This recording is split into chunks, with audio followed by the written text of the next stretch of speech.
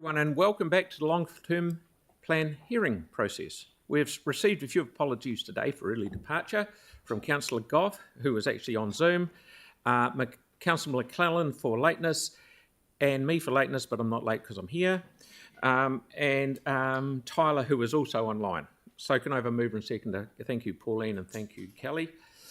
I've received no declarations of interest, so I'll move on to our first submitter. Oh, yes, it is. Yeah. For the Air Force Museum. Air Force Museum. Yeah. Thank you very much. That's good. Martin Ward, please. Welcome. Thank you. Good morning. Am I Mike here? As long as it's green. My suggestion is in support of the regional ranges budget. Urge the council to increase their budget to reflect the greatly increased demands on their time and expertise over recent years, and importantly to improve their opportunities to attract co-funding from community groups such as our own.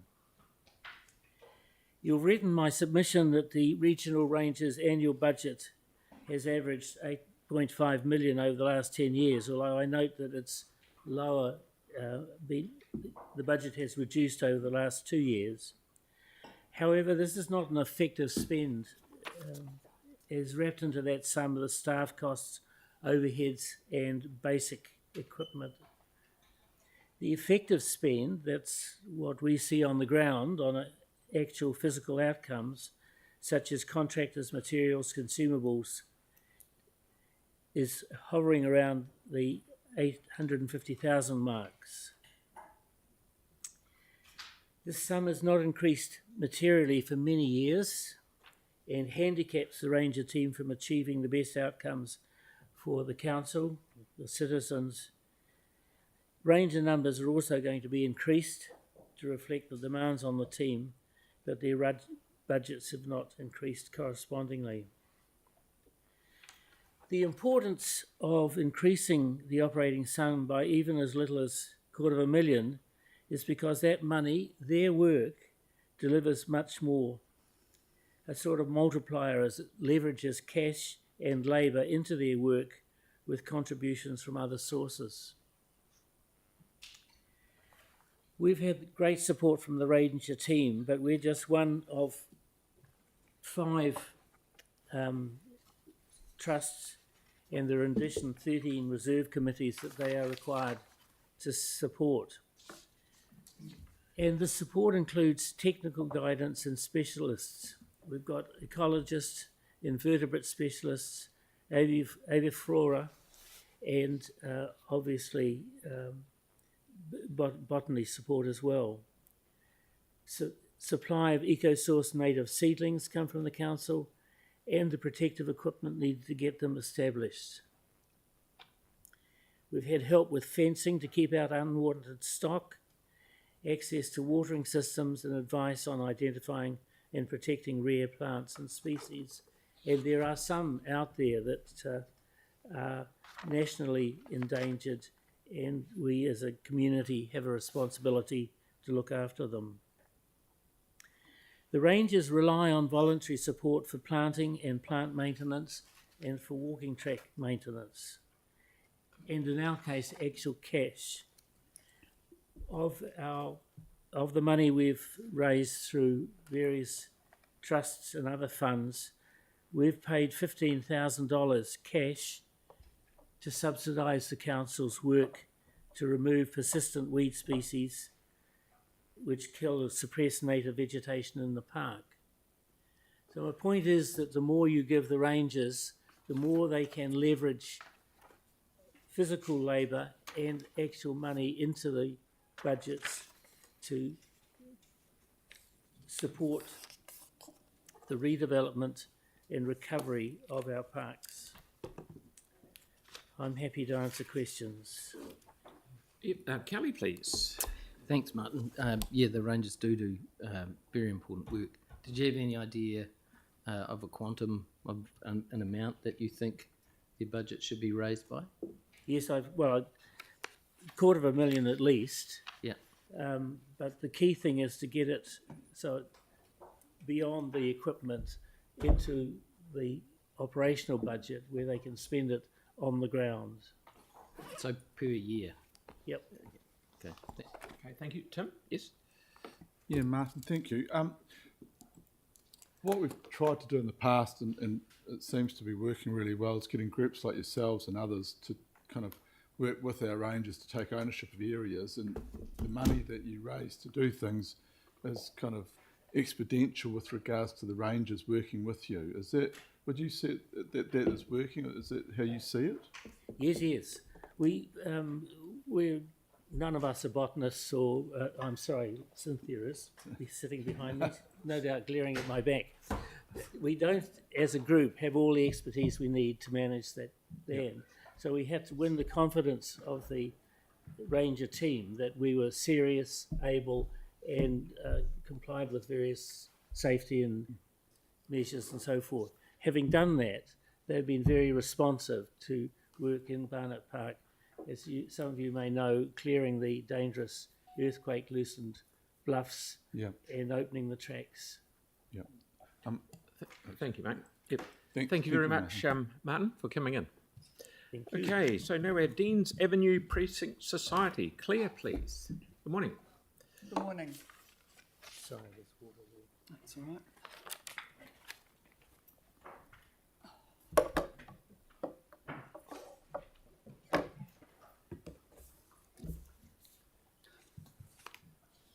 So yes, I'm Claire and I'm representing DAPS, as we're more locally known. It's a bit of an easier than that big mouthful of a name.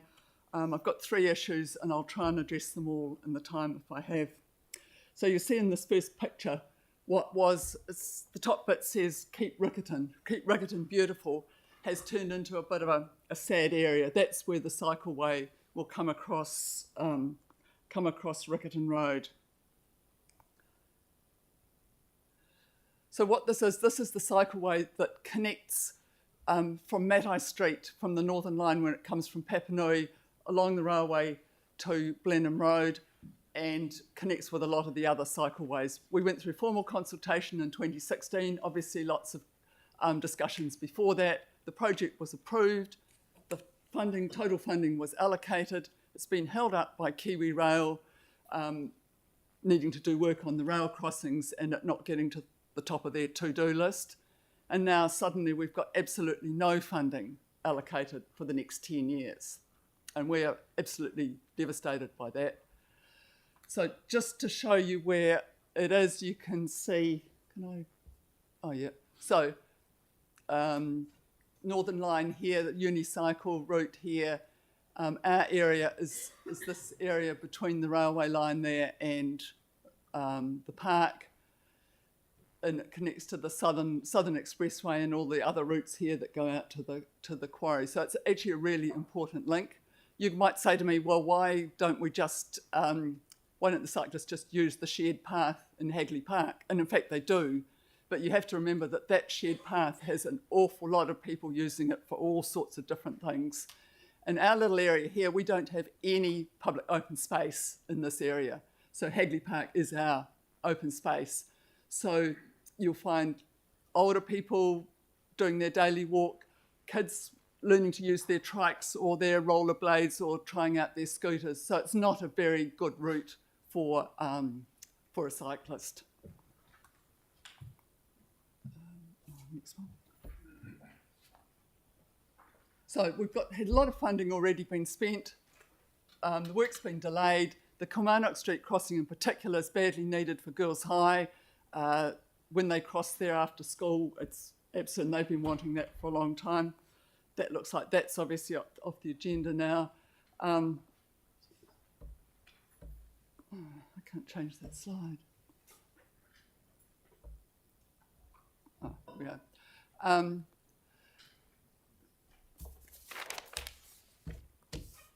So at a minimum, we believe the work on the crossings should continue to be funded. And that would at least mean we would have a shovel-ready project when there was more funding available to actually build it. We think it's to take all the funding away is pretty bad. You'll see this is the other side of the previous picture. That area was a lovely shrubby area with a nice seat that the retirement village people like to come and sit on. A car ploughed into that more than 5 years ago, pushed the beach down, broke the fence, but it's been deemed not necessary to fix it because the cycleway's coming. Well, another 10 years before we may get something.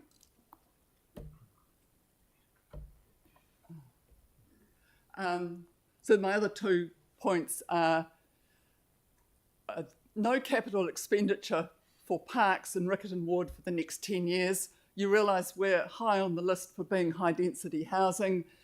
That's going to remove a lot of the trees, remaining trees. We're one of the lowest tree density areas, and we believe we need new policies and priorities set and funds allocated for new local pocket parks. If you look at the intellectual literature, lots of good small pocket parks provide really important outdoor space for these areas.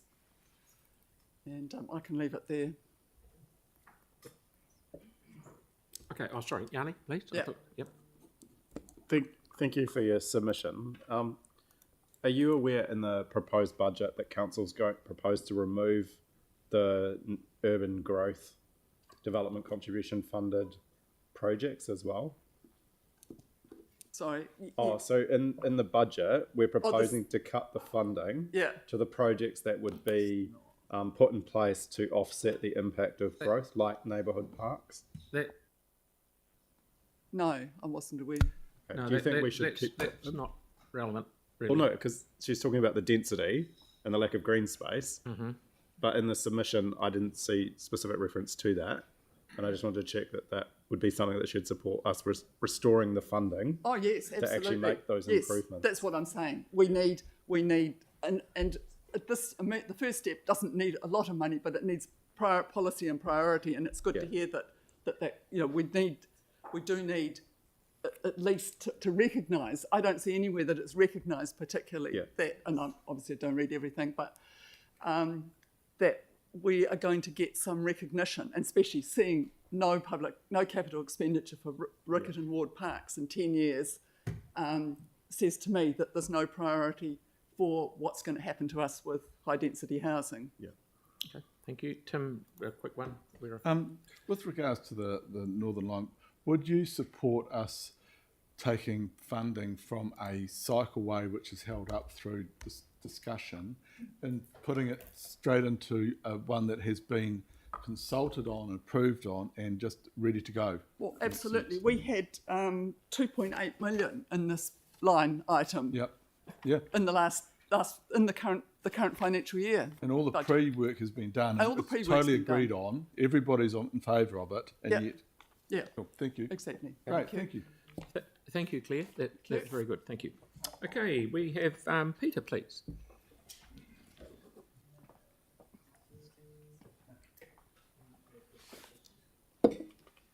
Kia ora, good morning, Mayor, councillors. You'll be aware of the Ngāpunawai Sports Hub Trust, and it was settled before Ngāpunawai opened, so it's been in existence for several years, and it's an important role in the governance of Ngāpunawai. In particular, there is an MOU with the council, and the trust's primary roles under that MOU are to provide strategic advice and recommendations to the council, and also to advocate for the review of the master plan. So that leads to the primary essence of our submission, and that is in regard to the master plan. The current version is from 2018, from before the time that Ngāpunawai opened, and Ngāpunawai was only stage one of that master plan in any event. So it's hopelessly out of date, and that's mainly because the growth at Ngāpunawai and the usage has been phenomenal. Even when Ngāpunawai opened, the usage by the founding sports was greatly beyond expectations. We have several dozens of community groups and sports that use Ngāpunawai now. We have the netball facility that has opened. We have other codes that are very keen to participate at Ngāpunawai. So there's a lot of pressure there, but the master plan just simply does not reflect that. So we're asking the council to be open in terms of funding a process, funding resources to enable us to consider alongside the council, and primarily at the behest and guidance of the council, a review of the master plan. That will need a lot of consultation with the sports and the community in particular, and going out and getting opinions and so on, and looking to see not just how to update it to the present time, but really to accommodate the future anticipated usage that we can see is going to be the case with Ngā Pūnawai. So we ask you to be open in terms of that. We don't know what those figures are because we really don't know the scope at the moment. That has to be discussed between the trust and the council, but it is a very important piece of work and it will need some funding and resources behind it.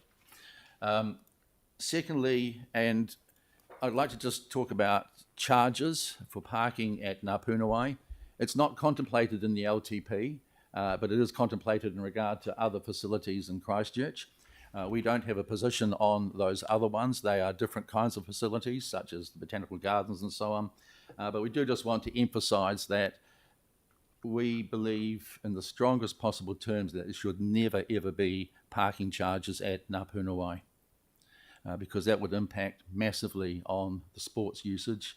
It would deter usage and it would reduce numbers of participants in our view if that was ever considered. And finally, I've spoken about the greatly enhanced usage of Ngā Pūnawai well beyond expectations several years ago and growing constantly. We would like, obviously, increased operating and capital budgets, but we recognise, of course, the fiscal times are such that that's not practical. But we do urge the council not to reduce either the operational or the capital budget from its present levels. It's bursting at the seams that it is. We would work, and the council would work with the present funding parameters, but please do not reduce either of those two budgets. Okay. Thank you. Happy to answer any questions. Thank you. Victoria, please. Thank you, Peter. Hi. If the operational budgets were increased, what would that mean for you in terms of the service offering that you could do operationally? Well, I guess the starting point would be the community. Our trust has three pillars in our strategic plan. One is supporting the founding sports and liaising with the council for the sports. Secondly, community. And that's really probably our biggest piece of work under the strategic plan. The third one is planning for the future. So the real attraction is in looking to see how much more community usage could be prompted with these facilities. It's grown exponentially, but there's so much more capacity. So I think that's where funding would go if it were available. Thank you. Yanni, please, last one. Oh yeah, thank you. Thank you for the work that you're doing. I was just wondering if you've made a submission to the sports field network plan? No, Right. no, we haven't. Okay. Are you aware of what's in there or? Not specifically, no. Okay. Thank cool. you, Yanni. Thanks. Right. Thank you very much for coming. Thank you. Brilliant. Graham, please. Thank you. Morning. My written submission addressed specifics, so I hope you'll forgive me that these comments are a broad brush backgrounder. In what follows, page numbers refer to the long-term plan consultation document. The submission form question 111 includes the phrase driving our city forward. Forward implies but does not state an agreed goal. That goal, in my view, should be explicit, not implicit. I'd like to link that, therefore, with page 15 in the consultation document, which lists the long-term plan's desired community outcomes: a collaborative, confident city, a green, livable city, a cultural powerhouse, and a thriving, prosperous city. I don't think anyone would argue with those. But the latest in a stream of economic analyses, this time from the Potsdam Institute, makes it clear that the world economy is already committed to an income reduction of 19% by 2050 due to climate change. Already committed. Inaction, of course, will make that much worse. So what lies behind the stated aim of a thriving, prosperous city? What hidden assumptions is that based on? The absurd notion of endless GDP growth? a plan to make the already wealthy much wealthier while hoping that trickle down will see the rest of us right, a belief that a healthy economy can be somehow magically separated from a thriving biosphere. My generation, baby boomers, have had the best of it. The future will not be like the past. Terms such as prosperous, in my view, start to look aspirational, perhaps even delusional, rather than realistic. I suggest the overarching goal of any long-term plan from here on should be to maximise citizens' well-being within planetary boundaries, within realistic planetary boundaries. In a decade or two, I suspect that an increasing number of Christchurch commuters will be so financially stretched that public transport and cycling will be ever more essential. Amsterdam is a thriving city where the private car does not rule. If we're sincere in our stated aim of reducing greenhouse gas emissions, we have to get out of our cars. That includes me. So I totally approve of specific plans such as parking charges at Hagley Park and the Botanic Gardens and an increase in parking meter charges. I'd just like to refer briefly to page 12, community sport and recreation facilities. We've just heard about Anapunawai. These are entirely positive and deserve council support and funding. However, projects such as Te Kaha are in a different class. I guess Te Kaha is now a done deal. The draft LTP allocates $286 million of our money to it. I assuming the reason behind such projects is that city businesses will benefit from increased spending, and therefore the rest of us will benefit. I put it to you that that reasoning is just trickle-down theory and drag. History suggests that such projects are often money losers. Please, no more vanity projects. The world is now different. Page 32, and submission form section 143. Heritage, wonderful and nice to have. A livable climate, however, is critical infrastructure. Nothing else we want to happen will happen if the climate is not livable. Page 49 in the consultation document, re major event bid funding. I repeat, the future is not like the past. No additional public money for these bids, please. If businesses, sports fans or music fans want them, they should fund them. Page 52, the Climate Adaptation Fund. The analysis I quoted above states that the economic damage caused by global heating already in the pipeline is 6 times larger than the mitigation costs needed to limit global warming to 2 degrees. Unless some supernatural agency drops by to save us or we nuke ourselves back into the dark ages, it's crystal clear that global heating will be this century's defining crisis, defining challenge. Therefore, I'm strongly, personally, in favour of a climate adaptation fund, but I appeal to you that it must come with a clear programme of public information and education, or it will attract a backlash from people who choose to put their own short-term interests ahead of their kids' future. That concludes my verbal submission. I'd like to thank you all for what you do. Thank you very much for making the time. Thank you. Okay, Cynthia, please. Morning.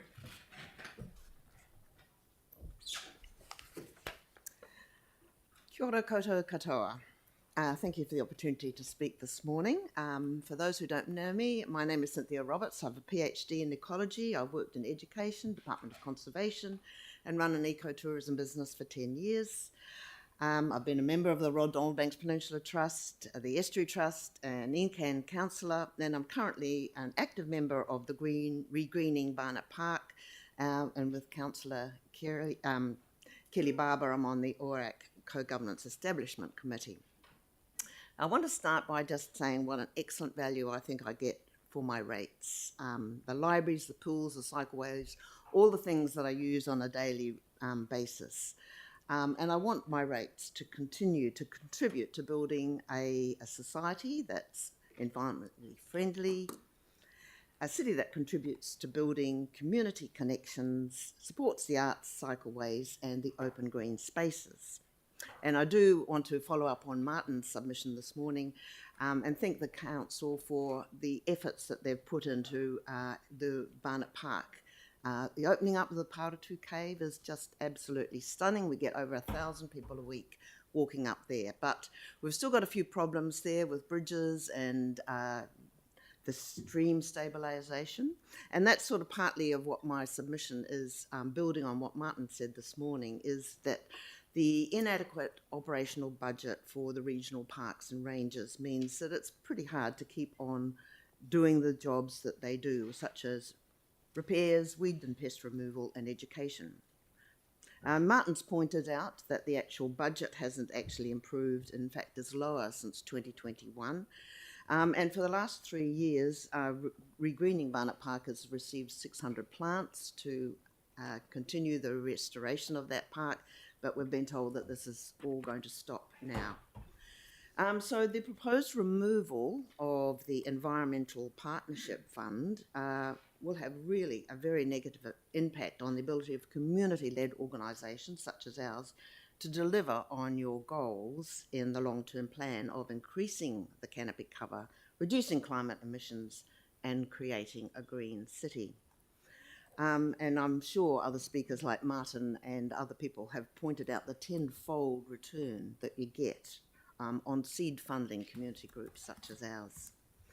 The contribution to pest-free Banks Peninsula elimination and feral ungulate programs, that's gone. And as one who successfully campaigned when I was on ECAN and signed with 14 other people the Memorandum of Understanding, including the City Council, I'm asking, are you withdrawing from this partnership and the fabulous gains we've made in that pest-free Banks Peninsula? You, like me, will hear the regular updates from Wellington pest-free efforts, how home gardens have got things like kaka, saddlebacks, tui, keruru, and this week it was kiwi and bats in people's backyards. So many, like me, hope that the Otatahi Council might have similar aspirations for something like what's happening in Wellington. I'm also concerned that there appears to be no provision for the program on regional parks, Port Hills and Banks Peninsula acquisitions in the capital program. As you know, the significant pieces of little bits of biodiversity, good landscape, high landscape and cultural values do become available unexpectedly and from time to time. And I actually have one in mind that adjoins Barnett Park, an absolutely amazing climbers cave. So removing the ability to purchase these seems to be a backward step in growing our green spaces and destination Christchurch. When our Barnett Park group was formed, I was keen to record all the biodiversity that existed in the valley. That way we could measure our outcomes, our success in what we were doing. And as Martin's mentioned this morning, we've done invertebrate, bird, plants, reptile, aquatic surveys. We've also acquired a lot of information on the ecological and cultural layers that are there in that particular park. And we've also recorded quite a few rare species, rare plants, and some serious pest weeds. And so this, and including, we've just recently received a translocation from DOC of a threatened plant, Leptonella nana. So this is a very special park. But the best way to ensure that all this data that I've been collecting and our groups have been collecting, and we want to record it, we want to save it, we want to ensure that it's not lost. And one of the best ways to record these changes is using ArcGIS, a geospatial platform that you will all be familiar with. It comes with excellent apps such as for use in the fields like field maps and ArcGIS survey maps. So we understand that one consultant who did submit last year to initiate a process to procure this for our rangers submitted, but it wasn't taken any further. And so we presume that was a lack of funding. And so this is what we're talking about, the lack of funding in this regional parks budget. How are we getting on there, Cynthia? Oh yes, just this is our last thing, and this is a request that this is my final point is that I request that the geospatial recording and mapping capability be acquired for the regional parks planning and ranges. We need that strong community partnership to realise the long-term plan goals, and I'm asking you to please invest and provide for your regional parks team with funds and technology to do their best job. Thank you very much. Thanks for coming in. Okie doke. Marion and Michael, please. Is that right?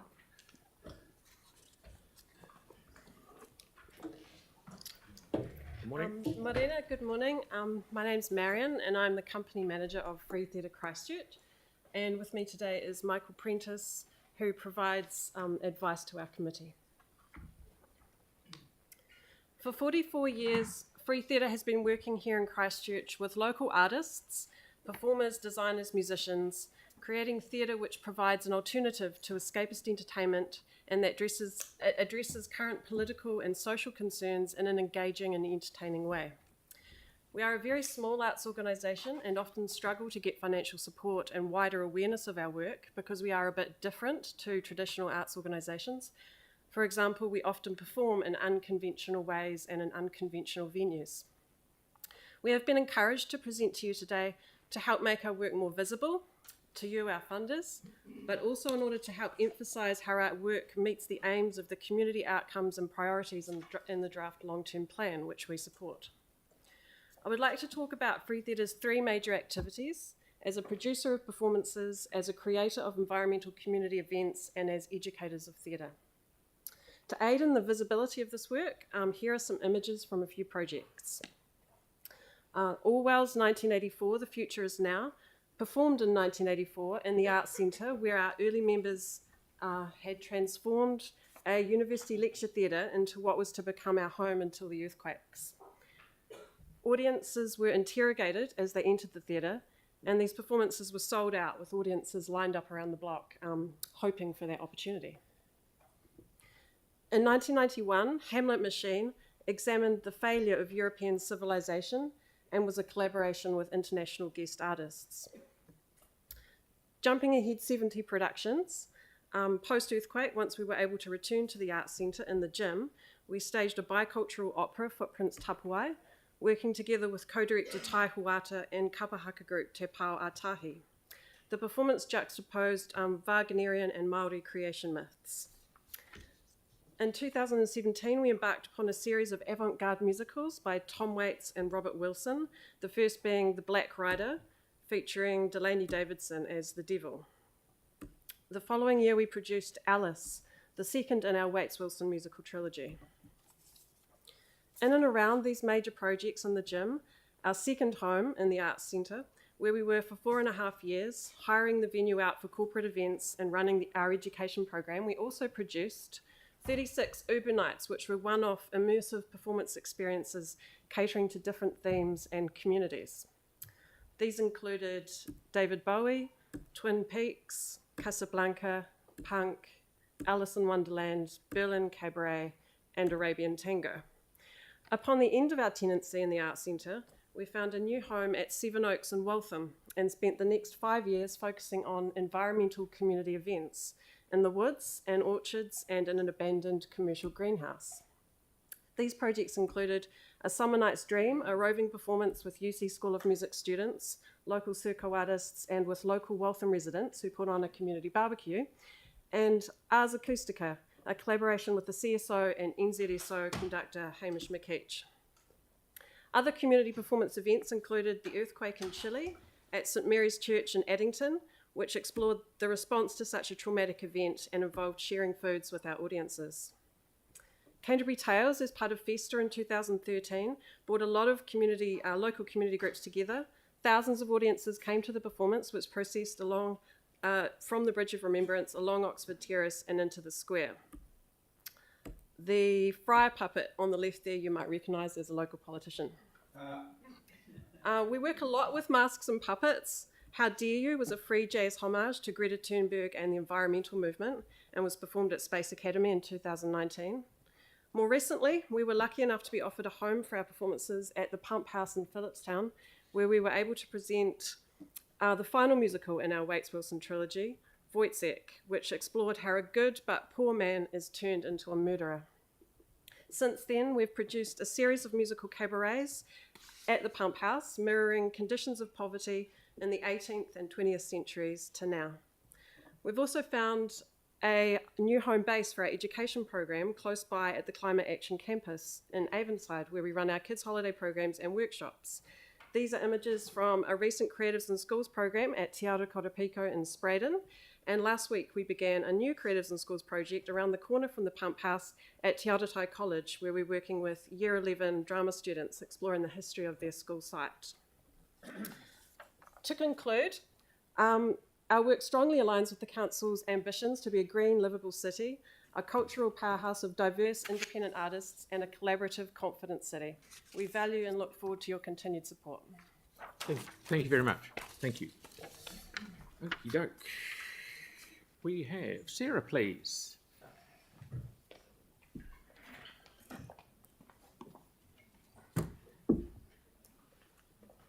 This one.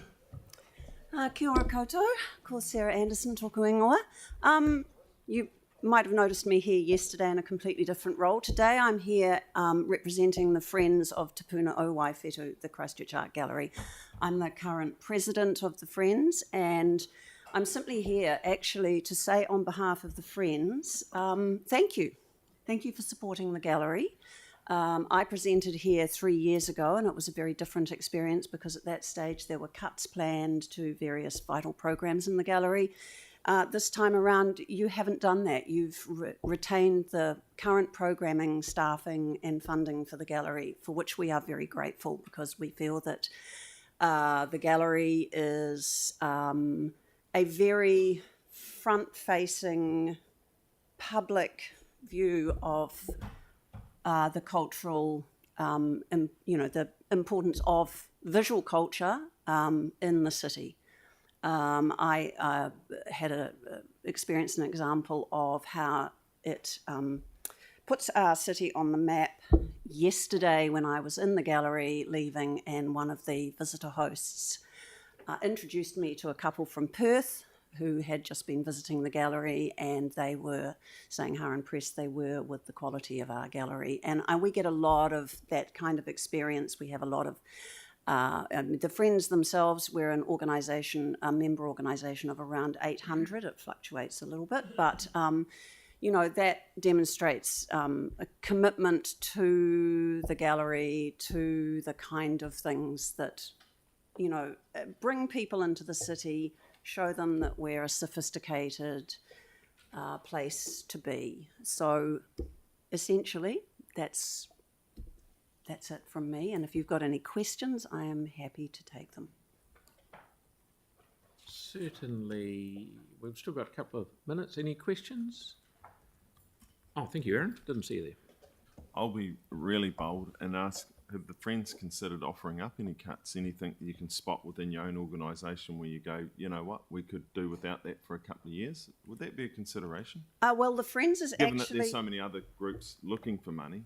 We're not looking for money. We're a self-funded organisation. No, I mean other groups around the city are looking for money, and we're staring down a 14% rates rise. The Friends, Yeah. one of the core purposes of the Friends, one of our basic rules is that we are actually there to specifically support the art gallery. We don't have a mandate to do anything other than that. Right. It's in our basic rules. We were formed 50 years ago with the idea that actually it was a separate organisation that would hold funds specifically to gift back into the gallery that actually basically the council couldn't touch. So so one of the things that we do is we fund we run fundraising events. So the membership doesn't actually pay the whole admin cost of running the Friends, but most of it. And then we run fundraising events, regular ones, and we run a big one every 2 years. And that forms a pool of money that we every year once a year say to the gallery, we've got X amount of money. what would you like to do with it? And mostly it is acquisitions, and we assist with publications. We will assist them with funding openings. It depends on what they want. So we don't tell the gallery what to spend the money on, but we gather money on their behalf and offer it back. Tim, please. Look, thank you. I think everyone around this table in the room realise how valuable volunteers are and volunteer groups. So I just want to say thank you to your organisation and the volunteers and the hours that you put in. Cheers. Thank you. Yes, it's entirely voluntary. We have one administrator that we pay. Yeah, the rest of us are volunteers. That's absolutely right. It's done for love. Thank you very much. Good on you. Thank you. Thank you. Okay, Richard, please.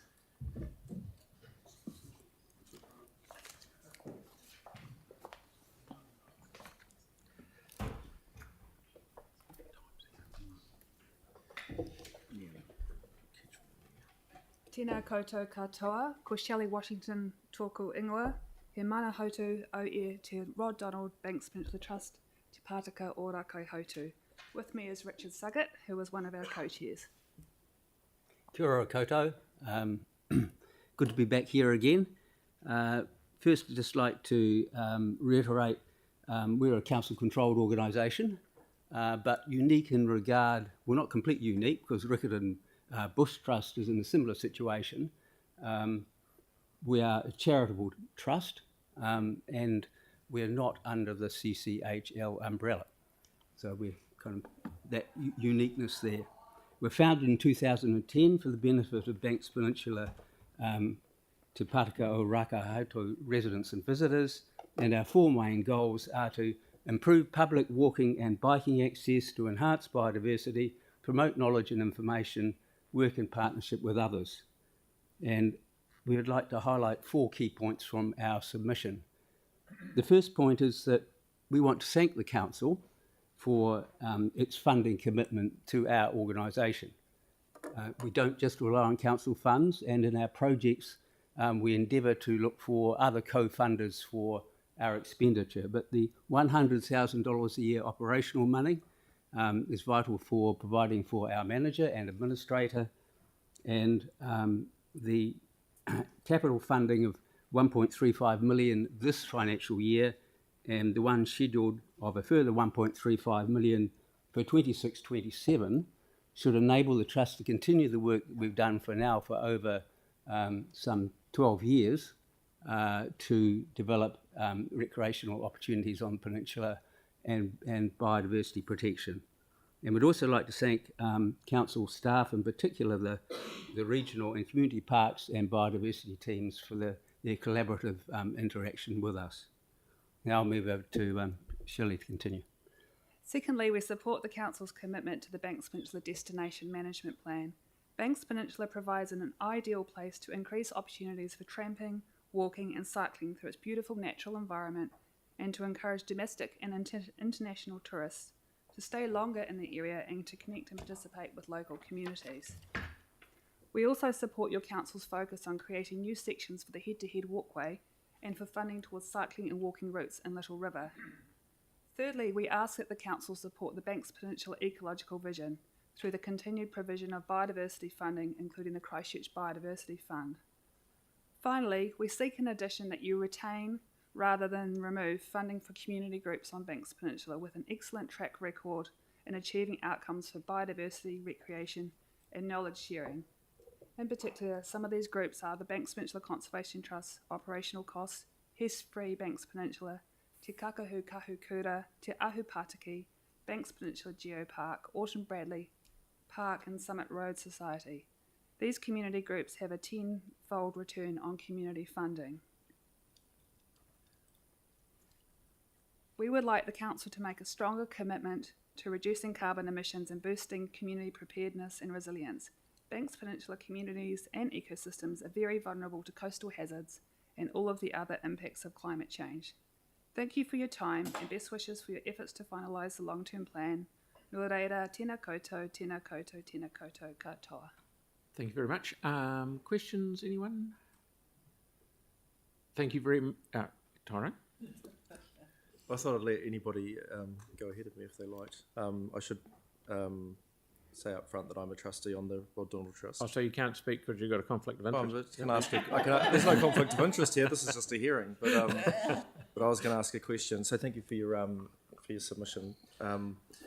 Just on the destination management plan. So there have been a few different submitters that have come in and talked about that, and you know, it seems to me there's a lot of different organisations kind of working together to create that sort of that destination. Banks Peninsula, to, you know, as a you know, it's a place to go. It's a place where people can thrive. So, is that how you're kind of seeing it? Like, you know, the destination is that there's real potential there. Absolutely. We're very, very supportive of those forms of tourism that focus on quality, not necessarily quantity, that enable communities to be involved, that have strong environmental protection, that are sustainable and resilient. And the work of the Rod Donald Trust in terms of finding additional access routes, particularly we're working at the moment from Little River, will help provide extra destinations that these visitors can utilise. Thank you very much. Okay, thank you very much for that. It's good. So now we have Property Council of New Zealand. James, please. And have we got someone on? Yep. On. Good morning. Kia ora koutou.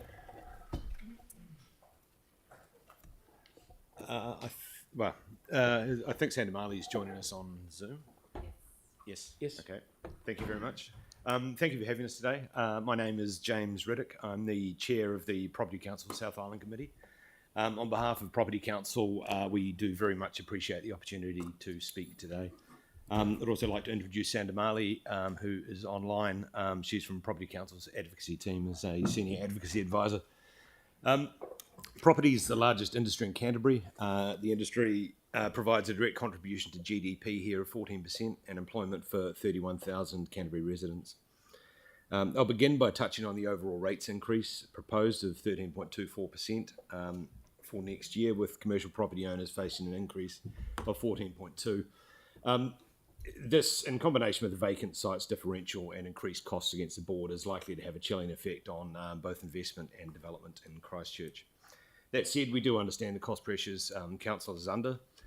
However, in addition to the council's ongoing focus on reducing those costs, Property Council also advocates for council and indeed all local authorities to investigate alternative funding sources. This would include transparent user pays funding models such as targeted rates and special purpose vehicles. Would also recommend that council investigates the opportunity provided by city and regional deals between local and central government as a tool to unlock further funding and infrastructure investment. Turning to the rating differential, while we're pleased to see that the differential has not increased since last year's annual plan, we do not support it as a funding tool, given that differentials do not explicitly account for or demonstrate the services consumed by businesses or the direct benefit to businesses of the increased rates burden. As we've submitted before, we recommend that an independent report be commissioned to analyse the rating differential and its economic impact. It's vital that council adopts a model that's fair and equitable across all ratepayers. In relation to the vacant sites differential, we're concerned with the proposal to extend this to the commercially zoned areas of New Brighton, Littleton, Sydenham and Linwood Village. When the vacant site differential was first introduced, our members understood the need to beautify the CBD and to ensure that vacant sites do not have a negative impact on the amenity of this city and on demand generally. However, in our view, imposing a differential was and is still not the solution to this. The proposal to extend the vacant sites differential will place additional costs on owner-developers in a time of increased costs. It will likely have the opposite effect as council intends through the loss of smaller landholders and variety in the buildings and amenities across Christchurch. Given the vacant site differential has been in place for 2 years, we ask council for more transparency on the impact this has had on the CBD. Ultimately, it's important that council creates confidence for the private sector to continue to invest in Christchurch. I also acknowledge in relation to this that council is in fact going to be presenting to the Property Council South Island Committee this month to provide some of that information on the differential. Turning to bid funding for major business events, Property Council recognises the work done by council venues at Otautahi and Christchurch NZ in securing major and business events for the city. The economic impact of these events is significant, and there's a real sense in the city of momentum gathering. While Property Council supports Council's preferred option to spend $4 million for major and business events, we would not be opposed to the additional bid funding in the first 3 years of the plan. Council has a key role in leading and driving growth, meaning such an investment will continue to see investment by the private sector into regeneration and recovery of the city post-earthquake and maintain that momentum. Finally, Property Council in principle supports the Council's proposal to accelerate adaptation efforts, as well as setting up a climate change resilient fund. That said, there isn't a lot of information in there at this stage, so we look forward to seeing completed adaptation plans in the future, as well as learning how the Resilience Fund will be established, managed and governed. In conclusion, there are aspects of Council's long-term plan that are of concern to Property Council. This includes the vacant site differential and its extension, given the unintended consequences of this, increasing the cost of development across the region. Thank you very much for the opportunity to present today, and we welcome any questions. Celeste, please. Thank you for your submissions, very interesting. It's around the vacant differential. I'm aware the Property Council recently gave a talk in New Brighton about the new Brighton. Unfortunately, I couldn't make it, but it was... Unfortunately, I couldn't either, I'm afraid. But it's great to have you guys come out and showcase all the changes that are happening there, and obviously we've seen some positive things recently. New Brighton's one of the areas that we're rolling that out. Yep. Do you see it holding back development currently? But in terms of the vacant differential on land, do you see that as a barrier to development? Because I see in your submission well, it's not in New Brighton yet, I understand. They've been working with landowners out there. So the issue from our perspective is that development's very much market driven, and good development happens when the market's ready for it. So this, and again, this is our view with the central city as well, that pushing the market to develop before it's ready to, you'll end up with substandard developments, or you're just imposing additional costs, which may lead to sort of some of the ownership being consolidated in the bigger entities, and that then impact on diversity of development. Thank you very much. Thank you. Thanks for coming in. Okay, Catherine, please. Is there time for another question, Phil, or not? No, we're 10 minutes behind already. Sorry, James. No worries. Morning all. Good morning. You were elected by the people who live here to govern and manage our city on our behalf. Under the Local Government Act, you as elected representatives, the CEO and staff, are responsible and democratically accountable to the people of our city. However, I have grave concerns for the future of Christchurch, our people and future generations, one being financial sustainability. You're wanting to spend $16.8 billion over 10 years. That's $92,000 per property. For a couple on super, this represents 20% of their income. And as many people are slipping below the poverty line, the proposed spending does not support social, economic well-being and is not sustainable. Your current level of debt is $2.4 billion. That's $13,000 per property, with interest rates of $559,000 a day. And you want to increase that by $2.6 billion to $5 billion. That's over $27,000 per property, plus interest of $1.2 million per day. You want to pay back $1.2 billion in 10 years. That's $658 per property, excluding interest.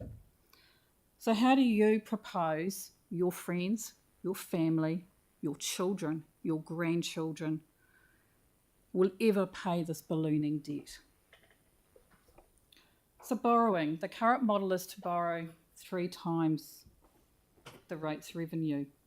So the more you rate, the more you borrow, the more you spend. The more you spend, the more you rate, the more you borrow.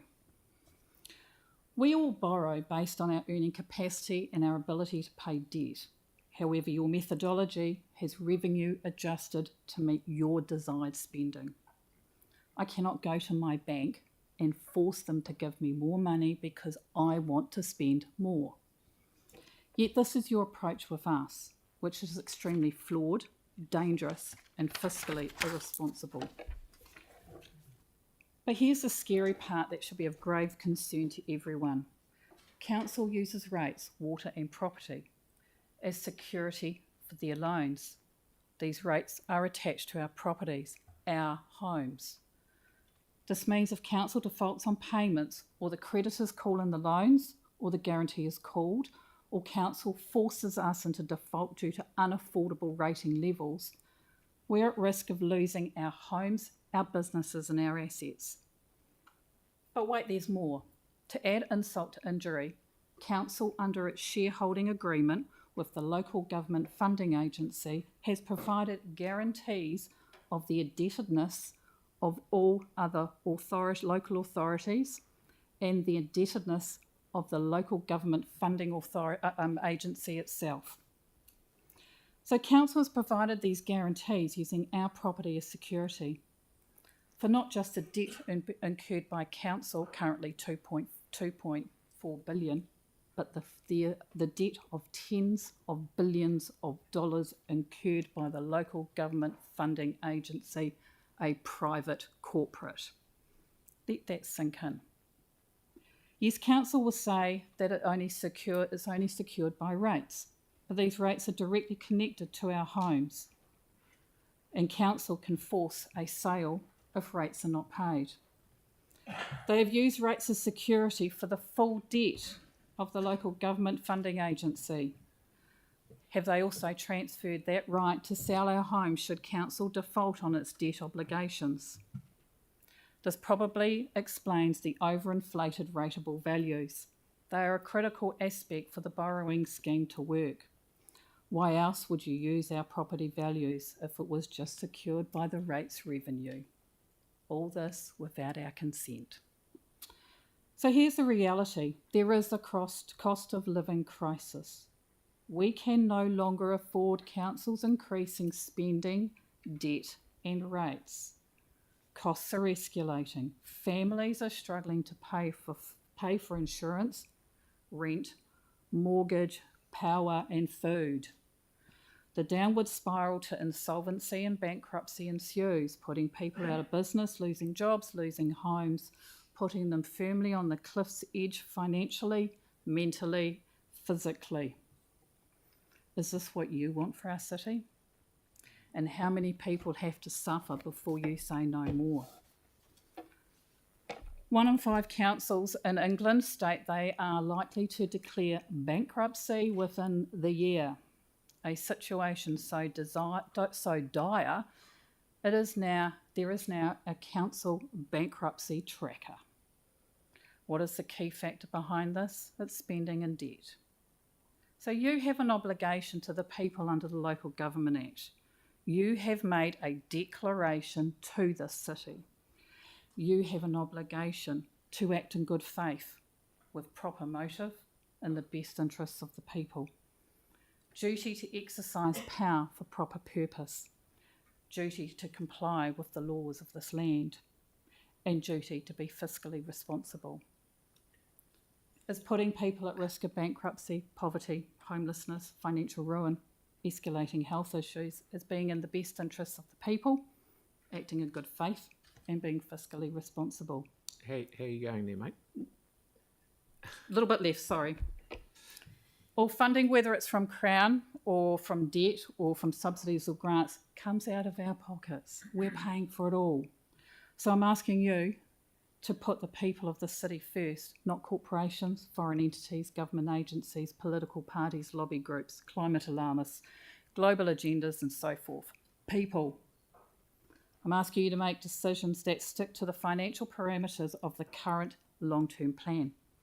Don't enslave our people in uncontrollable spiralling debt that are in the best interests of our people, not global or political entities, and do no harm.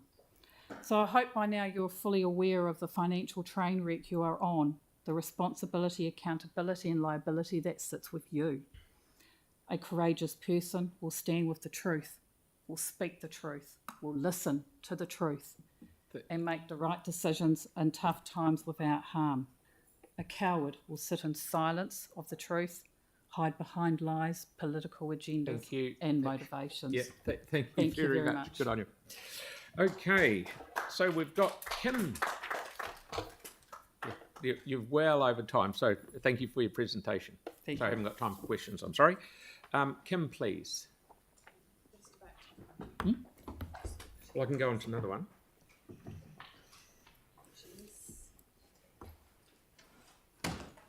This will be Kim.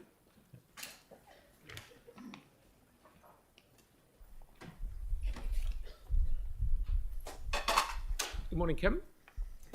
Kia ora koutou. Tēnā koutou katoa. We're Ōtautahi Creative Spaces, a groundbreaking arts and mental health organisation in Christchurch, a creative community of people who've experienced mental distress, who use the power of creativity to live amazing lives.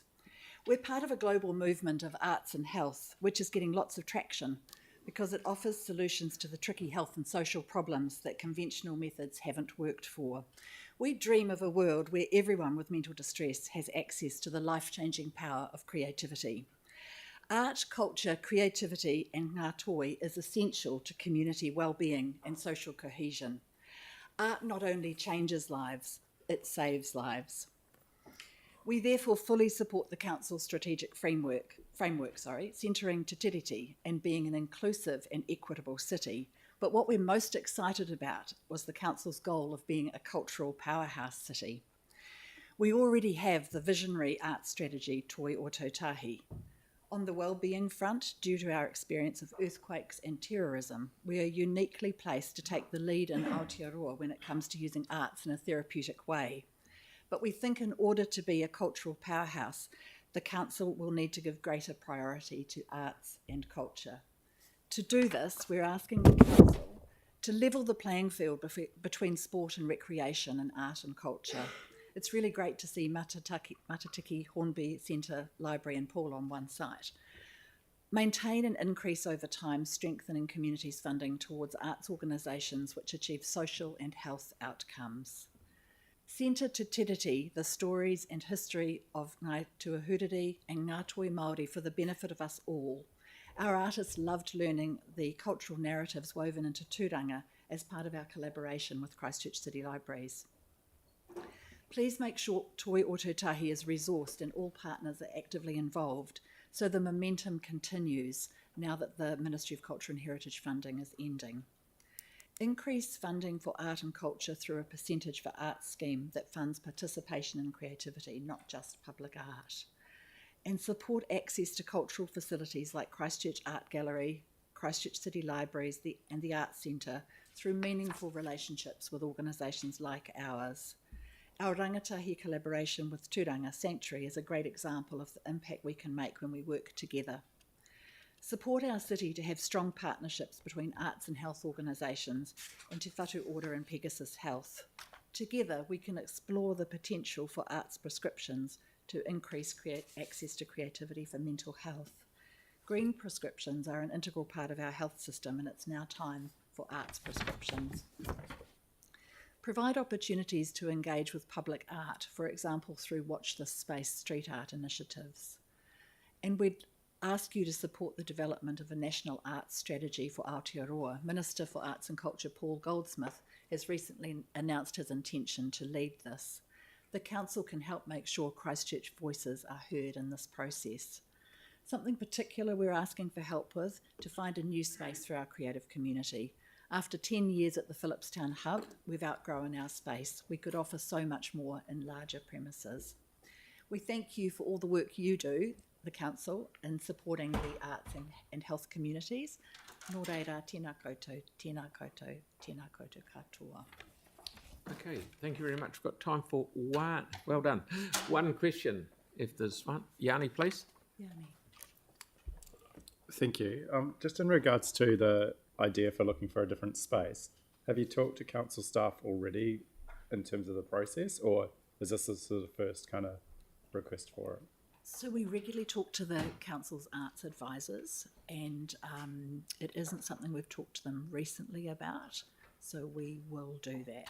And would you have a preference for going in the inner city? Like, I think I hear you making a submission about the arts centre, and I think, would that be like an opportunity for you, or are you still really keen to be on that eastern kind of fringe? So the best side for us is the eastern fringe. It's more accessible. It's in walking distance for a lot of the people that we have in our community.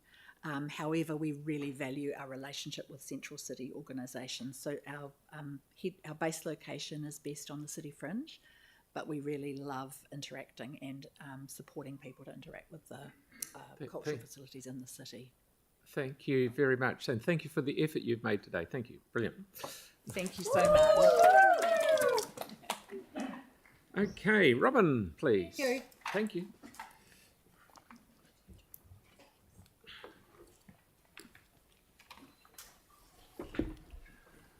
Morning, Mr. Mayor and councillors. Sorry I've got no props, but I could have brought a truckload of blackberry with me if you wanted me to. But, thanks for the opportunity. In my brief submission, I've headed up Broad Oaks, a rejuvenated suburb.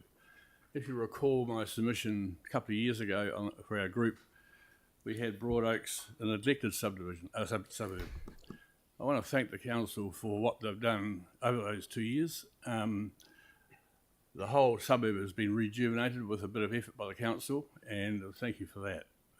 However, there's a wee bit of work to be done to finish the job off. In 2021, we presented a submission to the LTP regarding the neglected state of the Coronation Reserve, and there are also other matters. And the necessity to provide funding to develop the reserve as planned, but importantly to remedy the many issues that were extreme concern to the residents as a byproduct of not being developed. I've attached to my submission my previous one, which had a lot of detail, which you might like to look at if you have time. The total budgeted cost to complete the project was estimated in 21 at around $1 million, having previously been costed in 2008 at $465,000.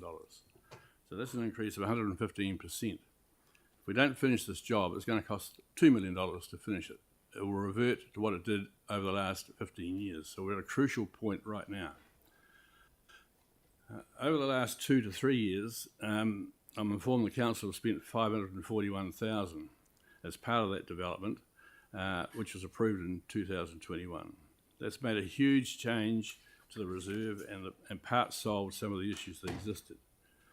But to complete the project as approved, we need another $400,000, which is on your annual plan. But I found out yesterday, a bit confused that some of that's already been spent. I'm not sure what the balance left available to re-spend ongoing. So to avoid wastage experienced over the last 10 years or so, it's imperative that this job's completed before costing the ratepayers even more money. We don't want to have to write off the $500,000 that's just been spent. If the good work completed in the last 2 years is not finished, the reserve will just revert and have the same problems. Already, blackberry has grown 1 metre outside my place since December because it hasn't been maintained because there's no money. If that carries on, that blackberry will go back to was 4 metres high before you started the work 2 years ago. It's rampant. It needs a regular maintenance program. On Saturday mornings, it's a joy to me. When I go into my vegetable garden, I just sit down and listen to the birds. It's actually increased dramatically in the last 2 years. There's bellbirds, fantails, native pigeons, native falcons, wax-eyed yellow-eyed birds. There's 2 you've been heard in the area. I haven't seen them personally, but it's just a potential another Zealandia. And we're actually on the track to have that just about ready to be maintained on a low maintenance basis, but it needs this extra capital expenditure. I'd encourage councillors to go and have a walk through the reserve for the work see the work you've done in the last 2 years. It's fantastic. So we support the $426,000 that's currently in the budget on page 186. But I'm a bit worried now that some of that might have already been spent and it won't be enough to finish the project. So again, I thank councillors, and I'm happy to answer any questions. We've got time for one, Tim, please. Thank you, and thank you, Robin. It has been a journey, hasn't it? And thank you very much for coming and making a submission on behalf of the residents. With regards to, we've got a program with increasing tree cover in parks, and our local community board got a list of parks the other day, one of them being Coronation Reserve. Have you been approached by staff with regards to this in the planning? No, I haven't. No. Okay, that's all. Thank you. Cheers. Thank you. Thank you, Robin, for making me think. Eric, please.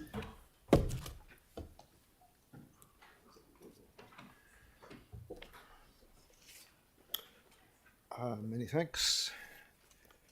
I think last time I sat here was 2 or 3 years ago to talk about red zone staffing and coordination, and that's improved out of sight in the last couple of years, so very grateful to council for that.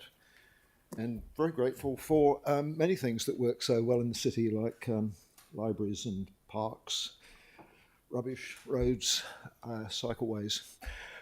But what I do want to talk about this morning is the climate element of the long-term plan. I have had a look at that. I'm aware that it says that the actions that are proposed there are unlikely to meet Council's climate goals. I've also reread the city's climate strategy. Both of these documents read to me in respect of climate like in-house internal documents, and I think they're somewhat lacking in imagination, the sort of imagination that we will need to get us towards our goals. I don't wish to argue for more money this morning. I don't think that that's what's actually necessary. I think we need to approach the whole climate issue in the city with a greater degree of imagination. And I also think that we do have the skills and experience amongst citizens to actually deliver something a little bit more meaningful. I just want to give 2 examples. A former chair of City Council Holdings suggested to me last year that one way to finance a red zone project on city land was to use carbon credits. When I inquired about that, I was told no, council doesn't use carbon credits in a strategic way like that. It just aggregates all of its credits and puts them in a big pool, whereas I thought the purpose of carbon credits was actually to incentivise good behaviour. And it seems to me with a little bit of tweaking there, that could be done. Maybe I was misinformed, but I didn't get that one any further. The second example I'd like to use is thinking about engaging a much wider group of people, not only older people like me, but certainly younger people through something like a citizens' assembly. So these sorts of procedures have worked very well overseas. They've worked well in some parts of New Zealand, and the skills that are required to run those, we know perfectly well how to do that in the city because we use them in the red zone planning through the regeneration planning process between 2016 and 2018. And I think if council is keen on forestalling more occupations downstairs and getting more people involved with negotiating around realistic climate solutions, then it's time that we tried something like that. So this is a plea for a little bit more imagination when it comes to formulating and implementing climate policy. Thank you. Thank you very much. Any questions? No. Thank you very much for your submission. Very, very well put. Okay, Jack is not here, so we'll go straight on to Brett, please. Morning. Marina, Your Worship, Mayor Phil, councillors, thank you for the opportunity to speak to you today. When I spoke to you in October last year, I asked for the council to consider becoming a cornerstone supporter for our new exhibition hall that will be built to display 2 of our country's iconic aircraft, the P3 Orion and the C-130 Hercules, being retired after close to 60 years of service. Today I'm asking the council to consider committing to contributing $5 million towards this project, noting this money is not required in the next 2 financial years.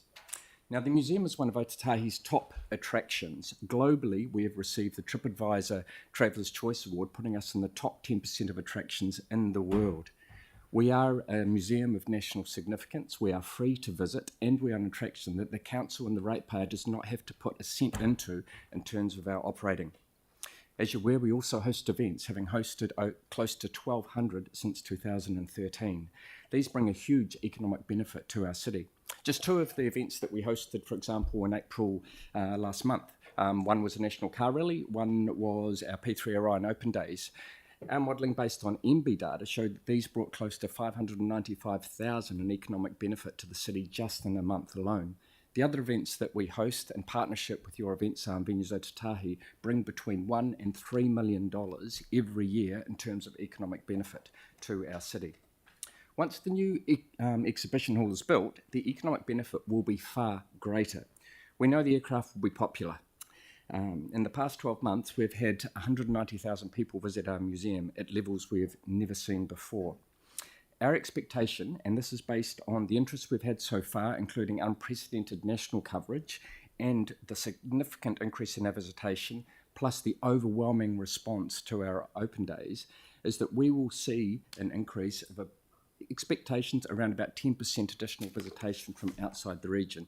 Even if that expectation was only 5%, half of what we're expecting, the economic benefit to the city would still be, based on MB data, 3.56 million per year to the city. Additionally, the museum, through the Defence Force, pays currently just over $371,000 per year in rates to the council. This will increase to over $500,000 once the exhibition hall is built. Total build cost approximately currently sitting at 17.54 million. We expect that this will be closer to 20 million by the time construction starts, and that will the start date dependent on us raising the funds. The majority of that spend will be spent here in our region, so the benefits will be coming back to Otatahi. There are no ongoing costs for the council. This is a one-off contribution that will continue to pay back for decades to come. Your cornerstone commitment, though, most importantly, will help us approach other corporate partners to raise the additional funds with the reassurance that the city is behind us. We intend to start campaigning in urgency within the coming year. Now, Otatahi Christchurch is the birthplace of our Air Force due to the foresight of one of our previous mayors, Sir Henry Wigram, and we are very much part of the fabric of the city of our city. Now, the two aircraft we are getting are iconic, but the Hercules in particular holds a special place for us. We pride ourselves as an Antarctic gateway, and the airframe we're getting, Hercules 01, was the very first RNZ of Hercules to fly to Antarctica in December of 1965, and the Hercules have continued to fly to the ice from Christchurch ever since in support of our Antarctic programs. Additionally, it was also the Hercules that brought the very first search and rescue teams to our city following our earthquakes. So in summary, we ask very little of the council, yet we give back hugely to our city, and we just want to be giving back more. The increased economic benefit of this build will be in the millions. While we ask for your commitment now, we don't require any funding within the next 2 years.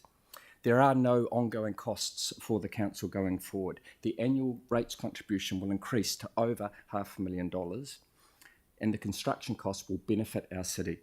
Your contribution would pay back for decades, and we need your help. Open to any questions, and thank you so much for your time. Kia ora. Yep, Sarah, please.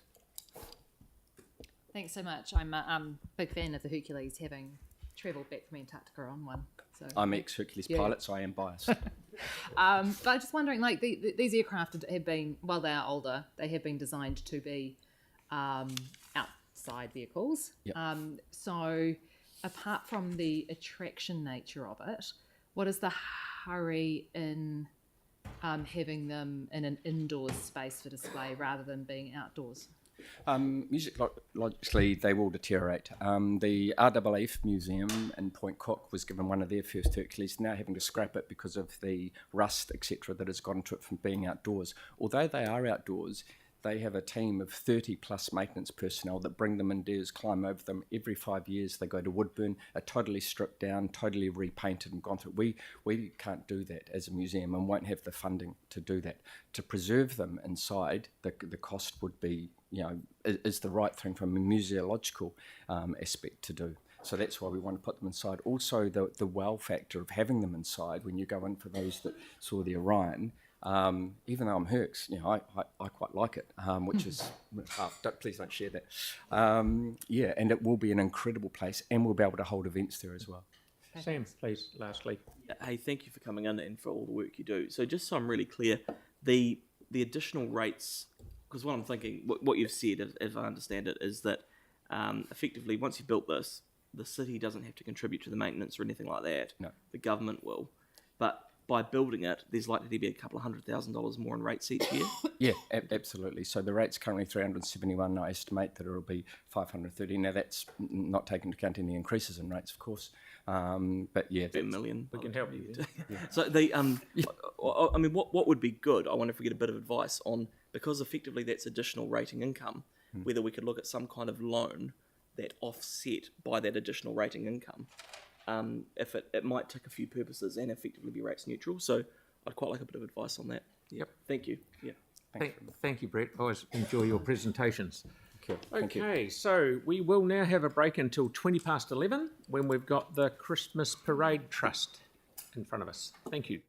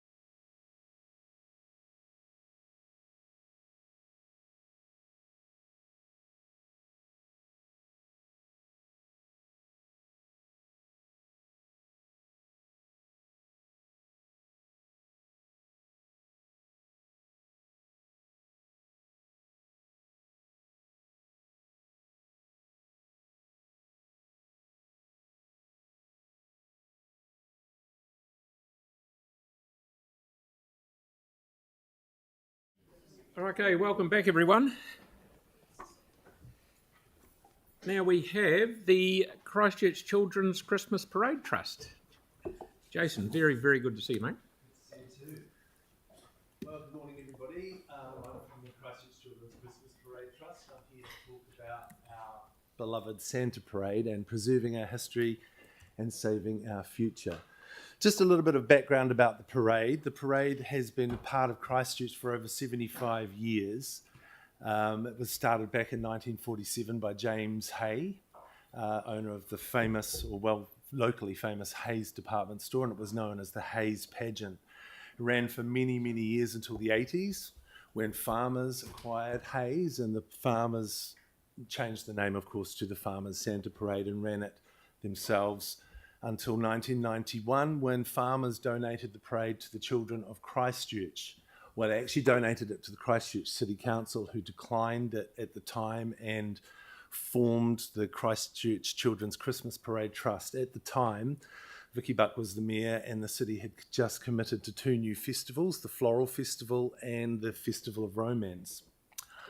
I note that the parade is still the event that is running. So the parade ran, it struggled quite a bit over the years for that 30 years until 2019. After 30 years of renting, we acquired the Gymnastics Centre at QE2, which is an earthquake damaged building, and it was a great addition to the parade. We now had our own home and didn't have to pay huge, I think it was about $70,000 to $80,000 a year in rent to rent a building. In 2020-21, we had obviously pandemic cancellations, and we held a grotto out at the building, which was quite successful, but a lot of people felt that it just wasn't the same as a parade, as the static floats without music and people on them just don't really cut it in the same way. So it was a good filler, but not really the kind of event that would be a yearly thing. Also, the condition of the building made having a big public event in there also a little bit questionable. In late 2021, we planned for a ticketed and vaccine-passed indoor parade because we were told that back then that it would be years before we would ever have a parade again, and we'd have to vaccine pass, and how could you vaccine pass a parade? So we made plans to have an indoor show. At the time, we were also still struggling for funding, so it was a time that we looked at maybe earning our own income for a change. So we looked at doing a ticketed show in the arena. In 2022, Mr. McDonald on News Talk ZB got hold of the news, and the event of people paying to come and see the show was widely rejected by the public. Obviously, the way it was put across, but we then pivoted and had an alternative free outdoor event at the Canterbury Agricultural Park instead.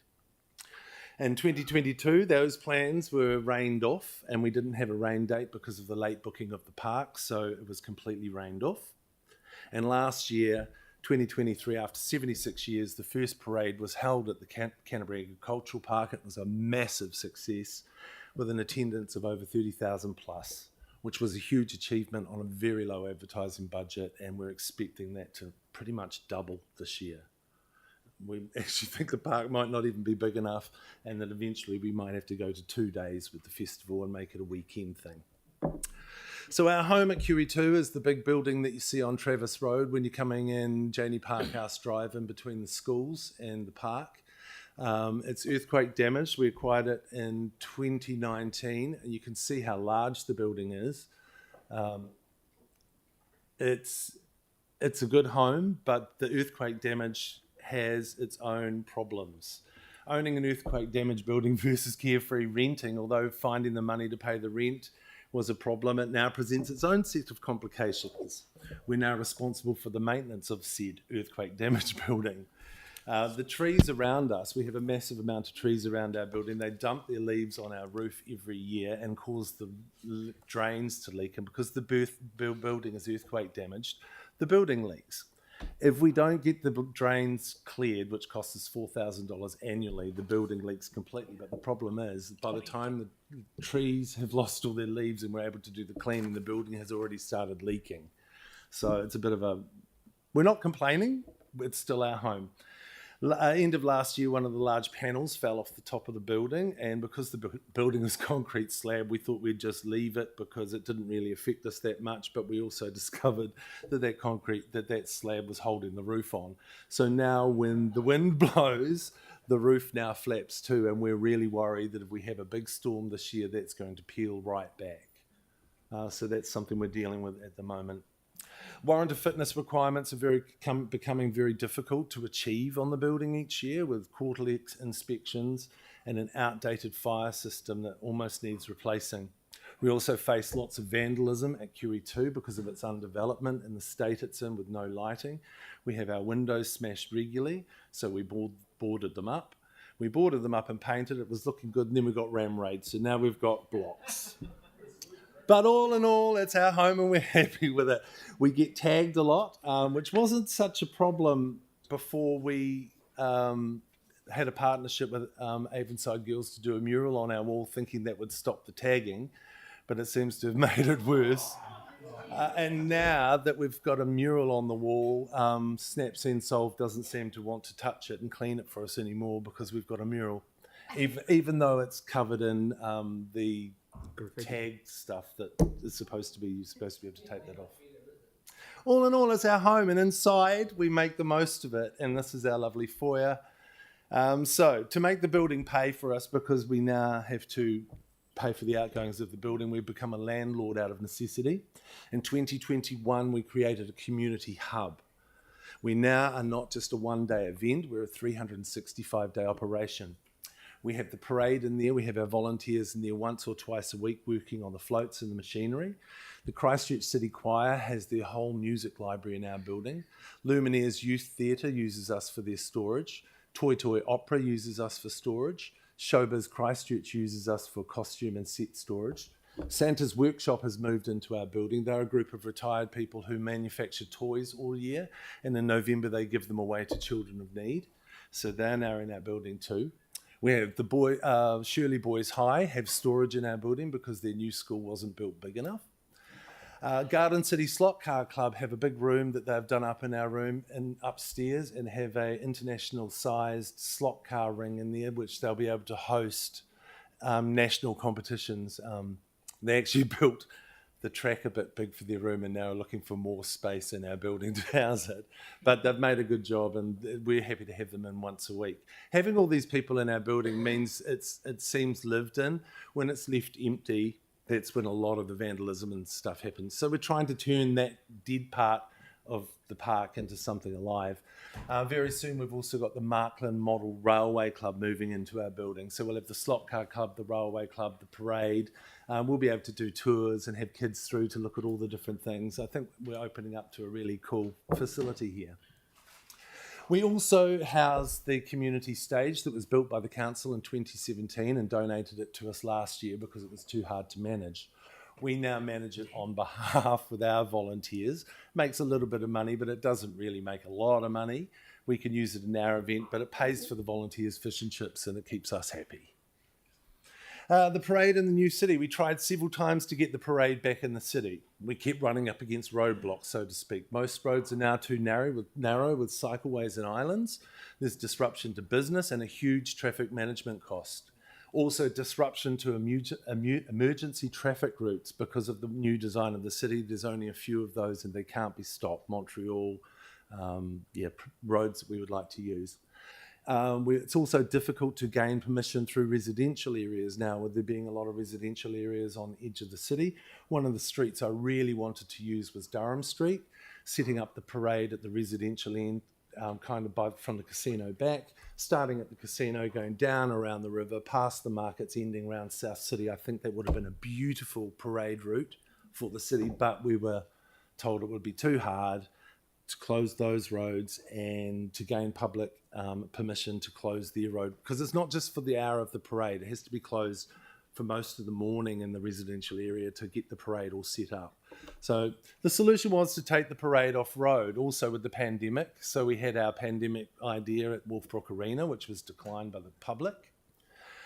We looked at Addington Raceway, which was almost to go, but the surface wasn't quite right, and the ranking on the sides meant the floats would almost be going sideways, so it was also a safety issue. We looked at Canterbury Agricultural Park and it was perfect. Has a fantastic area to park the floats pre-parade. It has 1.4 kilometre, almost perfect at the time, parade route that finishes where it starts, so it's convenient for patrons. Now, we had it all set to go. It was rained off, but just as well, because that part of the parade route in 2022 was totally unsealed. So it meant part of the parade was going to go on a gravel that had potholes and all sorts of things. It was a bit of a safety issue. Last year, Fulton Hogan came to the rescue and sealed it for us. So now we have a fully sealed parade route and in a venue that is almost tailor-made for the parade festival. This is what we come up with. It has an amusement park, markets, entertainment, animal farm, the parade at 2 o'clock. Everybody loved it. Let's take a look. It was a parade like no other. Christchurch's biggest family day out and what we call Santertainment. Let's take a look at a little bit about the day.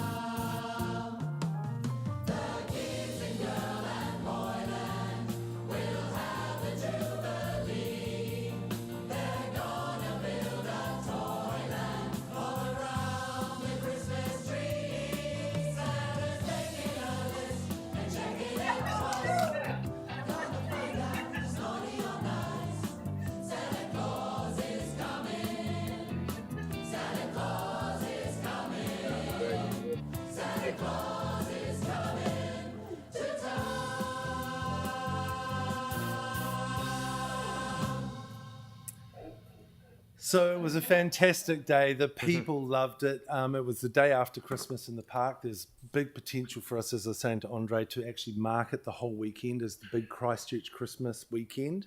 Christmas in the park on Saturday, the parade festival on Sunday. Hopefully it will have some economic impact with people coming in from out of town. We know that Facebook mothers groups all around the South Island have been talking about it. People in Dunedin, we had people from Timaru come. Somebody from Motueka wants to steal our idea for their town. The public feedback was amazing. Congratulations on bringing back good memories. This was an awesome event. Such a great time. Loved taking my kids. So much better than it was on the streets. We had a wonderful time. This was amazing. No words express how wonderful the event was. It just goes on and on. We didn't have one negative comment. The only negative comments we had were from the parking, which we're working on. So the event was so successful, we managed to sign a 3-year sponsorship deal with VIP Frames and Trusses, which gives us a good 3-year income and a bit of a future there. So we're very proud to welcome them on board. Our operational budget is $253,000 roughly for the year, of which we raise about $125,000 ourselves. If you take the Strengthening Communities payment out there, which we're on our last one for this year. What we're asking for from the City Council is a 50-50 partnership, that the City of Christchurch raises 50% for this event and the Council contributes 50%. Our contribution is done through the naming rights sponsorship, the rental income we have in the building, individual float sponsorships, you see who's already on board, our charitable status funding applications, and new event income that we've created through the market and food vendors and amusements. This doesn't make a huge amount of income, but it pays for itself on the day, so it contributes to the event. We also have public donations because we're a charity, and we produce a major event for the city at a much lower cost to the council because we have a charitable goodwill and thousands of volunteer hours. It would cost, well, it would take the price of the parade to an unmanageable amount. So summary is, we're not just a one-day event, we're asking for some security for us and those who depend on us, especially with our building, where our building is concerned.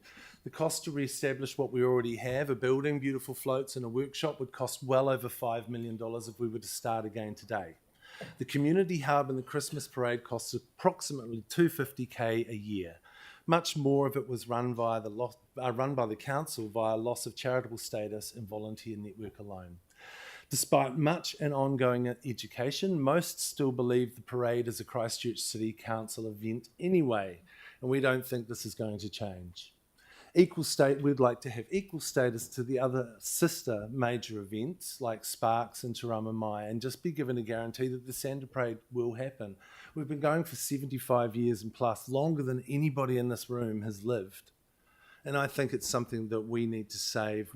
Those floats that were donated to our children, it's our children's parade, not ours. It's our care to look after it. So, and that can be done by reviewable long-term inline funding. We're asking for $125K annually, which is 50% of budget. And might I add that that's not really asking for much more than we get anyway annually when you combine our different funds. It just gives us the security of starting the year, getting on with it. At the moment, we don't find out until July or August what we're going to get, how much we're going to get. Half the year's gone. Our volunteers work from January through in the building, and we just need funds to get us through the year. We take care of everything. So it's a one-stop shop. At the moment, we get money for operations and money for the parade. We just want a one-off fee. We provide the parade and the whole event. Well, not a fee, one-off grant, should I say. Okay, so the parade has changed with the times. I'm out of time, but that has changed with the times. This new style free event has proven itself to be a winning formula, and it's totally unique to Christchurch, something we can really build on. A free event of this size cannot stand alone on commercial sponsorship and will always require crucial support from Christchurch City Council and funding foundation grants. And you can see the foundations that already support us. So it is crucial that the council support this event. It is the main thing is it's a free event for the city, and it's an event of the size that the council produces. So for the public to have to produce it all, we're looking at doing half, and we think half is manageable for volunteers to raise every year, $125,000 for a small volunteer trust. That's all I've got to say. One more thing is please come to our open day. So anybody watching on the live stream, if you're a business person and you'd like to sponsor a float, come to our open day, which was also, and all the councillors were also invited, but come to our open day and sponsor a float. Support your city's parade. Thank you, everybody. Thank you, Jason. Well done. Sarah, please. Thanks so much. My kids have enjoyed the parade over the years. I'm sorry for this question. It's a bit of a downer. So back in 2018, when the parade came to the council asking for similar levels of funding, one of the things that Pete Townsend said was that having the gym, which they intended to buy later in the year, would reduce the trust's reliance on council for funding. Yes. And that doesn't seem to be the case in the No. end. I'm just wondering.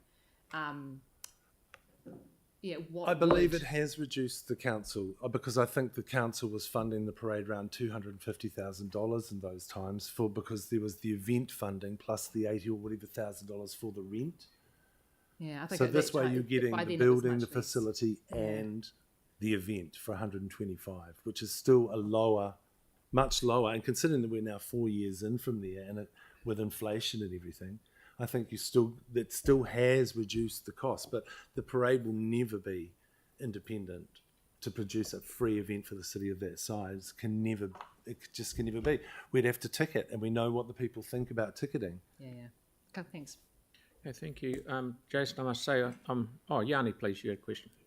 Thank you. Look, thank you for the great work you've done. I was lucky enough to go and attend, and I thought the buses that you had on as well, a lot of positive feedback about getting people on the buses from town. So well done. Just when I looked at your sponsors, I didn't see Rata there. Does Rata contribute? No, Rata doesn't contribute to us. We don't qualify for Rata funding anymore because it's not targeted.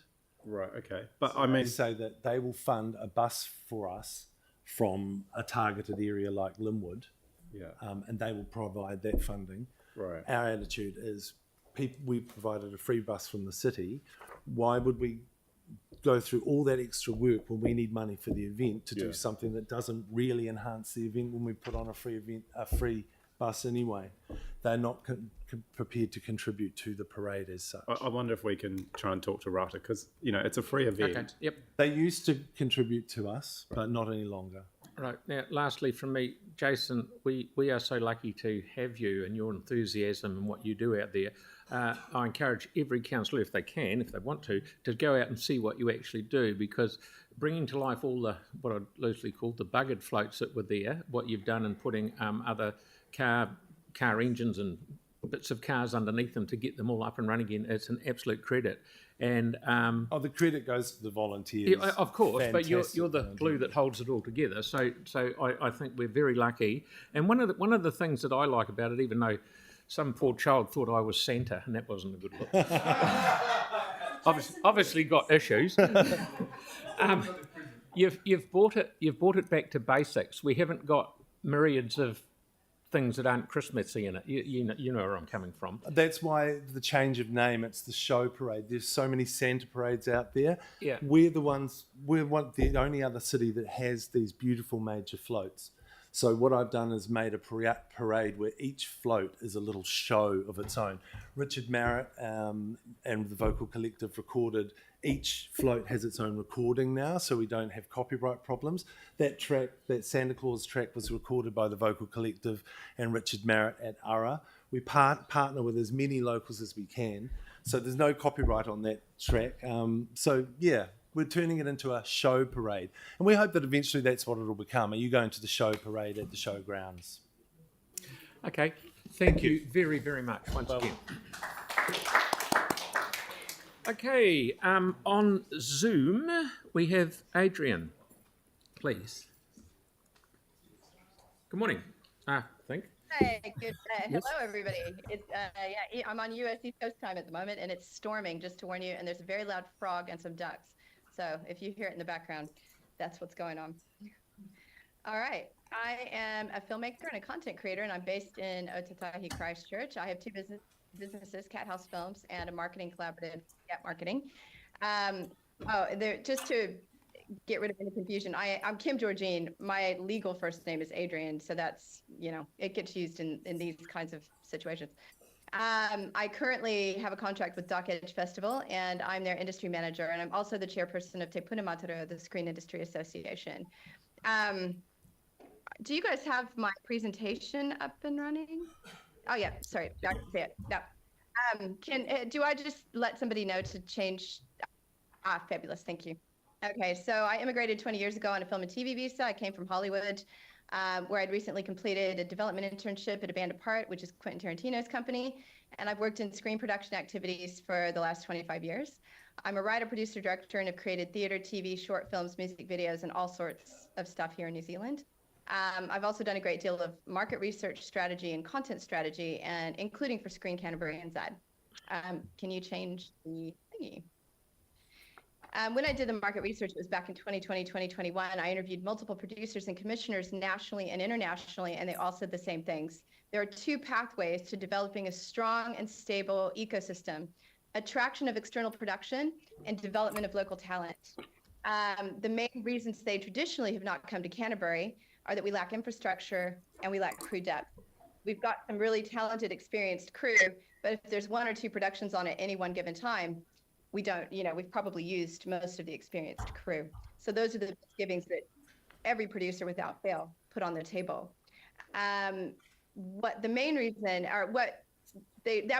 they wouldn't base a production here. They would come here to do things like, film external or exteriors, location footage, things like that. But to base a production here, they had those concerns. So we answered with the Screen Canterbury NZ production grant. And of course, as you probably all know, they came. So that was great. Can you change the page? Magic person who I can't see, sorry. Oh, thank you. The council invested $1.5 million, which resulted in 4 feature films, 2 TV series, 2 documentaries, and 1 very high-spec short film, which was using all of the latest game dev technology like Unreal Engine. Pixel donated a wall of screens, So we were getting into some bleeding edge technology, doing your visual effects in camera, things like this, basically the wettest stuff, you know? So that was exciting. The return on investment so far, we've asked Patrina to help us understand some of the numbers, because obviously we're not allowed to see all of the budgets, but I've been involved in a few things, and so I kind of know the budgets as well. But the return on investment is $12.5 million that stayed in our region. And there's 2 more projects that are coming up, a feature and a TV series, which will generate another projected $5 million, which will also stay in the region. Both of those producers are also locals, so it could also up the Canterbury crew that's actually hired. And that would take the total to anywhere from 17 to 18 million projected return on the 1.5 million investment. Other regions are now looking to do the same and have asked many of us to talk to them about how did this happen, so they could replicate Canterbury's success. So I guess one thing I wanted to say too is, make no mistake, if we put the brakes on now, we'll lose all the momentum, because several others are right behind us, particularly Waikato, the Queenstown, Southern Queenstown Lakes, and Bay of Plenty. Can you change the page? Thank you. So more wins. In addition to having a financial incentive to significantly boost attraction activities, we also utilize some of the Screen Canterbury grant to create the Waitaha Screen Story Incubator. So that kind of, we've got the attraction piece covered off by attracting the producers to come to the region. We also created an incubator that we got Script to Screen to run. And it was another first of its kind. It was industry-led talent development in a region that was outside of Wellington and Auckland. We incorporated TV, film, and game dev, which is another thing that hasn't been done before. We found that narrative design in game dev had a lot of overlap with writing for TV and film. So 5 projects were chosen for development and mentorship, and all projects that were written are slated to be filmed in Waitaha, Canterbury. So hopefully in the next 3 to 5 years, it's likely that the game and at least 2 projects will be completed. So we're trying to build those stories from within the region that will also be filmed in the region. Can you change the slide? Thank you. Words of caution. It would be easy to say we've succeeded and don't need to keep going at the same pace, but this is far from the truth. The Screen Canterbury NZ was targeted to have at least 100 inquiries per year during 2021 and 2022, which it did, which is great. But when the grant money was exhausted, inquiries immediately fell by 50%. So we cannot assume that producers will come here without a financial incentive. It's very clear, actually, that they probably won't. So we must keep going forward. And after its empirically provable success, we're just kind of sad we have to kind of fight for its life, you know, like, please. Yeah, can you change the slide, please? Thank you. So important points to remember. According to the creative industries think tank Olsberg SPI and their international focus on the screen industry, 60 to 70% of the spend on production is on non-production services. Production visitors are high value, long stay visitors, especially when compared to tourism and major events visitors. Tourism average stay is about 1.5 days. Production spend touches almost every aspect of local businesses, not just hospitality and retail. We've got builders, security, of course, Canterbury crew, catering, there's just long lists. Most councils in the country invest at higher level in short stay, low value visitors, while missing the opportunity to make a greater economic impact with their investment in the high value film visitor segment. How's progress there, mate? Can you hear me? Yeah, I can hear you. How much longer do you think you might be? Oh, not long. One more slide. Yep. So in conclusion, what we're looking for is reinstatement of the full 1.5 million amount, the Screen Canterbury NZ production grant as an independent line item. I mean, of course, we'd love to see it doubled or tripled, but at this point, you know, we're just going for 1.5. And we want protection of the grant from leadership changes from either Christchurch NZ or the Christchurch City Council by ensuring that the money is utilized strictly as intended through council and grant directives. Yep, so that's what I've got for you. Thank you very much. That's a very, very clear presentation. Thank you. Thank you indeed. So we haven't got any time for any questions, sorry, but everyone's taken on board what you presented, so thank you. Okay. Good on you. Righto. Victoria, please.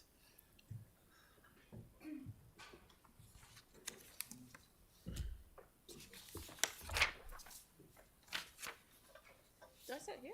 Yep. Okay, cool. Kia ora, I'm Vicky Rafton. I've never done this before, so please bear with me. I was interested in finding out what the actual system was rather than actually how it proceeded. My feedback is, have we got the balance right? I'm concerned about the spending on some of the major projects in the sense of like you're putting all your eggs into one big basket and foregoing the benefits of other, community projects. And I'm just concerned that you are putting major amounts of money into like the arts centre for one, and into the cathedral, and at what the expense is with the downstream effects to other projects within our community. So I also would like to, also I'm concerned with, say for instance, the Littleton Harbour, with the amount of expenditure that comes into that community from cruise boats and from like harbour boat races and stuff like that. The knock-on effect if it does not continue to the city. And I thought that we behaved. Did we behave very well? Did we not behave very well? How can we improve our image? I thought we sort of let the ball down quite a lot in that regards, especially when you see them on TV squabbling like a bunch of pigeons. The average rates, in New Brighton, I feel that we are undervalued. We're not appreciated that much. I really would love it. We had one MP stand up and say, hey, we've got a rubbish bin, woohoo! And then you go and you drive over to Sumner and over to Fendalton, and you see it. It's just disgusting when you walk in New Brighton, you see it. It's shameful. So I'd like to see something better for our community. Sorry, I'm a bit passionate. So I'd like to see our rates being spent in our community. There's jobs. There's no real jobs in our community unless you're a male who works on construction sites. I have to drive all the way over to Rolleston or to the other side of town to get work. I would like some sort of focus on jobs for our community, for women. I was made redundant during lockdown. It's quite hard if you're over 50. There's not much in the way of work. I don't know whether that's age deterrent.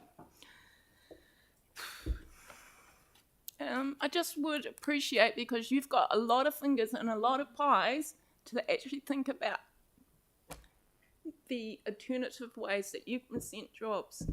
I don't see why we have to go back to the old-fashioned way of mentality of being in an office, and so therefore I would like to see some more enthusiasm and encouragement towards getting women, getting refugees, and the just people who do not fit that mainstream white middle-class males, okay, which you might be. Sorry. Maybe not you. Okay, all right. But you know what I'm saying anyway.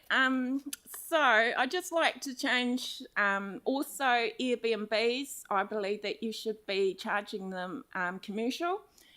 We have in New Brighton there 52 units. I would say 50% of that is being rented out commercially. It's not given out to private homes and families. So therefore I would love it if you started to charge them a rate that is a commercial rate rather than just a home rate. And I don't know how you would do it other than to rate the whole units, and then demand that they show you that they're renting it out to a family. And if you do that, you would actually be helping out. Say, for instance, if you've got 52 units, if you have 25 of them returned back to family homes, you would be presenting for more housing.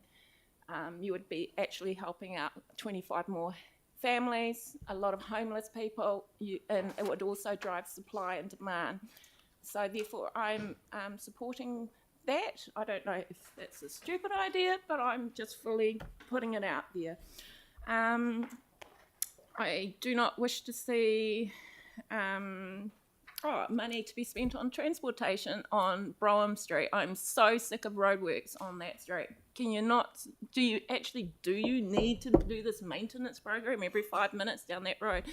Or can you actually do a bypass for trucks around the city? Because it's just, how can you do it smarter so you're spending money wisely? I feel like you're just doing it to tick the box, and I just think that there are smarter ways to do it, a more agile way. You can do it. Parks, I believe that parks on our coastal environment, if you go and put concrete on it, it's gone. I want to see more parks. I want to see, I don't want to see generic parks. I do not want to see cutty cooker ones. I want to see meeting the needs of the community. So if you think that meeting the needs for just toddlers is actually meeting the needs, we don't fit that. I want a park for myself. Why can't I have it for my 12-year-old? QE2, boring. He finds it so boring. Why have you not actually thought about older age groups rather than just doing lengths of a swimming pool?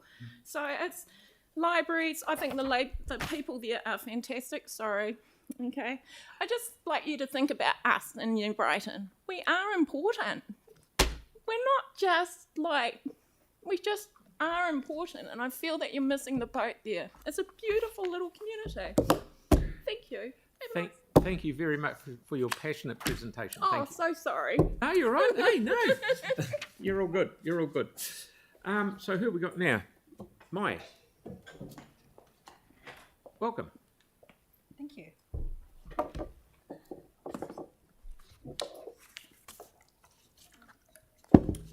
Can you hear me okay? Yeah. Thank you, Victoria. New Brighton is fantastic. I'm a lawyer, an entrepreneur, and a mum. I'm relatively new to Christchurch. I've been here for about 4 years, and I'm really grateful to be taking part in this democratic process. Thank you very much for giving me this opportunity. I've lived in many cities around the world, around Asia, around Europe, London, Ho Chi Minh City. But when my partner and I settled down and had a child, we decided to settle in Christchurch. Why? You probably know the reason why. We love this beautiful city. We love the coastline. We love the hills, the mountain vistas. But most of all, we love the community spirit. It's big enough to give you access to all the urban delights, great restaurants, theatre, the arts, beautiful gardens, but also close enough and small enough to give you access to the beautiful outdoors. But the one thing that we really love is community. And that's really cemented since we've moved here, the amazing community that we've built around us and been involved in. So as councillors, I imagine that you must be super proud to be sitting there, privileged in the position that you are to make these decisions today for us. But I am concerned about our community, and I am concerned about the future of Christchurch. The challenges for council is how to make life affordable and financially sustainable, not just for us today, but for our children tomorrow. I think it's outrageous that you can possibly increase rates anywhere near in double digits in times where people can barely afford to live each day. Many people I know have not had a pay increase in the last few years. And certainly with inflation at the level that it is, what that means is everyone's actually received a pay cut. I wonder, councillors, whether you know what happens when you don't return a library book to one of the local libraries. Now, you know we've removed library fines, but if you happen to be a busy mum like I am, and you actually forget to return the library book, after about 8 weeks, you get a notice in the mail, and they charge you about $60 for a book. Now, if you're still really busy, as most of us are, and you forget to respond to that, do you know what happens? Yeah, you get sent to a debt collector. It's completely out of your control, councillors. It gets handed to a third party and that debt collector chases you. So what happens if people can't afford these rate rises? Do you have control over what happens to that debt collection process? The council website says in relation to overdue rates, if a suitable arrangement cannot be made to pay the arrears, council will consider other means to collect the outstanding debt. This can include contacting the mortgage holder or other debt collection methods. Other debt collection methods, what does that mean? I know what that could potentially mean as a lawyer. Can you, councillors, guarantee that people won't lose their assets and won't lose their homes if they are unable to pay the increased rates? If you cannot guarantee that, then you have no mandate. You have no mandate to increase rates. You have a difficult job, I acknowledge that. And I want to remind you of your oath of office when you took that office as councillor to represent us. In that oath, you swore to serve faithfully and impartially. What does that look like? It looks like challenging assumptions. It looks like asking questions to challenge your experts. The LTP makes assumptions, quite extensive assumptions, around things like the environment, water. As a lawyer, I'm often in court where there are usually at least two parties at the table, sometimes more. And each side, as they present to the court, present their own experts. They're diametrically opposite, and yet we have experts standing up, arguing each side. And the case that usually wins is the case that has decisions made based on trust of intuition and logic. So trust the experts is no longer a thing, councillors, because we can get experts to speak at both sides of the table. So what do you need to do as elected representatives? How do you discharge your duties to act faithfully and impartially? Trust your intuition, use your logic. For example, leaving aside the exorbitant amount of spending of $15 million proposed on new chlorination equipment, the question should be not whether we spend $15 million or more or less. The question should be this. About 6 weeks ago, my 6-year-old daughter had a bath using local Christchurch water. Today, 6 weeks later, she still has welts all over her legs caused by a reaction to that chlorine. I'm a mum. I don't need an expert's report to tell me that that chlorine is poisoning her. And if it's poisoning her legs and her skin, what is it doing to all of our insides when we drink that water? Challenge the assumptions. Listen to all the views. Make a decision based on logic and intuition. What's another example of how you can discharge your duty faithfully and impartially? The LTP assumes that there is an impending climate crisis. I remember sitting cross-legged on red carpet in a classroom many years ago in my primary school years and being told that fossil fuels were creating an impending climate crisis. Guess what? That was almost 40 years ago. I had to ask myself, I had to trust my intuition. Is there an impending crisis? Where is it? Trust your intuition and use your logic, councillors. But ultimately, councillors, your duty is to act for the people and to represent the people.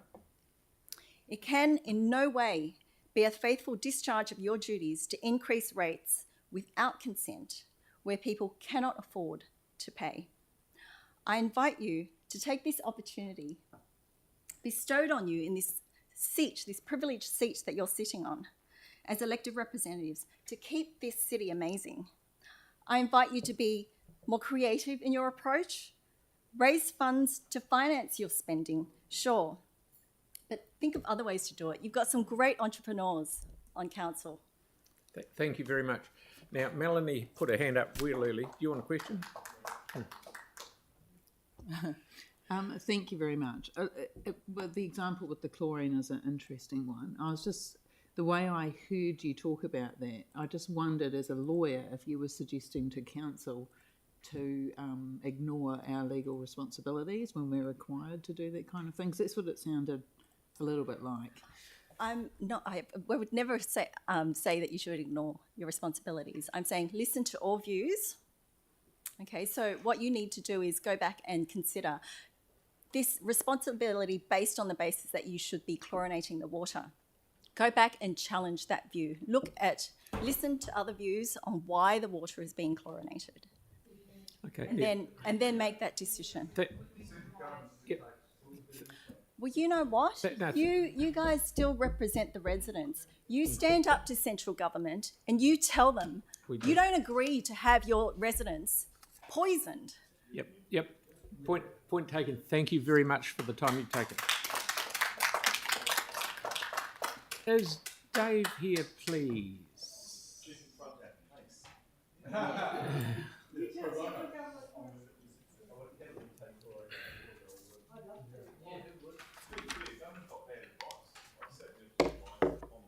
Greetings. Okay, let's go. Okay, so I want to start with some comments related to climate mitigation. A report by JP Morgan in November last year concluded that the global oil markets could face a 1.1 million barrels per day deficit in 2025, widening to 7.1 million barrels per day in 2030. And consequently, oil prices could spike to $150 per barrel over the year to medium term and $100 per barrel over the long term. So geopolitical tensions are also causing prices to rise too, and shipping is becoming more expensive. We need to factor increasing oil prices and what that means for the way we live into the infrastructure that we build. There will be pressure on residents of Ōtautahi to find more affordable means of transport, and electric bikes fit that bill. Recent years, we've seen a significant increase in the number of people cycling at Ōtautahi, and I expect to see this trend to continue as fuel prices increase. The move towards active transport not only reduces emissions, but also allows people to save money. The price of electric vehicles will be influenced by the cost of oil too. With the current reduced incentives to purchase electric vehicles, there is unlikely to be widespread transition from internal combustion cars to electric cars, which adds impetus to changing to electrical bicycles as well. Oil is vital for the provision of construction materials and building activity, so construction costs will increase further. The cheapest time to finish the city cycleways is now, and I say build them and they will be used. More on the cost of construction. It would be a useful addition to the City Council's carbon tracker to include the embodied carbon content of construction materials used in council projects. Both concrete and steel result in large CO2 emissions from their production. If that was taken into account, the economics of repairing a building such as the South Library might be quite different from demolishing and rebuilding. As a general principle, the City Council should be considering the embodied carbon content of the building materials for all significant construction projects.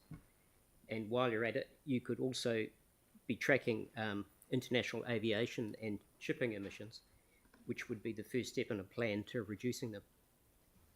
With regard to fees and charges, I don't expect to be a popular, but the transition to active and public transport could be incentivised by charging more and more widely for parking in the city, especially all-day parking. A parking space is valuable real estate and costs the City Council money to maintain. What is the justification for allowing commuters to park all day for free on the edge of the CBD? A parking charge would increase the incentive to commute by public transport or bicycle. People who do make that transition enjoy the cost savings and health benefits of the additional exercise, and most go back to driving to work. I'm disappointed to see that the Sustainability Fund and funding for Pest-Free Banks Peninsula are going.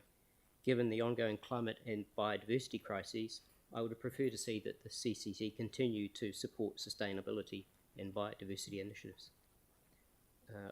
In relation to rating, I object to any increase in the uniform annual general charge. I would rather see it decrease, as it is a regressive tax that affects the owners of lower value properties disproportionately.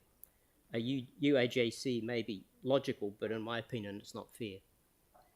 Finally, I would not like to see any significant changes to the rates remission for charities. These organisations operate on the smell of an oily rag, yet contribute enormously to the fabric of the city. Thank you. Good. Thank you very much. One question. Celeste, please. Thank you for your submission, and also congratulations on your Civic Award. All right, thank you. I just, in terms of you made the comment around you'd like to see a bit more of a rapid rollout of cycleways. Are you open to the idea of us doing that sort of citywide for the remaining MCRs? For some of them where it's appropriate? Do you think that would be a viable option? Yeah, I mean, I suppose I'd quite like to see a more lightweight sort of way of building cycleways, but I mean, I'd like to see them built everywhere. Yeah.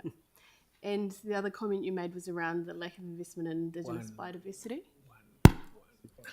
Okay. So I think that was a fair comment. Thank you. Thank you. Thank you very much for your submission. Wonderful. Right. Thank you. Okay, Sam, please. Haven't seen you for years, bud.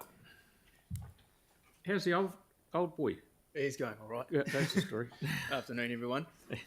So I'm here to talk about the potential of creating a geopark on Banks Peninsula in a way that we can celebrate what we've got in our backyard and really leverage off that. So a geopark is a geographical area of significance, and it's looking at education, protection, and sustainable development within that location. And it's done by creating geosites, putting interpretation panels, engaging people in that landscape, creating educational resources and opportunities, open air learning, field trips, courses, exhibitions, and online information.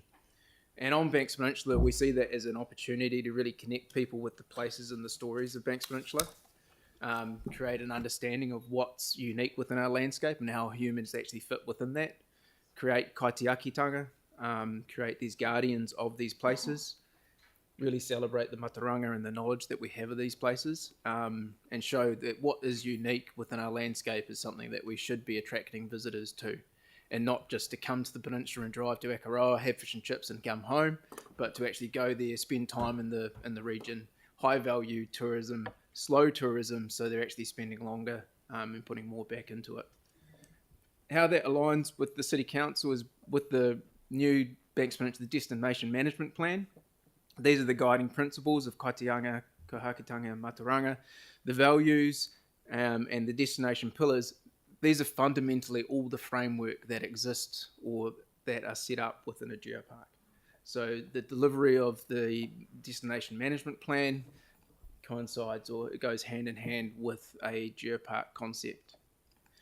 So this is kind of short statements of what we see as the geopark, to inform and engage locals, Christchurch residents and visitors, national, international, of the significant values and the importance of Te Pātaka Raka Hautu, Banks Peninsula. And then you look at the destination management plan statement. We welcome Manahuri to come and learn about and explore our unique culture, history and geography in a way that delivers benefits for our taio, our people and our visitors. They're one and one, they're the same thing that we're looking at to achieve. And what we're saying is that the geopark is a way that we can use, or a platform that we can use to deliver the destination management plan. So what's needed to make that happen? Partnership, both on ground within the council and the Papatipu Runanga, Environment Canterbury, DOC, people that have a vested interest in the peninsula, collaboration and support, and funding to make this thing happen. This is a project that we've been working on for over the last decade, kind of as a post kind of earthquake recovery aspect. We've got a few things that are kind of in the cooker waiting to go, and there's the kind of the numbers that we'd be looking at to get this implemented and actually getting something happening on the ground. Good. Thank you, Sam. Any questions of Sam, please? You've done a Yeah. Just a real quick one. Kia ora, Sam. Always good to see you. Just in terms of like barriers on the ground to sort of, to advancing, this wonderful idea. Like, is there what can council do to sort of help, not just in financial terms, but just on the ground, just, in relationships or whatever it is? How can we help? See, I think for us at this point, the funding is a key thing. And funding for us to progress, but also I think looking at funding that can assist those on the ground to help in that stage. So a key thing that we're looking at within the geopark is that partnership, and with Papatipa Runanga is the key kind of individuals involved with that. And so funding directed towards Papatipa Runanga to engage and support the development of the geopark, and also supporting the Runangas themselves would be the benefit that we could all see coming from that. Brilliant. Thank you very much, Sam. Good to see you again. Okay, so we have Kim, please. Zoom.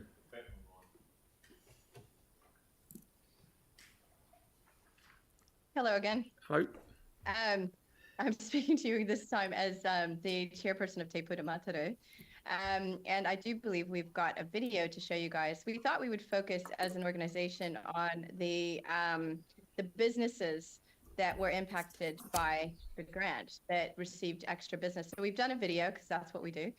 And this was created by Amanda Jenkins, Fadi Mihinui, and Mark Soster and David Duckworth. So enjoy. We've done the math. The figures don't lie. 1.5 million from the council, to stimulate the Christchurch screen industry, generating over 12 million of economic benefit to Christchurch. That's 12 million reasons to keep the Christchurch Screen Incentive. So what's important as part of the Christchurch ecosystem for the film industry is us. We're here to support the industry by way of housing their guests, their cast, their crew, their VIPs. Not only housing them, we want to make sure that we feed and water them as well. Our restaurants and bars are very much a crucial part of that service and delivery to this industry. Last year we were able to supply 25 staff to cover a period of about 6 weeks. It was about 1,800 hours that we supplied, which was a value to us of around $80,000. The Canterbury production grant has been huge for us. So we now have 3 trucks based in Canterbury, providing unit, costume and makeup. We've got brand new gear, which was all purchased locally. We've got a brand new costume truck, which was fitted out by a local fabricator. We find the work in the off-season is a great filler for us. It's allowed us to basically double the size of our commitment to the movie industry in the last probably 3 years. It allows us to take on more staff, to manufacture more, because not only do we supply from here, we manufacture from here. I think over those 2 feature films that we did, it was, I think for each one, it was about 2,000 mouths we fed over a 7-week period. The Screen Canterbury grant was actually quite useful to us at Q-Power. We have done generator hire for probably 4 or 5 films since I've taken over in Christchurch branch. A small business like us was really affected by COVID, and having some business in the off-season created, it just helped us get through the really difficult times. We, Holland Clark Beatson, helped Dark City, the cleaner TV series, with all the logistics around New Zealand, with hundreds of flights from Auckland, Queenstown, Christchurch. I think this is a great opportunity for local Christchurch businesses to grow. You know, $1.5 million sounds like a lot of money, but if you look at the return, you're looking at a return of at least $12.5 million. You know, it's a developing city. We need all sorts of things going on in this city. The film industry brings, people and reflects our city back to us in a way we haven't seen before, which is great. Being a local business in Christchurch, it's been great for us to be able to be part of the Dark City, the Cleaner TV series, and as I understand, there's 6 more books still to come. Being that it's a local author as well, that's great for us as a city. Ideally, in a perfect world, we don't want people to be outsourcing to make films in Canterbury. We want to have everything here that you need, which we now have, and a lot of that is thanks to the production grant. So it's been huge. In the past, we've done lots of business with the Screen in Canterbury Fund, and we fully support it, and we would certainly like for it to continue well into the future for these very important customers. The Screen Canterbury production grant over the last 3 years has allowed us to basically double our commitment to the movie industry. It's been invaluable to what we do here in Canterbury. So, yeah, we definitely do not want to see it disappear.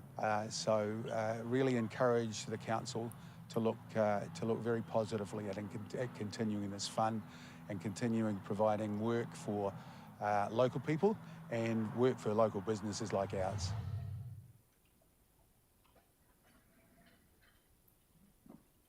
Thank you. I thought maybe we thought we would stick with the impact it had on businesses other than Screen. And so these are some of the people that were hired just on about 3 of the productions. So that's not in a complete list. So I just want you to see how incredible, how many people were impacted by the grant, not just Screen, but so many other businesses as well. It's like an economic development silver bullet. So that's the main reason we'd like to continue. I guess this would be a good time if you guys have any questions, or we could maybe use this time, or you could just, yeah. We have one question from Yanni, please. Thank you. Thank you for the work you're doing and the time you've taken to make the submissions. I was just interested if you've approached Environment Canterbury or other councils in the greater sort of Christchurch, Canterbury area, given that obviously there'd be a lot of activity happening around them as well. Yeah, we actually have. I've been talking to Petrina about that. And so some of the regional, because all the regional councils are part of this, part and parcel of this as well. And so we're trying to figure out a way for them to bring funding in as well. So yeah, we actually are thinking of ways to approach them to say, can your council put some money into this? Can we work together somehow? So yeah, we actually have thought to do that. But I mean, we could probably use your guys' help, and yeah. We could raise it at the Merrill Forum. Yep. Thank you. Thank you very much for your submission. Very, very good. Thank you. Thank you. Okay, so Amanda, please.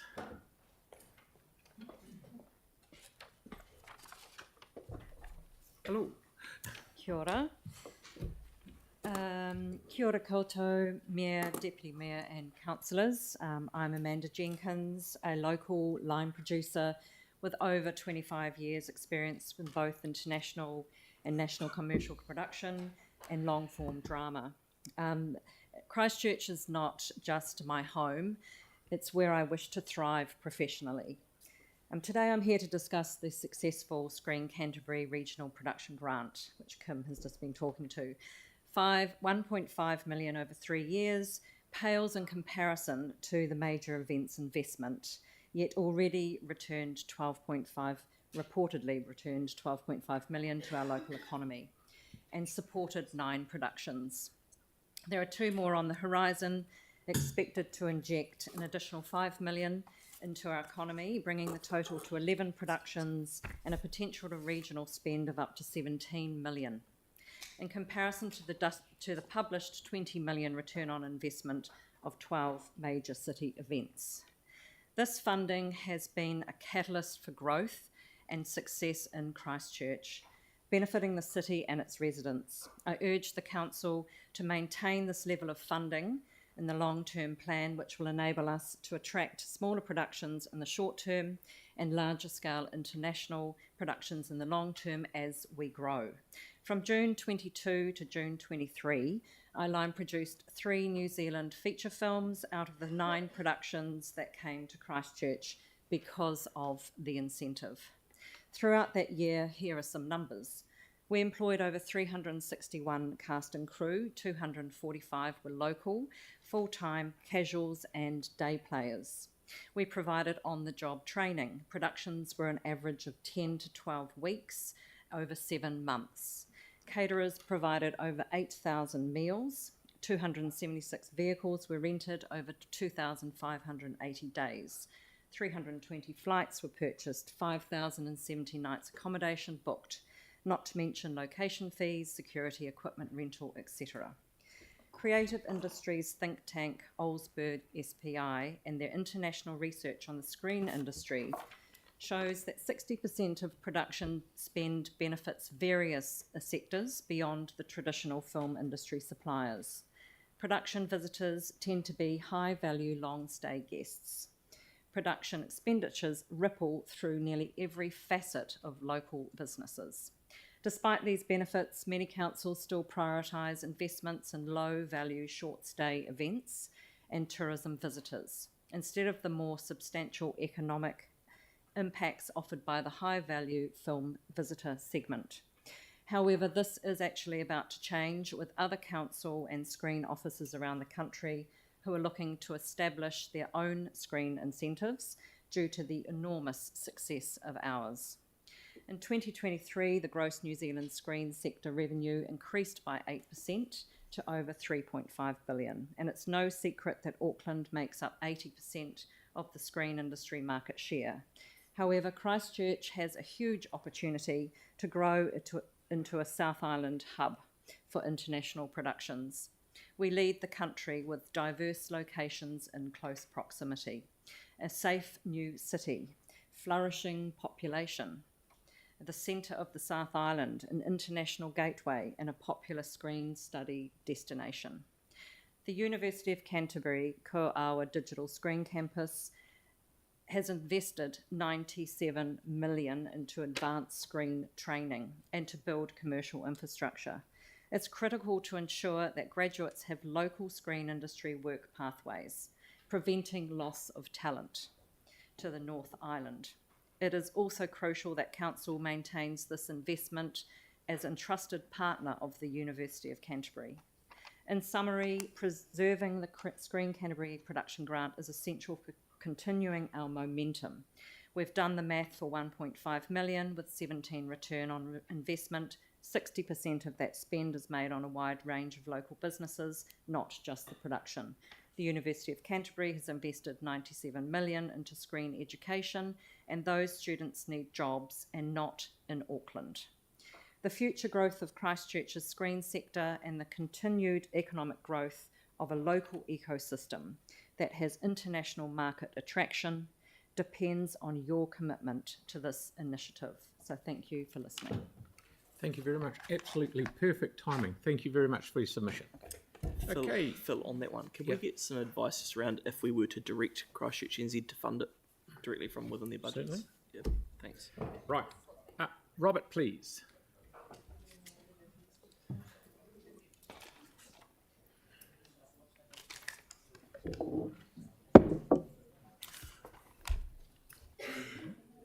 Kia ora. Good morning. Afternoon. Thanks, Phil. Kia ora koutou katoa. I'm Robert Fleming, and today I'm representing the Wednesday Wheelies bike group from St Albans. We're based in St Albans, and we have been going for 7 years, and we average groups of people riding around the city every week of 40 to 50 people, and a maximum 60, 65. There'll be a map showed soon that shows that shows the 150 routes overlaid that we have, and when the video starts, this is one of them. It's been produced to show you what a beautiful city we have and how much people enjoy getting around by bike. I'm going to talk about three things. First one's transport, the second one is travel, the third one is trouble-free tourism. Transport. The Wednesday Wheelies are a side effect of the Papanui Parallel Cycleway, which was opened in 2017. 6 months later, we got started. 7 people riding pedal bikes up and down the cycleway, down to Hagley Park and back again. As the cycleway network has grown, we've grown with it. And as there's a slide up there that was supposed to show that last year our group from St Albans back to St Albans cycled over 60,000 kilometres. What we're asking is that the cycleway program, it's a network, is treated as a network and is completed as soon as possible. Just delaying it reduces the effectiveness, and you can tell by the numbers that are happening that it is effective and it needs to be completed without delay. Built to a standard, our average age of riders is 70 and over, and they need a pretty smooth surface and safe intersections. And because of that, it is successful. So I move on to trouble. What this does is keep the older population on the streets out of trouble.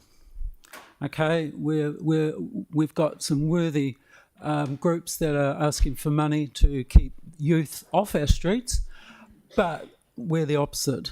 And I have to say, living near the Papanui Parallel Cycleway is just so awesome to see kids biking to school. So actually it's both of us. Trouble-free tourism, we all want more tourism. We all want people to come to the city and spend their money. The country has a network of cycle trails which people of our generation all have on their bucket list, and they race around the country. Canterbury doesn't have any of the real sexy ones. Christchurch City does. What we have to do is promote it. Wonderful to see Christchurch NZ having lovely photos of the Adventure Park and the Port Hills. What about our age, our colour here, who love to do cycleways? We love to experience cities and all that cities have to offer, and you can see by the photos on there just how wonderful just normal suburbs can look. There's nothing sexy about that. It's just going places and enjoying it. And the best feedback we have from all these members as they tell 10 of their friends, and then 10 of their friends come up, and our biggest problem is capacity at the car park where we meet. But the best thing that we can do is encourage people to come to the city, be a high-end tourist and love it. Okay? Thank you for your time. Thank you very much. Thank you very much. Thank you. Spot on. Nice, beautiful presentation. Thank you. Sorry, there was another couple of photos there, but you can imagine it. If you look at the whole 150 routes that we have all overlaid on each other, there's no nook or cranny. And to hear, someone in their 80s say they've lived in Christchurch 50 years or 70 years or something, and they've never been to that park, they've never been to that, along that part of the river, and believe me, it's changed my life, and it's changing the life of many others as well. So we don't want any money, we just want the network. Thank you. Thank you. Thank you very much. Okay, Rick, please. Yes.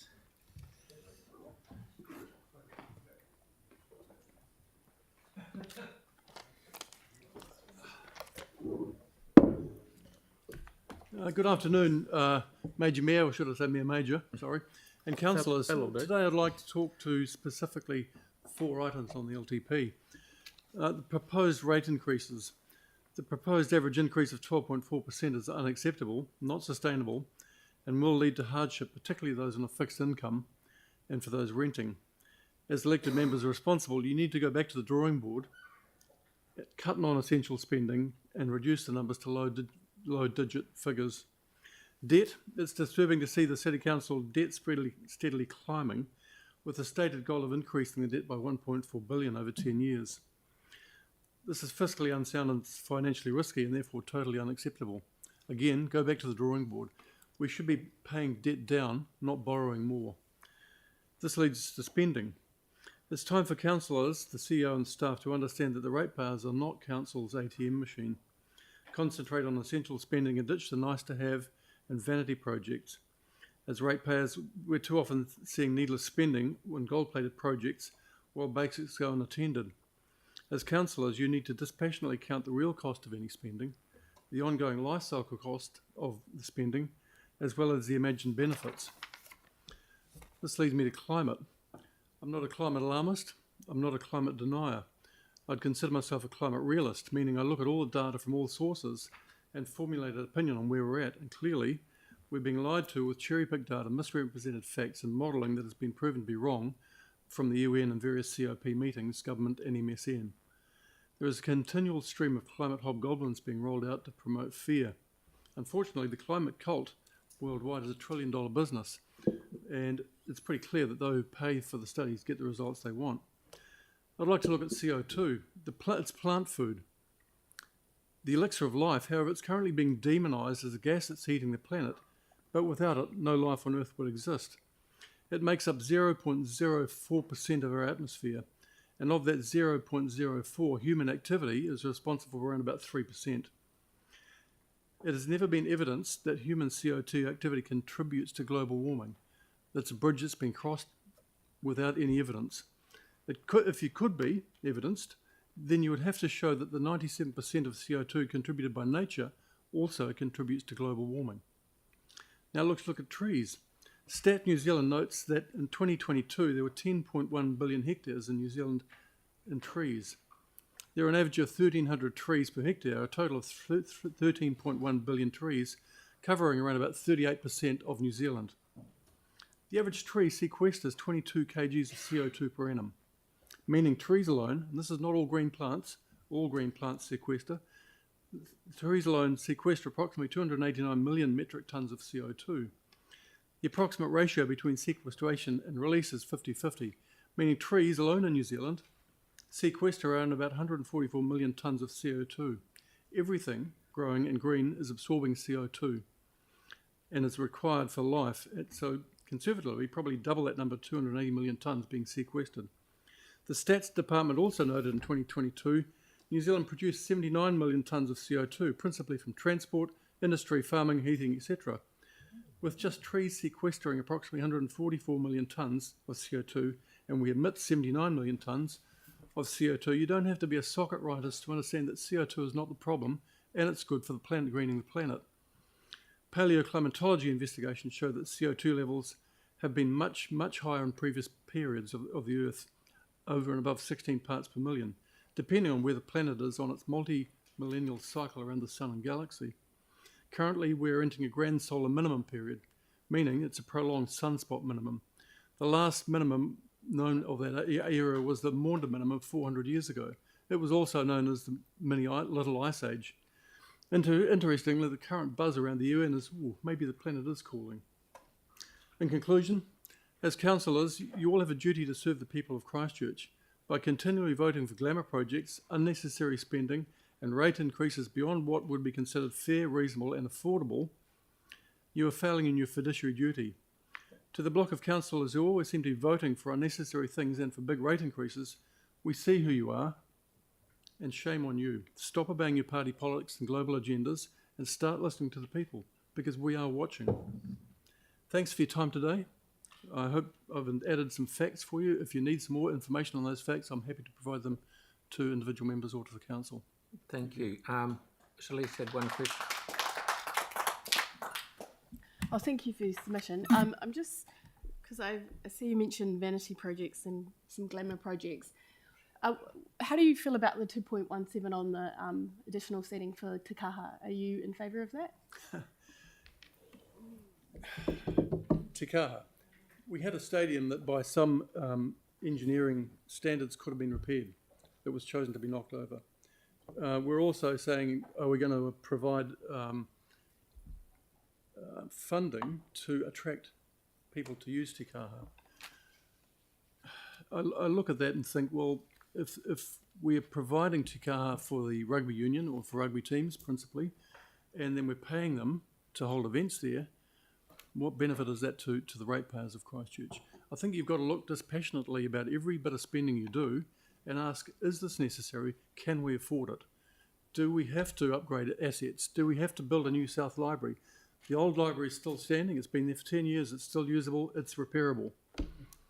In fact, when you look at it, it was never built to code, 100% of code, when it was built. So then you should be going back to the architect, the engineers, and saying, what the hell is going on here, people? I just It's as simple as that. Yep, thank you very much. Thank you. Okay. Thanks for that. Could I just say that I'm not a socialist? With your list here at the end, you've got me listed as to the Socialist Labour bloc of councillors. I'm actually an independent. Just clearing that up. Yeah. I'm not singling anybody out, but you know. No, well, I'm just correcting. Thank you very much. That's fine. Okay. Hello, Aaron, please.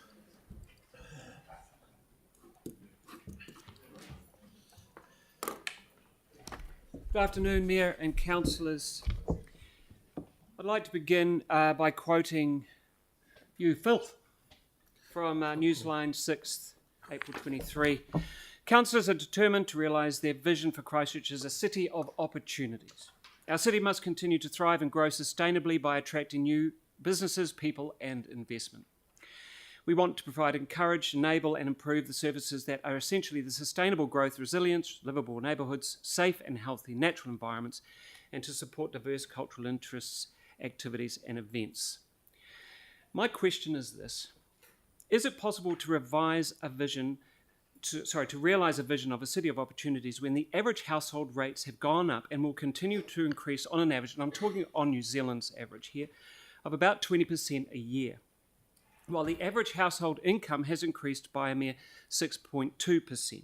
And now, off the press, the GDP entered negative growth for the first time in decades at negative 3.9%. We've just heard about that this week. It seems almost obtuse to promise sustainable growth, resilience, etc., when the people of Christchurch are struggling under the weight of increased council debt, let alone all of the other increasing debts that are going on. Mortgage rates have just tripled, I believe, in some people's cases. How does the council equate resilience when a significant number of people have no financial resilience? It seems somewhat trite to expect the people of Christchurch to be managing their finances better when the council is pushing to increase debt by anywhere around, well, let's just make up the number. 20% it seems. With respect to Christchurch being a city of opportunities, what opportunities are there when so many residents are struggling to fill up their car or put 3 whole meals on the table? My greatest concern with LTB, being in the world of psychology, structural psychology for about the last 30 years, is the psychological impact on the people of Christchurch due to these rates rises. The impact not only on the people of the Christchurch, but due to the very increasing debt, their children and children's children.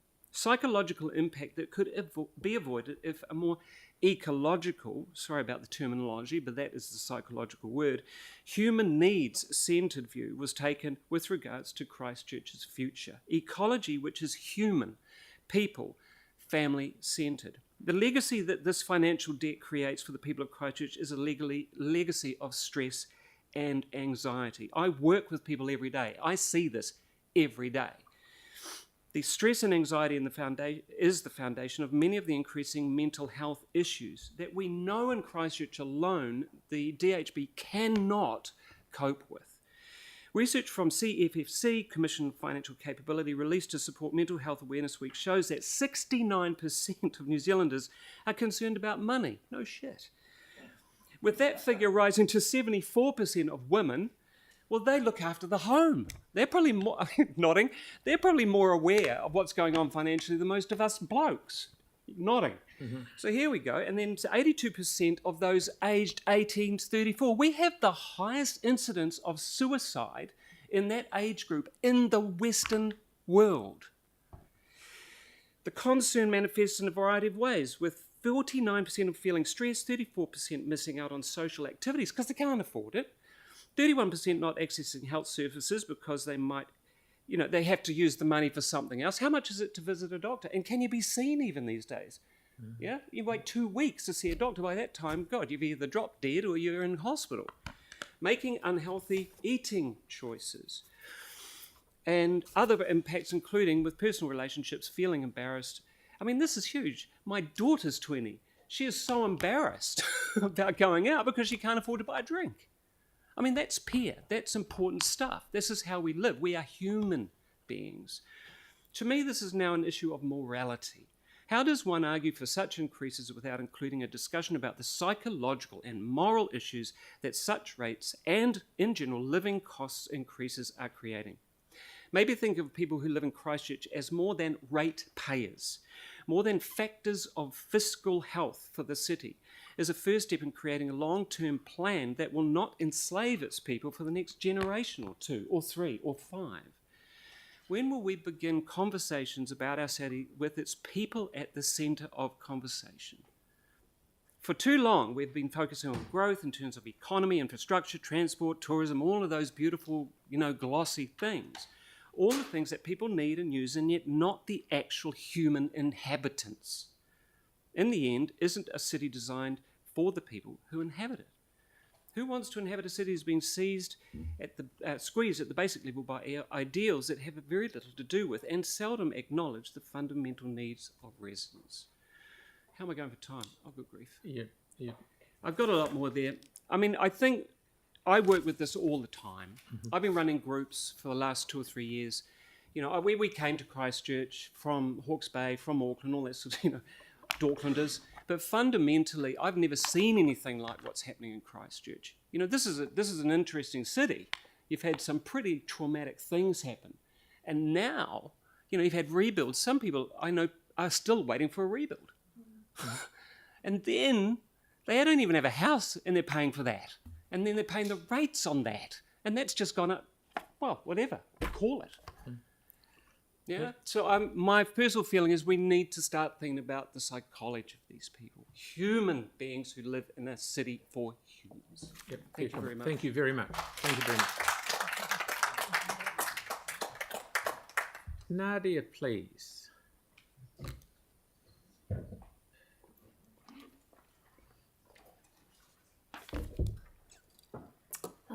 Tēnā koutou katoa. I run Overactive Imagination, which is a film and television production company based in the Arts Centre. So this long-term plan, you're hitting me with a double blow, just establishing support for both the Arts Centre and the Regional Screen Investment Grant. 3 years ago, I sat here and challenged Council to think about how they could enable the Arts Centre to thrive, not just survive. Yet here we are again fighting for survival. Fighting for survival for the largest collection of Category 1 historic buildings in New Zealand, not just Christchurch, but New Zealand. In a city ravaged by earthquakes where we've lost so much of our heritage, it's really hard to understand why local council wouldn't provide ongoing operational support for this deeply significant place. But the Arts Centre is so much more than a collection of historic buildings. It's a vibrant, creative space. It inspires people. It's a common space. It's free to all. It supports cultural expression, contributes to a vibrant city through offerings such as the Off Centre, Festival, the concert series, the market, school holiday programs, to name a few. Yep, and I know we all miss the ducks. I miss the ducks, you miss the ducks. But, we've got to move past that and recognise what the Arts Centre offers us in the here and now. If we don't protect it and its cultural heart, we'll all be talking in 10 years about how much we miss the Arts Centre. I first worked from the Arts Centre 20 years ago and then returned as a tenant in 2020. I've worked in many different places in between and nowhere have I found the community and the connection that the Arts Centre brings. It feels like across the rebuild of the city there was quite an emphasis on bringing together like-minded individuals and businesses into creative clusters and precincts. Yet here's the Arts Centre doing just that. It's an authentic creative hub, one that's built up organically over time. Instead of trying to replicate the Arts Centre, how about we value it? Mayor Phil, I read with concern your comments around the existent trustees having a narrow interpretation of the Act. The thought of this beautiful creative space being stripped back to little more than a property management company sounds like a soulless proposition to me, and one that I doubt that the thousands of people who submitted to save the Arts Centre had in mind. It's the Arts Centre. There's a clue in the name, right? I understand there's also been a few misnomers floating around, so to clarify, as a tenant, I pay market rent. My rent is reviewed and has increased over the years in line with the market. I'm not based there because it's a free ride. I'm based there because as someone trying to run an arts-based company in Christchurch, it's a vibrant and creative place to be. I'm surrounded by others who care about the arts. My office sits above where Rutherford tried to split the atom. It's hard to beat that. My office also sits alongside the Arts Centre staff. I share facilities with them, so I see firsthand how dedicated this team is. I see the late nights they pull, how hard they work, week in, week out, to bring a curated, compelling arts program to the city. I was there in 2020 when substantial staff reductions were made, so I see this team. They're working on the smell of an oily rag, and the reason they pull it off so capably is because they love the arts and they believe in its purpose. No doubt there are massive pressures on local government around the country at the moment, but when the chips are down, this is when we need the arts the most. The arts are proven to build resilience both across individuals and communities. Stories and experiences bring people together. Which brings me to my second concern, the removal of the Regional Screen Production Grant. I can see on the outside how this program could be deemed a success, right? One and done, total 1.5 million, given out by council over 3 years, attracted 9 productions that brought in $12.5 million in production costs that stayed in the region. Brilliant, right? You know, we've given them a boost, let's move on. But so I'd like to share my perspective as a producer from the inside. You know, our current reality is that the lion's share of crew and infrastructure sits in Wellington and Auckland. Filming in Christchurch is expensive. We have incredible locations, we've got a small but skilled, passionate crew base and a growing offering of technical suppliers, but we do not have the depth of crew and infrastructure that they have in the north. I can tell you as a producer, without the incentive, productions will not come. Pressures on production budgets have never been higher. As producers, we want to see as much of our budget up on screen as possible. The grant helped to offset costs, the increased costs of filming here. Without it, why would we commit to flying down crew, accommodating them, paying for diggings, bringing in trucks and equipment when it's all so easily accessible in the north? You know, you might think maybe our locations are enough to draw people, but think of the last film you watched. How much was exterior and how much was interior? Without the incentive, productions that have got specific location requirements, they're going to come in for a week, maybe 10 days, smash out their exteriors and then move north, meaning our crew and suppliers miss out on work and valuable upskilling opportunities. The city's hotels, restaurants, car rentals, security services, to name a few, also lose out. The grant's been a game changer for the region and it was a forward-thinking offering. But for Christchurch to be a viable production base, we need to rinse and repeat. Otherwise, we're going to go back to the status quo before the grant and Christchurch will be an outlier. So please reinstate the grant. It contributes to making Christchurch a vibrant city to live in. And please support the Arts Centre long-term as an arts hub for the creatives that work there, for the people of the city, for future generations. I know what Rutherford would want. Thank you. Now Sam has one question. Hey, thank you for that. That was really good. I'm just wondering, it was just some comments you made, and I thought while you're here as a tenant, it'd be good to understand. Yep. Are you under the impression that if we don't fund it, come 1 July, you'll be kicked out of the Arts Centre? Not at all. No. No. So Okay. that's right. No, that's Yep, cool. I just wanted to understand clarify that. Yeah, that's right. But Yeah. without the council support, then the Arts Centre will be on a track to insolvency, right? And so then it seems like the only viable option is that the Arts Centre will have to be gifted to somebody else, right, under the Act. Yeah, no, I was just trying to understand it. As long as you don't have the impression, come 1 July, you're being kicked out. No, if the council don't fund it. no. Okay. Yeah. Okay. Thank you. Thank you very much. That's great. Great. Okay, Tony, please. Mr Mayor, councillors. Kia ora, my name's Tony Simpson. I'm a film and television producer here in Christchurch. I'm here to support the submission for the Screen Canterbury Christchurch NZ production grant, like these other folks have been. We want to see it continue in the long-term plan. I've been in the industry for 37 years. I've worked in all sorts of areas, from big budget Hollywood movies to one of the first directors on Shortland Street. I've made 2 feature films and in the process of making a 3rd down here in Christchurch. My last film, Kiwi Christmas, was the story of Santa going AWOL in New Zealand, and it had a budget of $3.2 million. I was set to shoot in Nelson, and it signed a letter of support for $30,000 from the Nelson Economic Development Agency. But the newly appointed head of the EDA withdrew the offer the week before Christmas, and we were supposed to be shooting at the end of January, and I knew New Zealand sort of closes down for a whole month, so I had to quickly come up with a plan B. I rang the Auckland Film Office and they said, yeah, we can help you out. In fact, we've got a fantastic beach that'll be perfect for you. So I jumped on a plane and went and had a look at this with the help of the Auckland Film Office, and so within 24 hours I'd shifted a $3.2 million film to Auckland. I tell that story just to show that even a small amount of money can make or break a film. And that's why this production grant is so essential. Even though it's a small part of the overall budget, it is important to the makeup of the whole project. The production grant has certainly had, it gives us certainty to producers that we know that we have the support of the Christchurch City Council and the community behind us there. That is really important for us. And to date, it has brought in 9 films plus another 2, so that's 11 films. 9 are finished and still 2 to go. That's 11 in total. That's incredible for the business that we're in. And if we include all of that in after the final two, that's a projected $18 million brought into the local economy from a grant of 1.5. This is a significant cost-benefit ratio, 18 million for 1.5. And there was no real risk either, because the majority of the budgets are funded by the New Zealand On Air, New Zealand Film Commission, the New Zealand Screen Production Grant, and overseas distributors. So this, the grant is really last into the whole scheme of things.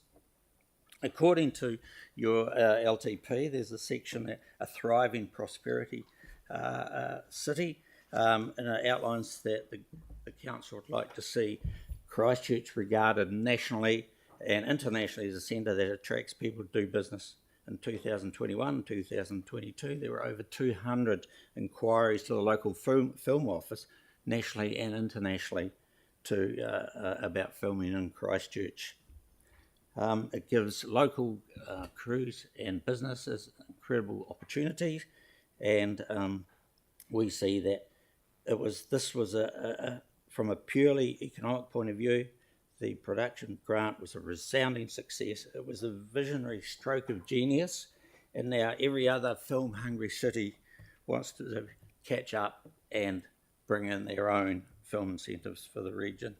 So we won't match Auckland, which is set up for the big budget Hollywood movies, or Wellington with Peter Jackson and James Cameron, but we can capture some of our own segment of the billion-dollar film production market that comes to New Zealand. And as someone quoted before, the famous quote from the film Field of Dreams, if you build it, they will come, and they certainly did. So let's keep the Screen Canterbury Christchurch NZ production grant in the long-term plan. Thank you. Thank you. Tyrone. Kia ora, Tony. Do you have any comments about the potential for Banks Peninsula as a destination, either in terms of locations or as an attraction for production crews and companies? Well, I see really Christchurch as the base for everything here. I think there was Timotu was the production that filmed over in Littleton Harbour. There's I just look around and I see that my long-term goal is to create a series of family movies, and we need to be doing it inside the environments here, because it costs money to travel everywhere. But that is like on our back door. The screen radius within goes right around to Motukarara, and so it can encompass a lot of those fantastic sort of landscapes over there. Thank you. Thank you very much. Brilliant. Brilliant. Thank you. Okay, Don, please. Good afternoon, councillors and mayor. Thanks for having me along today and making the time to listen. I am a Selwyn resident, but I sort of consider Christchurch as my commercial sort of area, and I do a lot of business and a lot of my leisure in Christchurch, so that's why I'm here. I think you've done a pretty good job of the long-term plan. I looked through it and thought, yeah, there's quite a few things there. I know it's been tough, and you've done a good job of actually going through, I think, and just sifting out and saying, okay, we might be able to do this, we might not be able to do other things. So generally supportive of everything. Obviously supportive of the cycleway installation being included in the plan. It's a pity it needs to be. We were promised it within 5 years of about 2013, so it should have been built sort of quite a while ago, but good things take time. And I think we are getting good things, and it's certainly the envy of people that come and visit Christchurch. I am supportive of the efforts being made to mitigate and adapt to climate change, and had a couple of suggestions in my submission on how the council could provide more leadership in this area. In case you haven't read it, and there's quite a few of them, one of them was requiring that the contractors use rail to cart your rubbish to Cape Valley, or at least to Waipara. There's a nice railway track there that's mostly empty, but there's lots of trucks going up and down the road. So why not have a bit of a look at that and think about that? And the other one was Littleton Port Company that you guys own all the shares of. Why don't you encourage them to move more of their freight by rail? You know, just, I don't know what they're doing at the moment, but just to have a little increasing target so that over the long term, we get a lot more of their freight moved by rail. Think of the difference it would make to Bryan Street. What I'd like to concentrate on today is density. I suggested in my submission that the idea you have with rates where undeveloped sections get charged a higher rate if they don't do something in the central city and you're looking at extending it to a couple of suburbs, I think you should actually look at doing that for some residential areas as well. We need to get more development in the city. When I talked to the council last year and I made a submission, I don't think you were here, Mayor, but it was quite interesting. I said that if Christchurch was as dense as Paris, we would extend from St Albans to Spraydon and Fendleton to Linwood. So all of Christchurch would be in that area, and Hornby and all those places would be farmland. So, you know, and you don't look at Paris and say, oh, it's a slum. You know, people, it's a nice city. So it is possible for humans to live quite densely. I was driving from Whedon's to West Melton the other day, and there's a new development out there. Hundreds of sections, huge, but it was farmland. And farmland is important to us. And I brought along a bit of food here to show that. So just let me, I know you're all waiting for lunch, but that's all right, and it is worth it. I should have a knife to cut it, but I don't think I'd get very far bringing a knife into your meeting. So if we look at the world and say, okay, we've got the world here, and you know the world's covered in 6 inches of dirt that produces all the food we eat. It all comes from that bit of dirt. So if you look at the world and say, okay, we've got the whole world, but you've got to take away 3/4 of it because that's ocean. And we don't get a lot of food. We get a bit of food from the ocean, but we don't get much from the ocean. And then you've got 1/4 left. We take away half of that because that is too cold or too hot or too hilly, like Lingy Martha's Pass and places like that. So that bit's gone. So we're left with 1/8, but we're not finished. There's another 5% which is covered in roads, cities, sewage ponds, all those little bits and pieces that humans have built. So we're left with a very, very, very small part of the apple that has to produce all the food that we eat. And it's only got a 6-inch cover of soil. So every time you say, okay, we're going to go and build in West Melton, and I know you don't control that area, but if you could get more density in town, we wouldn't need to, then we're losing that farmland. And this is what keeps us alive. So my submission is about concentrating the development in the city. So that's what I have to say. Okay, thank and you if very anyone's much. hungry and wants an apple, there's a bit here. There's not much of it left. Any questions? Thank you very much for your submission. That's very good. Thank you for your effort. Okie doke. So we will be back here at 2:00. All right?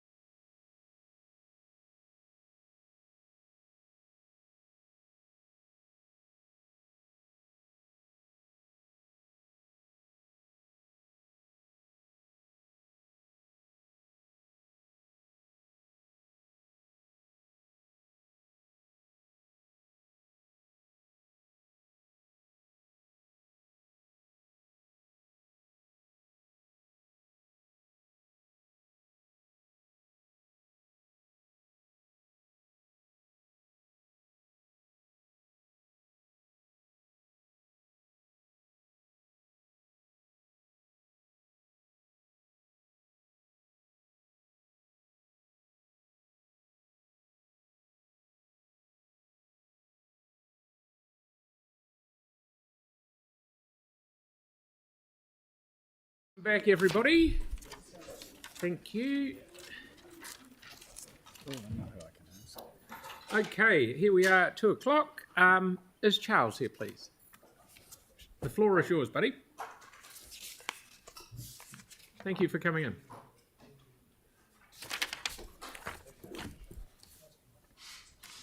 I've been assured that you've read my submission, so I'll speak to some of the reasoning behind it. The history of revolutions shows that they are only successful if the infrastructure to replace a current system is already in place before the revolution begins. So compare the success of the American Revolution against England, where assemblies and Congress were in place before the first shot was fired. Compare that to the failure of the French Revolution, when lack of effective infrastructure led to the tyranny of Napoleon. We're now facing a revolution that makes former revolutions pale into insignificance. On the success of this revolution hinges the very lives of our children and our grandchildren, and indeed life on Earth as we know it. As you will have guessed by now, the major revolution that I am referred to is the revolution against fossil fuels, which, while affecting virtually every aspect of our modern life, are destroying our world through global warming.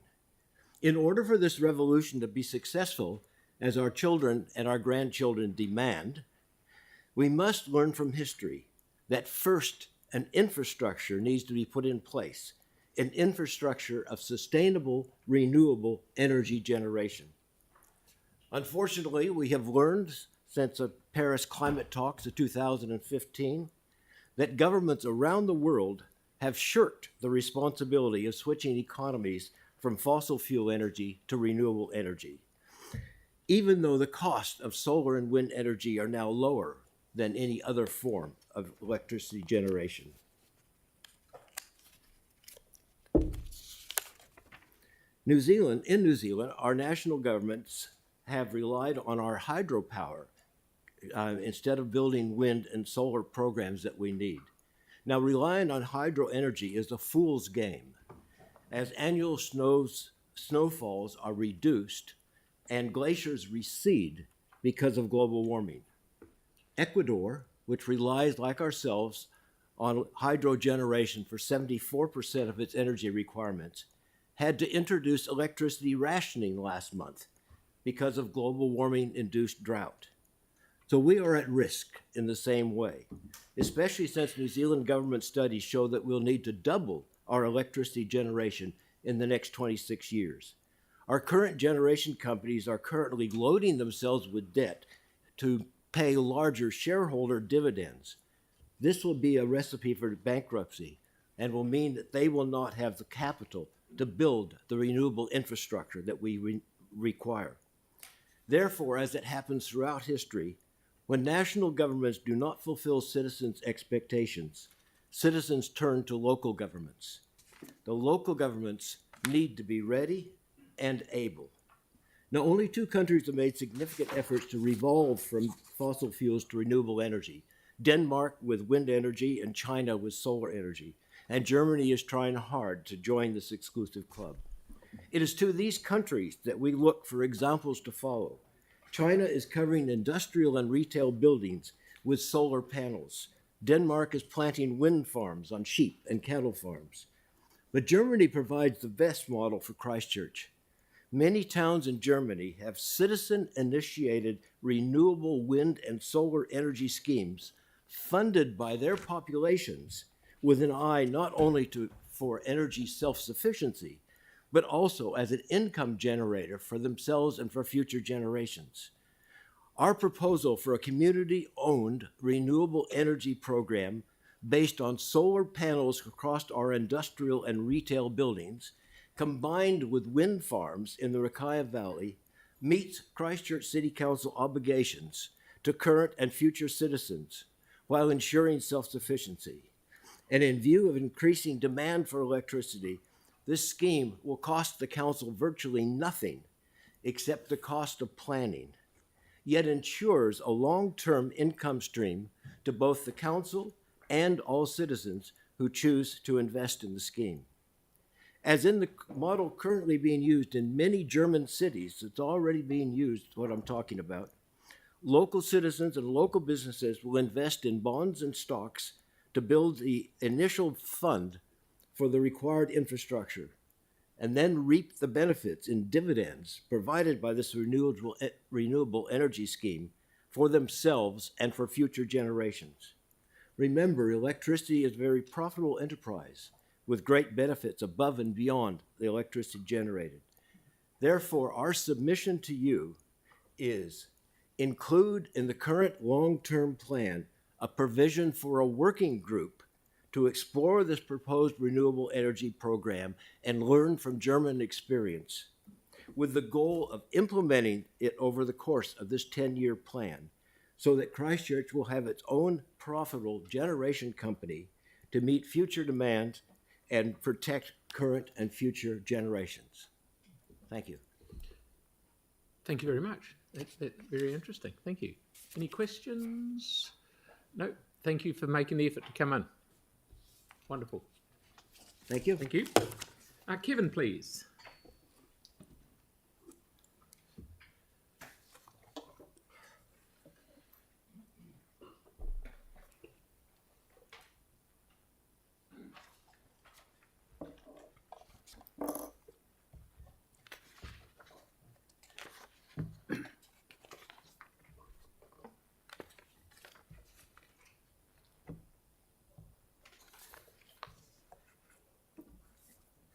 Good afternoon, Mr Mayor and councillors.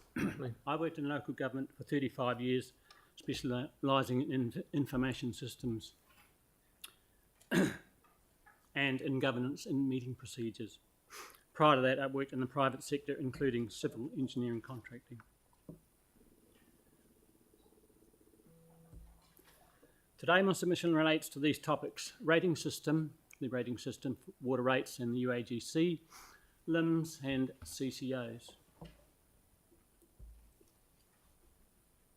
You may have read the report from the New Zealand Infrastructure Commission in February, which asked what New Zealanders think is a fair way to pay for infrastructure. 72% said how much the householder uses.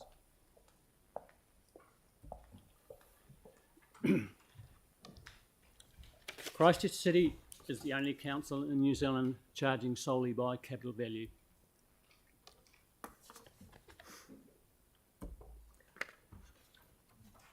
There appears to be no reference in the LTP to the options of a uniform charge or charging by metre.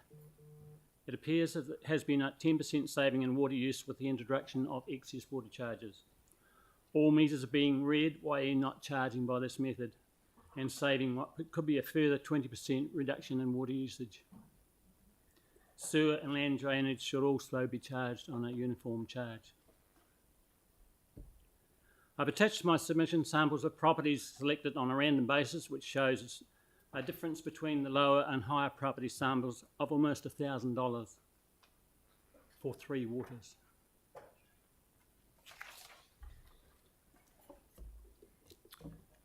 The UAGC, what is it? $197. How can you submit on something that has no meaning? What is uniformly consumed by the inhabitants of the community? It needs to be stated. LIMS, I first raised this question in 2018 and no response has been made to justify the surplus in excess of $1 million from the Land and Property Information Services budget. In 2018, the draft plan proposed an increase from $280 to $320. This, at that time, was only increased to $290, where it's been since that time. Enabled Services Limited is not a significant activity, as there are other contractors able to do this work. This company should be sold. Having shares in a company, Enabled Services City Care Limited, does not make them a significant activity. You are hiding behind a section of the Local Government Act, which you have used to hide these assets away to ensure no useful purpose can be made by submitters asking you to sell these assets.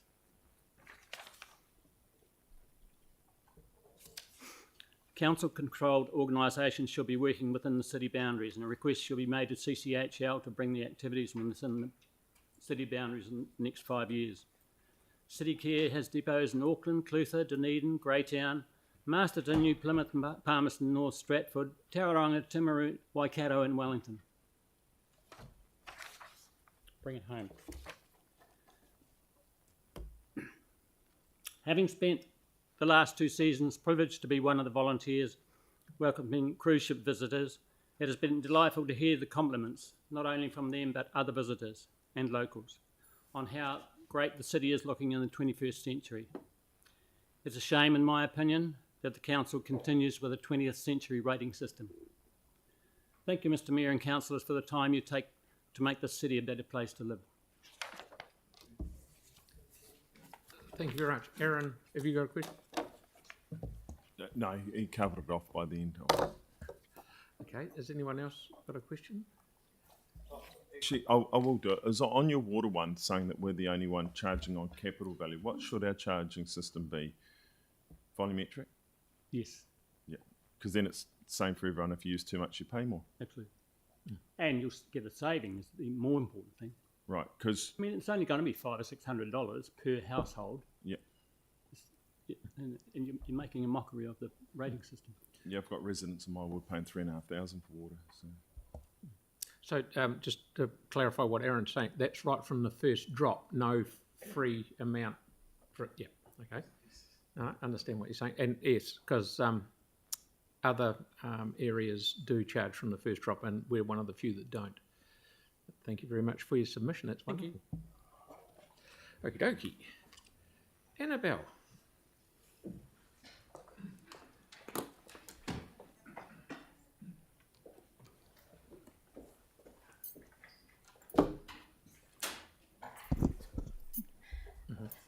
Good afternoon, Mayor and councillors. I'm going to speak really quickly because I usually get more than 5 minutes. This afternoon, I stand before you and represent 1,121 businesses from the Central City Business Association, and we are located within the vibrant membership area of the Central City. Our mission is to be an effective representing body for the Central City business community, focusing on strategy, advocacy, accessibility, marketing and safety. Today, I urge each and every one of you, on behalf of our members, to commit to responsible financial stewardship and prudent use of ratepayer funds. Each and every one of us has to make tough financial decisions in our day-to-day life. And our members are also making these tough decisions in their businesses, especially in this difficult economic climate. Many of our members, like myself, work every public holiday because times are tough. We no longer can have it all.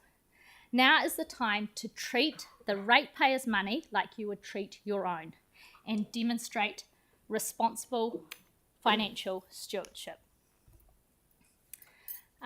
As you can see in our submission, that we do support the increase for the major events. So let's acknowledge the undeniable economic impact of these major events.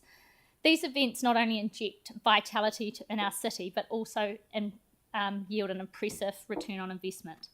Take, for instance, the data from the 22-23 financial year, where an investment of only 2.9 million generated 35.8 million in visitor spend. That's an 11-to-1 return.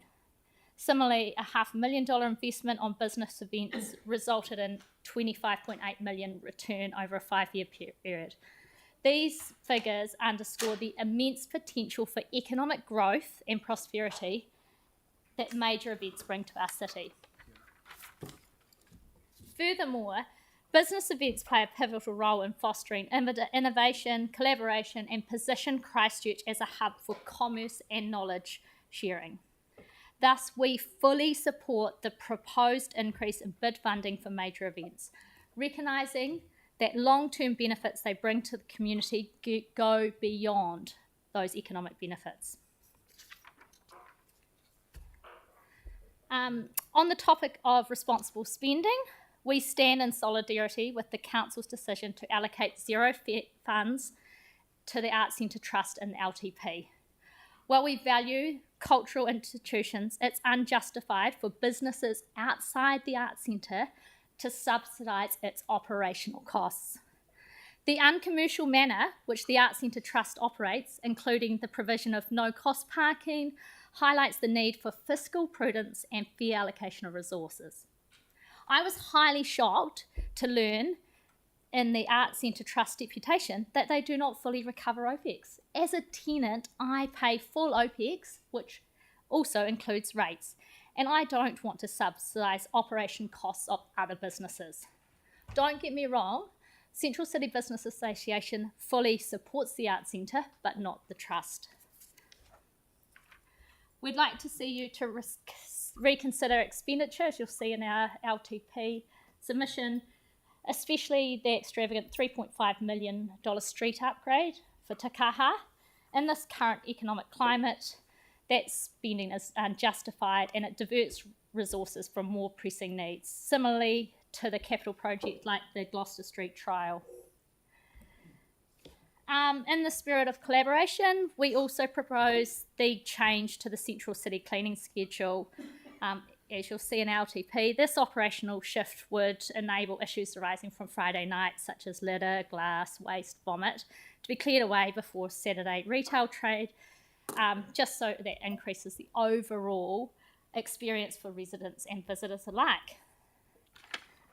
Now, I quite like the Botanic Gardens, and I've searched high and low, and there's no money tree in there. And neither do our members have one, so the proposed rate increase is too high. In conclusion, I ask you to be vigilant guardians of the Ratepayers Fund, prioritising investments that deliver sustainable long-term benefits to the city. Now's actually the time to dust off that silverware at the back of the cupboard and pop it on Trade Me. And together, let's ensure every dollar spent in the city is invested wisely for the prosperity and well-being of our city. Thank you, Annabelle. We've got one question from Sarah. Thank you. I have three, but I have to pick one, and I'm going to pick the one on the return on investment. Yeah. So do you believe that the council should be investing in projects or programs that return a large return on investment, so in that sort of 10 plus range, that are sort of city enhancing ones, but not spend on ones that are lower than that? I think it would be a case-by-case analysis. Some of those large spending items don't just give financial benefit, but that brand recognition. And we want to continue to be the city that shines in New Zealand. Yeah. So the Te Kaha Street spend, you know that a third of that is actually in replacing the 100-year-old cast iron pipe water supply to Te Kaha and the businesses around there. And do you believe that should go ahead? Well, what we believe shouldn't go ahead is the council. If the government aren't going to fund that, then the council shouldn't pick up the pieces that the governments have left behind. It's not fair on our ratepayers. Okay, thanks. Thank you, Annabelle. Thank you very much. Okay, so Martin here, please.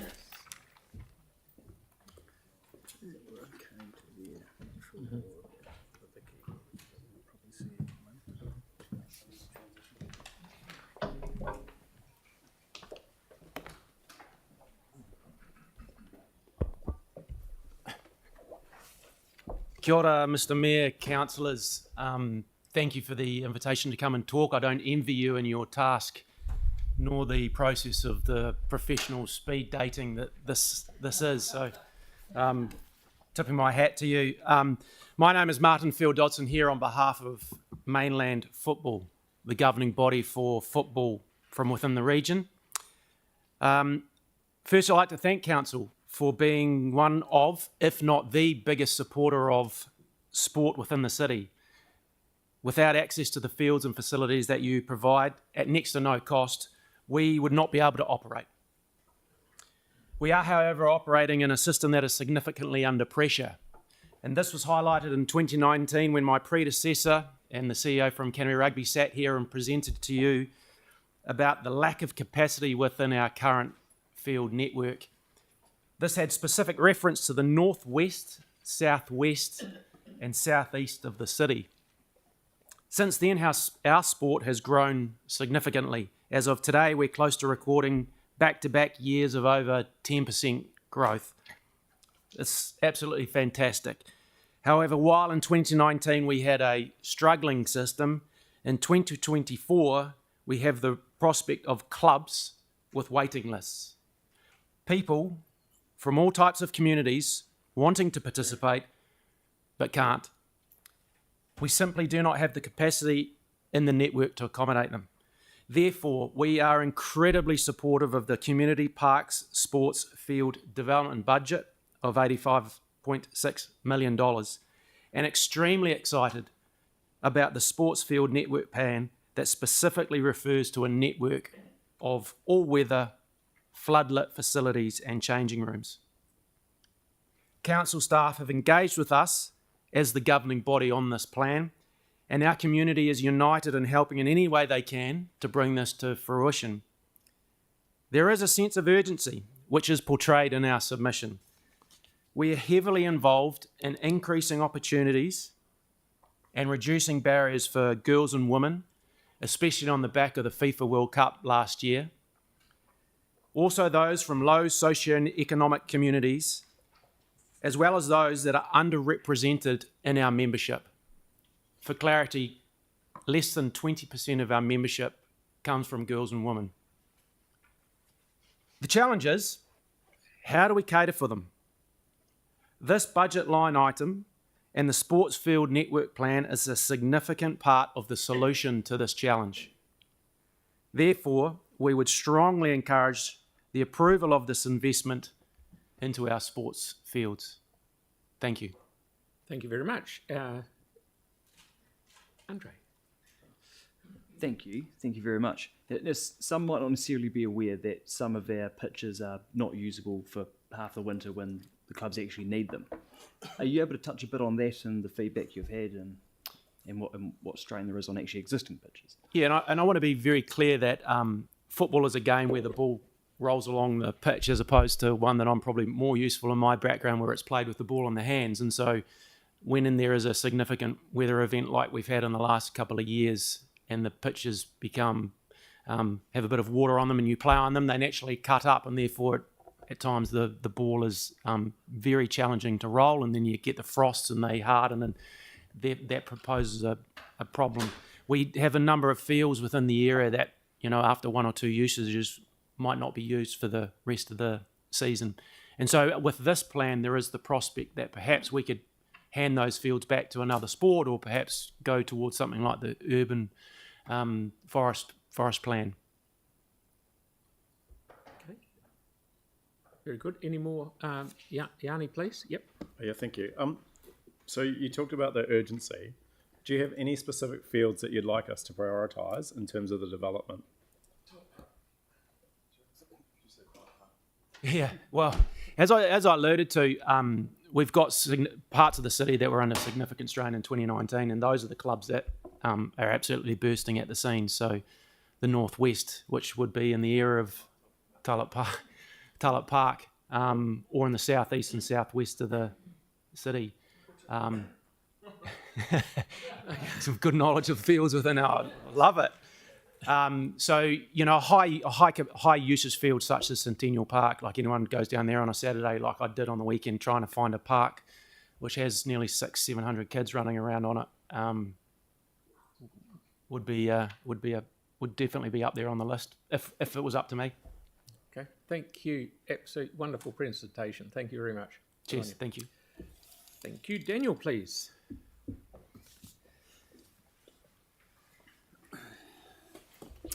Kia ora, Mayor and councillors. You might get from my badge that I'm a build on Martin's story here on behalf of Cashmere Technical. I'm on the board. So fundamentally, cutting straight to the chase, really supportive of the Community Parks Sports Field Development Program, the $85 million that's earmarked for that. We just want to see that stay in the long-term plan.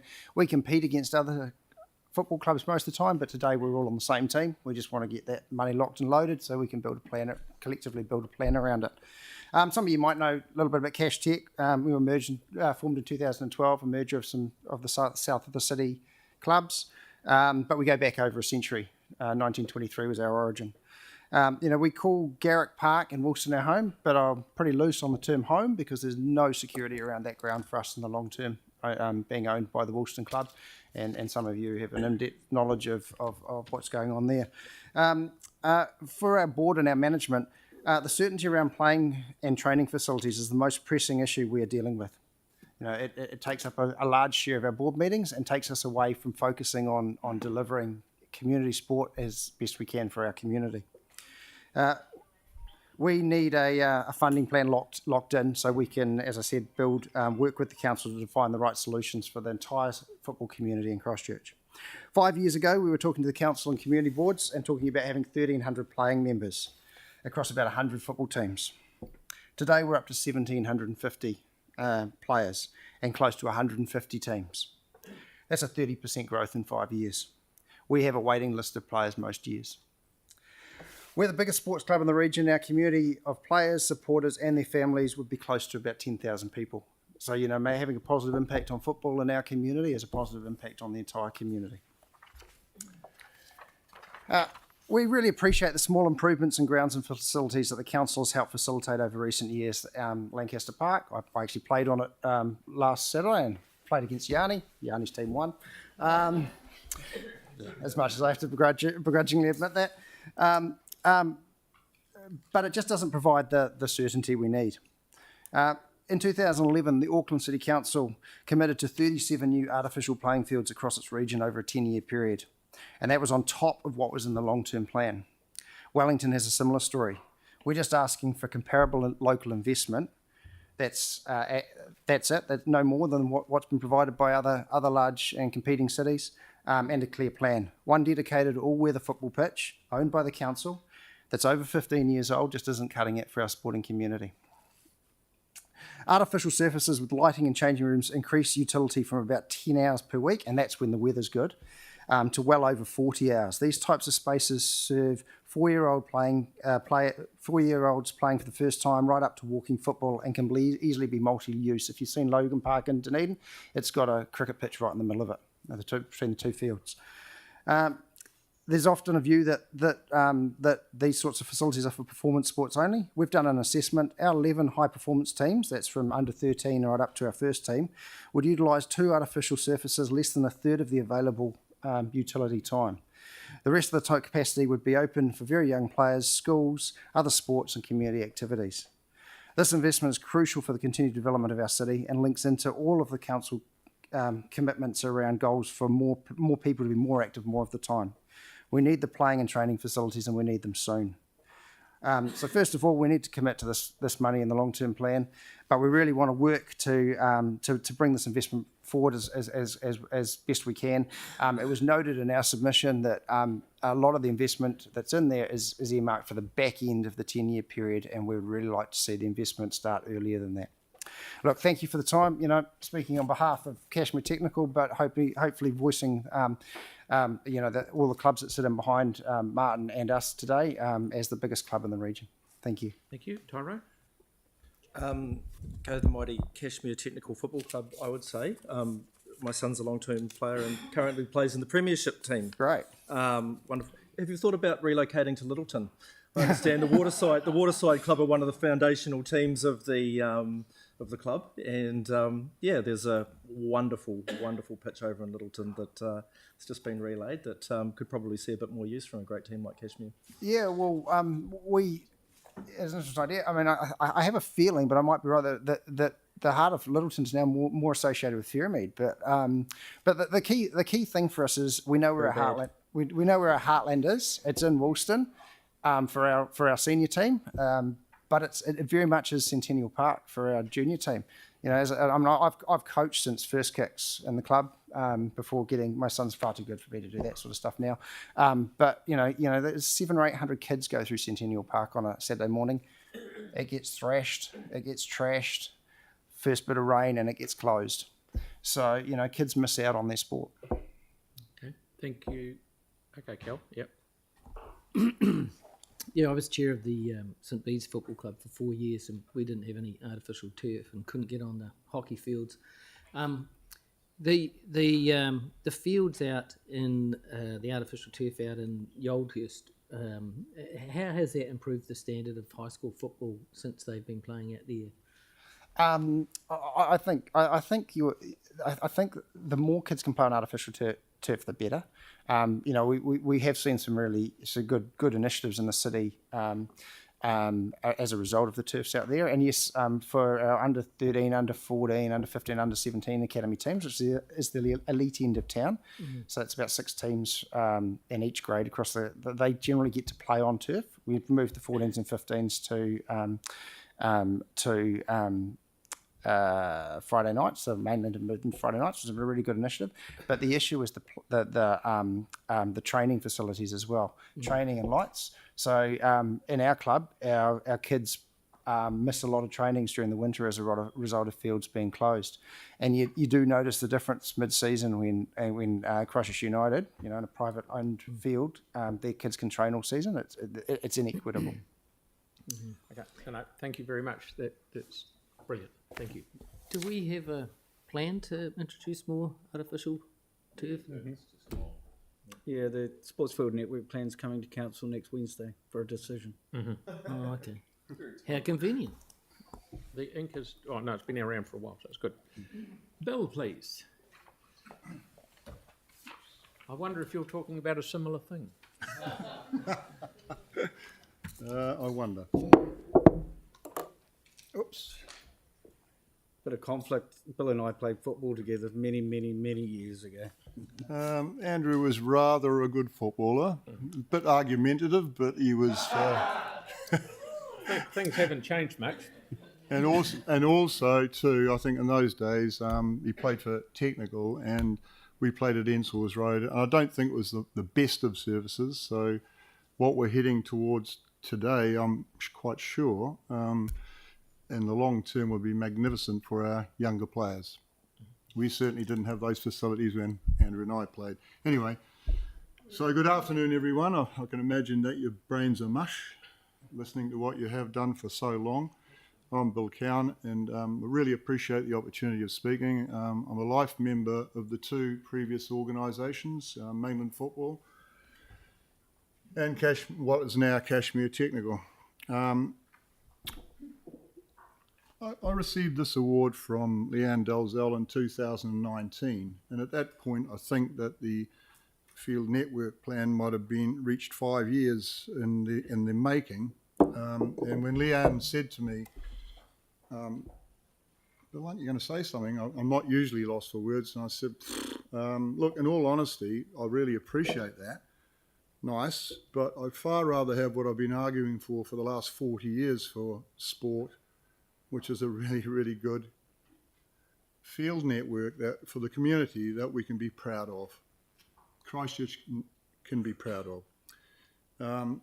As Daniel's mentioned previously, I'm the president of the largest sports club in the South Island, and as he said, around about 1,700 odd players, and we certainly don't beat our breasts about that. We go, oh, how on earth do you run something? We've got an Auckland-sized club in Christchurch, but we must have done something right because from inception, I think it was 1,100 at the merger in 2012, and he's mentioned a 30% increase, but from beginning, probably a 50% increase in a decade. So that's pretty good. So we must be doing something right. I'm responsible in the club for fundraising, and put rather selfishly, I'm getting worn out. I've got the gold card now, and I've been doing this for over 40 years. Last year, I had to find in the region of about $100,000 to access sporting grounds and facilities. $100,000 for a community club. That's just to allow us to function. So anyway, rather than looking back at what could have been, should have been, I think I'm really pleased that we've got this, we've got a formal name, ID 61785 for the $85.6 million increase. I think that's fantastic that that's going to be probably detailed a wee bit more in the next few days in the formal presentation of a field network plan. And I think within that, as been previously mentioned, is the provision of 12 all-weather surfaces complete with floodlighting and changing rooms. I think that's fantastic. Pardon the pun, but support of the proposal will be a game changer for sport in Christchurch, I believe. So that's wonderful. I've always loved Christchurch. I'm proud to be from Christchurch and represent it nationally as well. But in truth, I'm perpetually embarrassed because for the last few years there's been a national survey called the Voice of Participation Survey, where since inception Christchurch has been voted as having the worst community sports fields in New Zealand. My own club is regarded very highly in all other aspects of the survey, however we score the lowest of any club in the actual playing experience because of poor quality football fields. I urge approval of this long overdue but very exciting proposal, which will enable guaranteed healthy activity for thousands of Christchurch ratepayers and their families, who obviously do not have the same opportunities currently that other councils around New Zealand provide. Please approve this proposal and elevate Christchurch's sporting mana. Thank you. Thank you very much. Questions? Tyrone? Thank you, Bill. No, that's brilliant. I'm just thinking of clubs in Auckland that have really stellar facilities, like Western Springs springs to mind. How did they? This is a genuine question. How did they go about sort of getting that? What was the model that they deployed there? Western Springs is the largest club in the country, and they've got about 3,000 members, so they're almost double our size. And that's a peculiar thing about football. I don't think that situation is anywhere else in the world. But anyway, to answer your question, I think they've just got. I think possibly the difference is this is only a personal view, but at the moment I think council engages us with heads of sport, and maybe in my view it would be nice if it scrolled down through the community a bit more to the entities, the clubs themselves, and questions were asked about the need. I think that word need is huge. I think everyone would get that word, but I'm not quite sure. I think we could probably improve things a bit better by scrolling down to the actual clubs themselves in the sporting area anyway, to get their feedback. Thank you. Yeah. Look, you've done this twice today. Okay, carry on. Just out of interest, Bill, what does an artificial turf cost? Say installing one. Well, probably Andrew might know a little bit more than me currently, but I have been involved with it all the way through. And look, it's like anything in our current economic climate. They've gone up a lot, but you could possibly arguably say for one, standalone, and this is not what the proposal is they're going for 6 hubs of 2. So you'd have to say on the economies of scale it would be cheaper, but I would imagine somewhere around in the vicinity of $2 million currently on good ground. On good ground, and of course a lot of Christchurch is not a good starting point. It's old rubbish dumps, hail sites, as you're probably well aware. But on good ground, maybe a couple of million, I don't know. It would have to be done, costed on an individual. Once you've got it, you got it, right? Well, the thing about them is, and we were fortunate in 2015 to get Garrick Park allocated for the FIFA Men's Under-20 World Cup. And I was involved in trying to raise in the vicinity of $4 million in the community to have that occur, which we did, and that's lovely. And as I think Daniel may have mentioned, the Wilson Club is really struggling at the moment, and we have no security at that venue whatsoever. But we built a FIFA quality surface and a training pitch alongside it, which used to work well for us when we had 2 or 3 high performance teams. We've now got about 11. Thank you. Yep. Thank you very much. Now, just to put councillors in the picture, this $85 million is already in the 13% increase. It's not on top of. It's not something that's getting added in. So it's already in the cake. So they're just asking us to support it. Thank you. Yep. Thank you very much. Thank you very much, Phil. Thank you. Okie dokie. Katrina, please.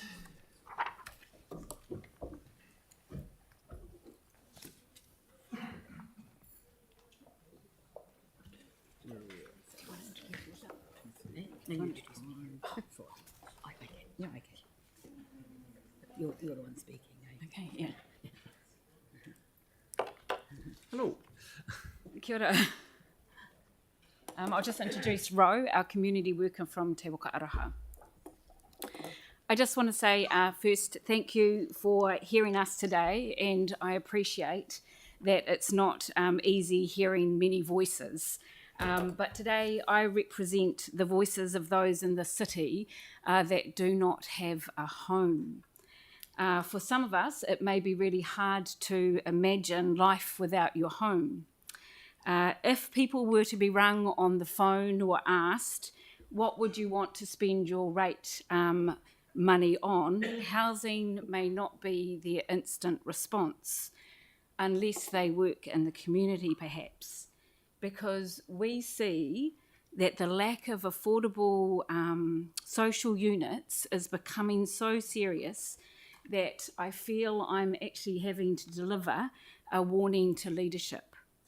People can't manage life when they have no home, and I mean no home that they can afford to live in.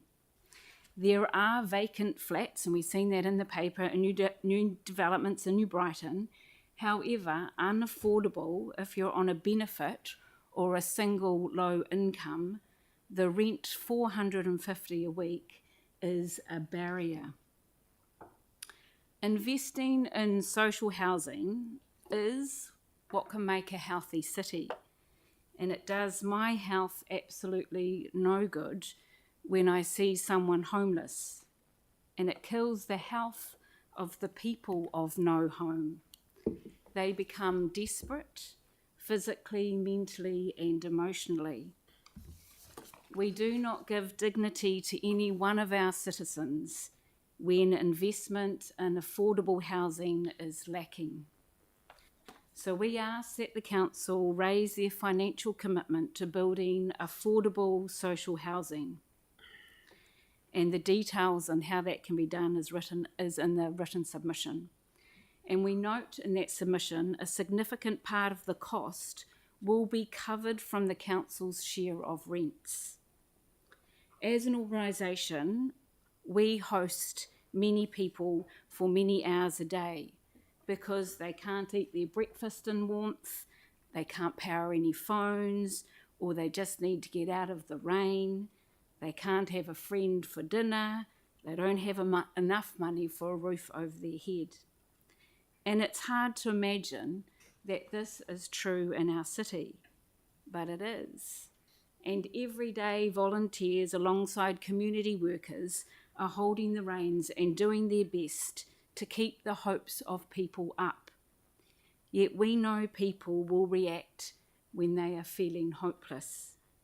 The response can be vandalism, illegal activity, increased conflict, increased mental health issues. It will cost the city more in the long term. I ask you prioritise the basic needs of the people of your community, the voices that are not usually heard, the voices that get lost because others already have their basic need met of a home. I imagine much harder times in our community as the housing crisis in our city becomes more desperate. Community organisations working on the ground will face this chronic situation and continue to support those without homes, and we will also continue to support and serve in other areas of need. We are seeing difficulty right now, yet we also find in the long-term plan the funding for organisations like us is not in keeping with rising costs. So we ask the council today to relook at the Strengthening Communities Fund allocation and increase its allocation. We want to keep working in our communities, but without funds to mitigate rising costs, and you know about that, it's becoming very strained. There's a quote I like from Jean Paul Richer: "Do not wait for extraordinary circumstances to do good action. Try to use ordinary situations." Thank you. Thank you very much. What have we got? Oh, spot on time. Thank you. Yep. Thank you very much. Very good. Okay, Leslie and Nigel, please. No questions? No, sorry, No, we're time, we're ran out of done. time. Oh, ran out of time. Yeah, Okay, sorry, so sorry. spot on But- time, but run out of time. Yeah, yeah. Okay. No, on time, out of time. Thank you. Thank you. Hi guys, I've also got John Harding along because he's Exhibit A. Yeah, far away. Yeah. Cart director for the Lord of the Rings movies and now heavily involved with French Fest. So. Push the button. Yeah, he's going to push the buttons because he's got training. And I'm here as president of the Akara Heritage Society. Thank you. Not an elected member. Has someone called action? Yeah, time's going. Kia ora, my name's Leslie Burks Harding. I'm the secretary and manager of the Akaroa Heritage Festival. Sorry, I'm the secretary of Akaroa Heritage Festival Society. I'm the manager of the French Festival. We exist to produce Akaroa French Festival, a free, family-focused, 3-day event every 2 years for the cultural, historic, ecological and economic benefits for the communities of Banks Peninsula, Christchurch and the wider regions. Due to its huge success and massive popularity, 8,000 to 10,000 people descend upon our small rural village of Akaroa over 3 days. The financial benefits to our business community are immense at the end of the slow winter months. It's very welcome. We enjoy great community engagement and cooperation from proud Akarovians, our businesses, Tirunanga Onuku, our local Lions Group, Akaroa Area School, the Fire Brigade, the Pest-Free Banks Peninsula, and the families of early settlers all step up to fundraise for themselves, raise awareness, contribute and support. How on earth does our small volunteer committee achieve this? We have no problems with local engagement. However, sorry guys, our budget for 2025 is approximately $340,000. The budget's increased because of the need to contract more key head of department personnel. Some of these highly responsible roles, such as production and vendor management, health and safety, traffic management, marketing, food and beverage management, have become too big to expect our wonderful volunteers to cope with 100%. We need professional skills to lead the charge. May we state here that we're extremely supportive of the CCC Events and Festivals Fund and thank the Council for its availability and supportive guidance of the ENF team throughout our festival preparation. The fund is fantastic support for our festival and a major contribution to our funding program. However, we desperately need more financial help to maintain this festival at its current levels of excellence, both in content and professional levels of delivery. Could it be time to include us in the LTP? French Festival is a great draw card for the Christchurch Destination Kaupapa. They've been kind enough in the past to include us in their marketing material for the last 2 festivals, in fact. We consistently punch way above our weight. Thanking you for the opportunities to submit. Tēnā koutou katoa. This is my colleague, Yeah, hi. Nigel Harrison.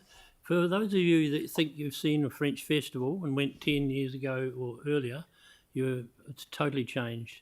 It used to be an organisation where the Comte de Paris people would come and congregate once a year and pat each other on the back. We've now opened it right up, due to the help of these professionals here, into something absolutely incredibly vibrant. And we have a total engagement with all the communities. John here writes a play. He's into theatre. He writes a play all about the heritage content of the landings, all of the landings, starting with Mana Whenua, going all right through the whalers, the sealers, the French arriving. And it's a magnificent play on the beach in the morning. So we need help. We need a little bit more security around funding. We raise a lot of money. We get about 50,000 at the moment out of heritage and community funds.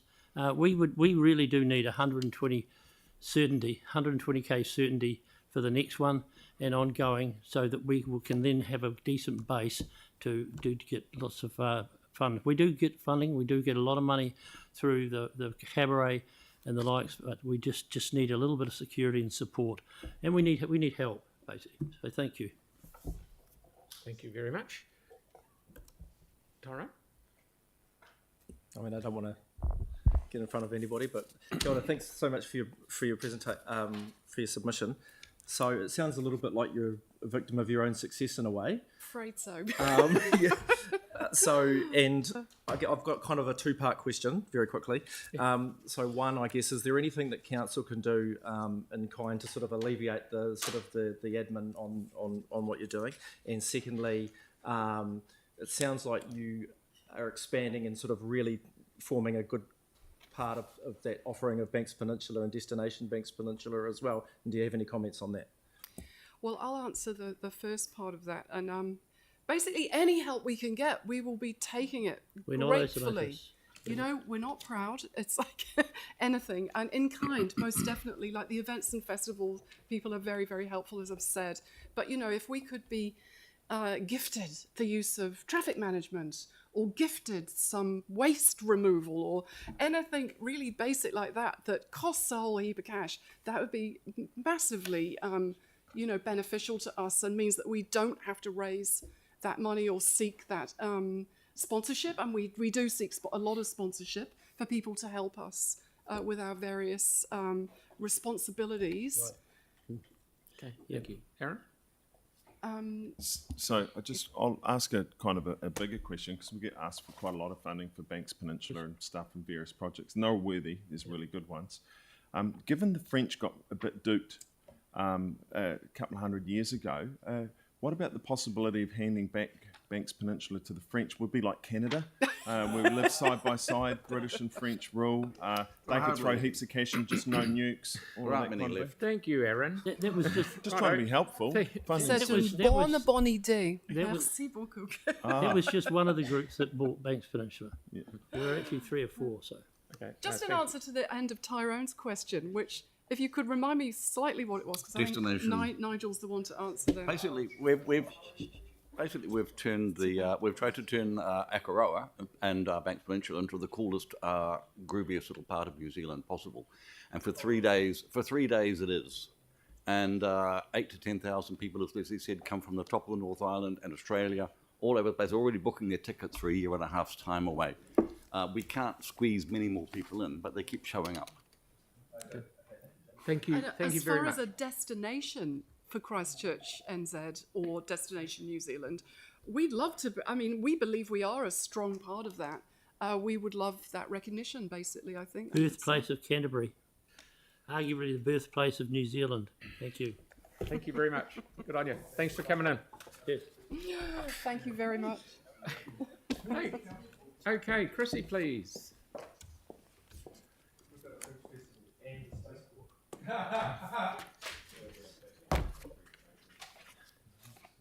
Hello. Thank you, Mayor and councillors. Kia mihi te whenua, te manu whenua, me te reo ake o te whenua, toitu te tiriti, mō ngā mokapona. So please, can we remember our grandchildren? I have got just a few slides just to help me stay focused. Can I just say I'm pretty sobered after listening to Katrina and her not being able to answer questions, especially after hearing 15 minutes about football. So, you know, I just think, just felt really, her submission wasn't very well acknowledged, and that's just how I'm feeling. So my submissions of smorgasbord of issues, but I'm obviously not going to speak to them all. I'm going to try and focus on the ones that I feel are really important to me. The first one I'm speaking to is the Uniform Annual General Charge. A year ago, I sat here and talked about this. I'm absolutely devastated to see this increase of 30% in the UAGC proposed this year. It had been increasing about 5% every year up till last year, and I thought that was still too high. Tucked away on page 128 in volume 2, you find some justification for it, which I think is just spurious. One, it does acknowledge the UAGC is regressive, absolutely agree. It then goes on to say that owners' ability to pay is not considered likely to have a strictly linear relationship with property values. There's a very strong correlation between property values and people's ability to pay. This 197 is probably nothing to any of you, but it's very significant to people on low incomes and low property value houses, and people who are paying also paying for rentals. It then says we will apply a relatively low UAGC. 197 is not relatively low, especially compared with last year when it was 153. So I urge you to bring it back down to something more reasonable. Around 160 would be a 5% increase on last year. On my second slide, I'll talk to a couple of the issues. One is around climate change. I think the adaptation planning that's going on will take 14 years at the current funding. I absolutely agree we need to bring forward extra funding to create a second project team so you can halve that time. I actually think you need a third project team to complete that adaptation planning in 4 to 5 years, so then you can then get the district plan changes. We need to get ahead of the game. We need to get ahead of the next flood, the next big sea level rise, or big which is happening right in front of us. So, or the next landslide, or the next fire, whatever it is. So, can we please make sure that adaptation planning is accelerated? The sediment, every time there's rain, the sediment that's going down the Opawaho is just incredible. The ponds, retention ponds in the upper catchment are really effective for flooding, but they're not reducing the sediment by very much at all. We need to stop sediment at source, and the best way to do that is to get some planting in every gully on the Port Hills. We need to invest millions of dollars in that, and we need to support the Adventure Park and the owners of the land in the Adventure Park, the McVickers, to not replant in pine trees after the fire. It's crazy that they replanted after the fire in 2017, and now they just burnt down again. It's just because of their insurance seems to drive that. So if we can support and facilitate that, and I know volunteers will help to get native planting back into the Adventure Park post-fire, would be helpful. And the last thing on this slide I talk about is that the permanent co-governance entity, it's under the level of service. It talks about not having it established till 2025, 2026 year. That's another whole 12 months away. That's just ludicrous.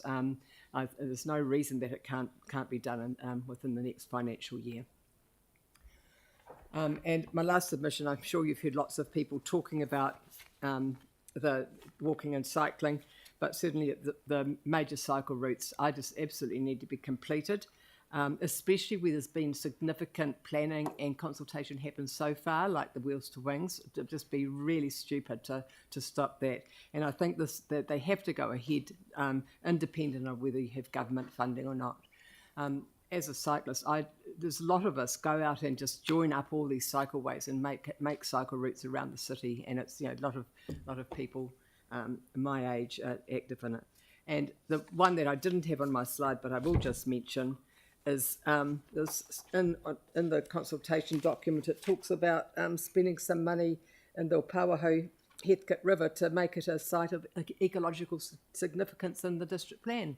It already is a site of ecological significance in the district plan, so someone has messed up there. So maybe that money that you're going to put into doing that planning work could go into planting trees on the Port Hills.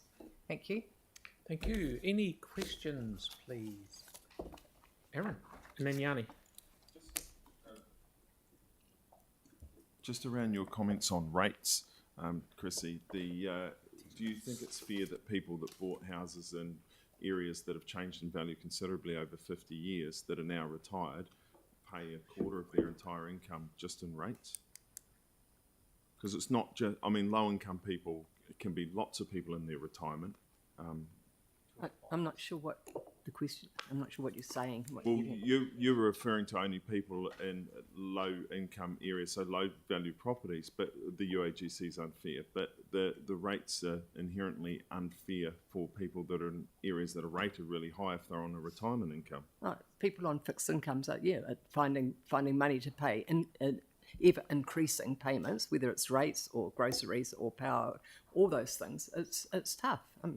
And as someone who's trying to live on the pension, we got an increase on the 1st of April, but it doesn't compensate for all the other increases. So absolutely agree. It's Yeah, to it's stuff hard on all people on low and fixed incomes. Thank you, Or Aaron. effectively Yeah, fixed no, just Yanni, we're 15 minutes behind already. Yanni, mate?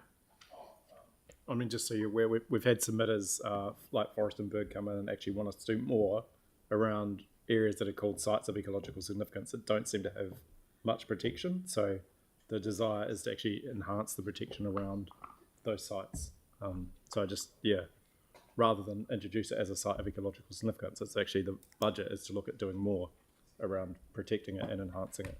But it is already, the plan says we will spend, to change the district plan to protect the Heathcote River as a site of ecological significance. I read that they were going to make it one. But because you're we've reading had- it, that is, it's to actually do more for the... Okay. Thanks. Thank you. Thank you very much, Chrissy. Good. Thank you. Thank you. Now, Ivor, please, is speaking for Chris. Is that right, mate? That's correct. Thank you. Yes, unfortunately, he gives his apologies. He's had a close member of the family die, so he's at the funeral. Sorry to hear that. So this may well be a situation where I'm reading from paper rather than being able to answer questions directly. But basically, the session is the smart cities, are they the future? And this whole intention is to actually divulge and to show how far we are down that line and what is actually happening. So technically, most of the stuff that you would hear about, it comes out of the book that you see the front cover of there, which is Carl Schwab and Thierry Mellerit. And sorry, let's just see if I can take the next one. So essentially, the Great Reset book talks about the new reset and working, education, exercise, and everything from home. Little reason to leave home. In other words, it's place-based living. So that strategic partnership framework is a worldwide organization, and the whole process of this is to bring everybody into the same process of thought when it comes to managing councils and regional areas and people as a whole. Okay, moving on to the next one. The United Nations have put the Sustainable Development Goals up there, and these particular forums we are now partners of them. Okay, moving on to the next one. So what are some of the ways in which Carl Schwab believes technology is transforming the way we live and interact with each other? So firstly on that list there, you'll see neurotechnological brain enhancements. That is essentially fiddling with our brains and putting some kind of technical gizmo in there. The advancements have been quite profound. If you actually watch any of Mr. Musk's developments, that is all in good intentions, but unfortunately it may have other implications. Genetic editing. This also mentions genetic editing, which is another area of rapid progress with potential to fundamentally change the way we live and interact with each other. On-demand economy. Schwab emphasizes the rise of on-demand economy, which also referred to as sharing economy. Basically, this brings down to an objective where the major corporations have a major say in what happens in and around us. New forms of organization and leadership. The book highlights an impact on businesses, identifying that technology is driving forth the Industrial Revolution and substantially influencing how businesses are led, organized, and resourced. The World Economic Forum and the United Nations advancements bring about what we have here as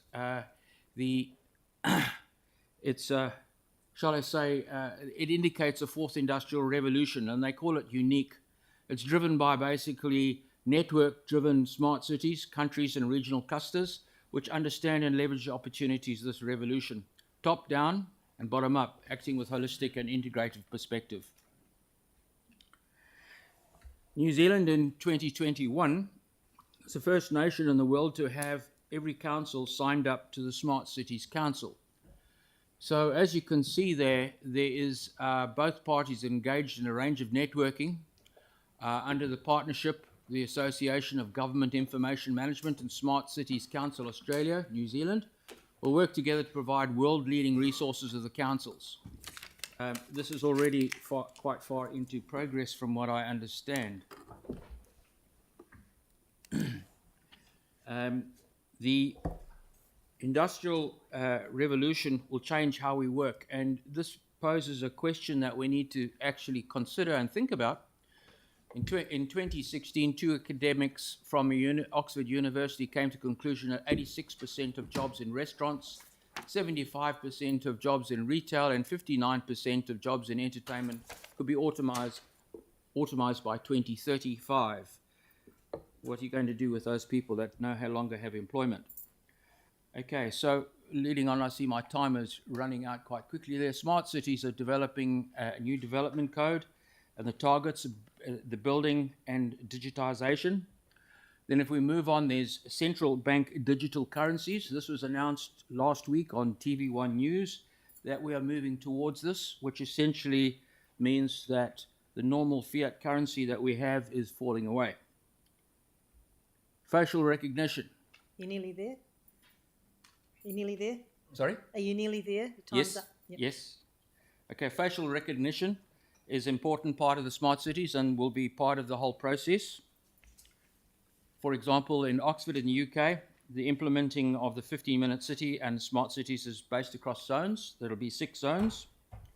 Then we talk about guide to ultra low emission zones. In other words, there will be total control over that. And lastly, there's the solar engineering, which implies that they will put all sorts of things into orbit and affect the climate as a whole. So essentially, I've run out of time to talk about the basic income, the construction environment costs, vertical farming and lab-grown meat and milk are the future, and why tent living is actually environmentally the most sustainable option. Going nomadic, as Maori originally were pre-colonialism. Thank you very much. We have to move on because we've got another meeting after this. Thank you so much for coming in. Okay, thank you. We've got a copy of your submission here anyway, we can finish it. So I'd like to welcome Deborah August Jordan, please.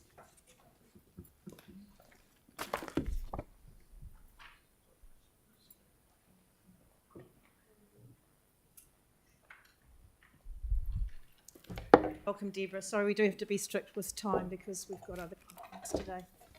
Fire away. Good afternoon. Well, not me now, and so I'll say hello to everyone.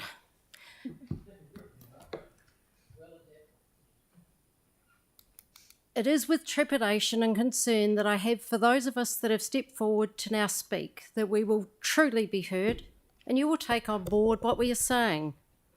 I've stepped up to speak for myself and many people who have expressed to me their feelings about what proposals have been presented. Debt level currently at Christchurch City Council is exorbitant, especially when this largely falls on rates as being 61% of the funding over the next 10 years. That's noted in your draft plan. We're in a cost of living crisis with families struggling from day to day and week to week. How will they make the decision of whether they can afford to pay for basic necessities to be able to survive if rates are increased at what has been proposed? Would you increase your own personal debt, for example, your mortgages, to purchase something if the repayment pressure on your household was such that basic necessities were impacted? I think it is time to have a very in-depth, independent audit of all expenditure at the council and start trimming the fat.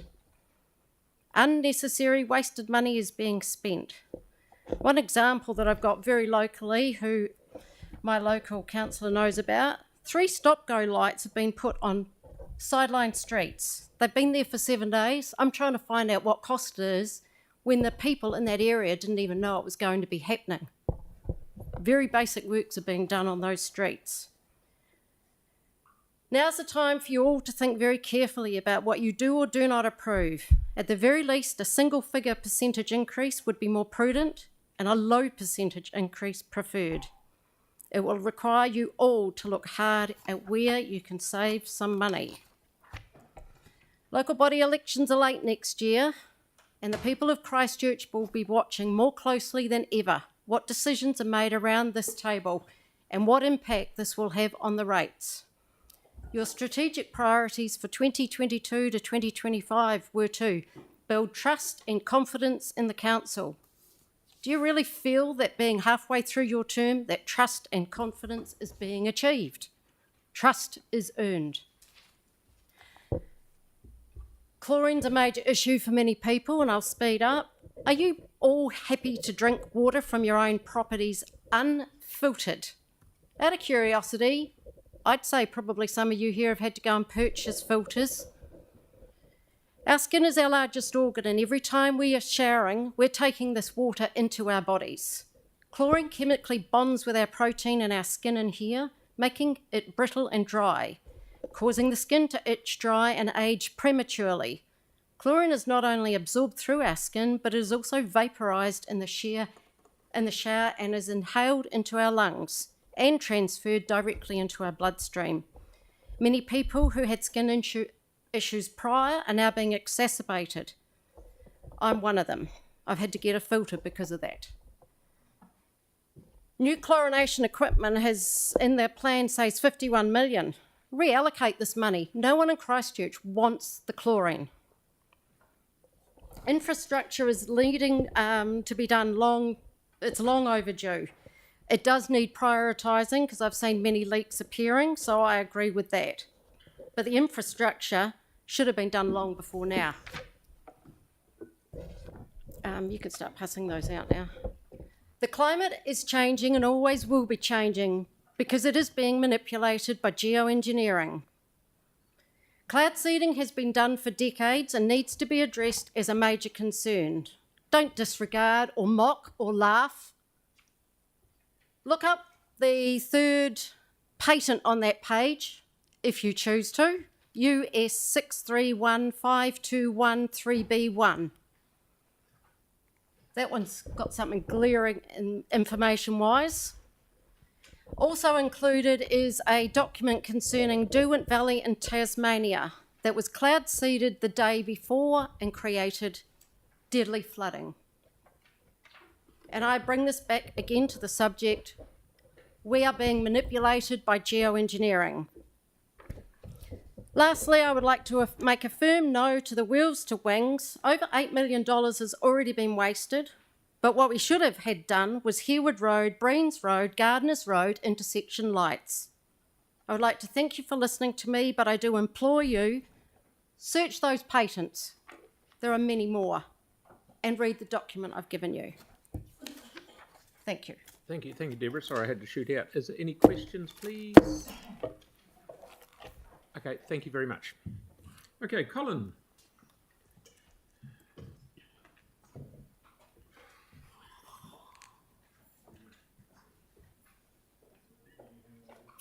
So there's only 9, 8, so there'll be one between two. Kia ora koutou.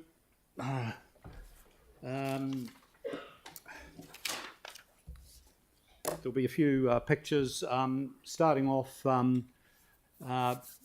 business as usual. It's not going to work, but unfortunately, the creative, talented, and busy people of the city aren't able to condense all of their knowledge and information into 5-minute submissions. And so, the key proposition here, which I've made many times before, is you need to elevate citizen assemblies, not just as a way of communicating what you're already going to do, but actually engaging the community in an open door way, sharing those ideas, collaboratively co-designing the future.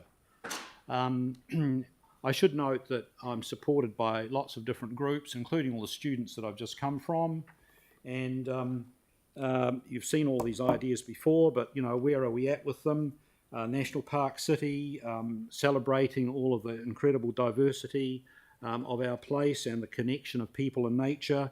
The City Nature Challenge just concluded. Of course, we were 26th in the world in terms of number of observations of natural history.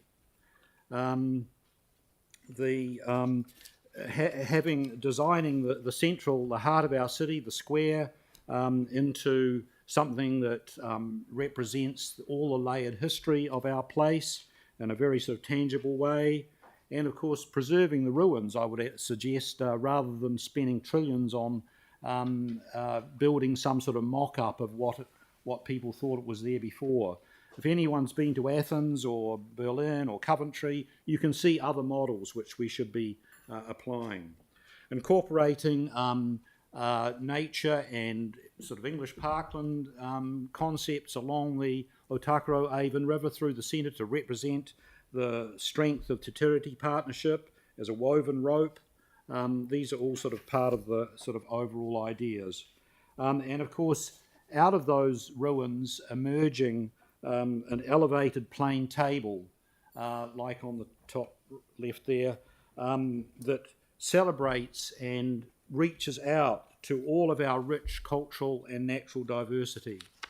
We could be doing this, and a bit like the Peace Bells, sort of promoting and being a beacon to the world of how we kind of are joining up with everyone and using our history and our knowledge to do that in a very creative way.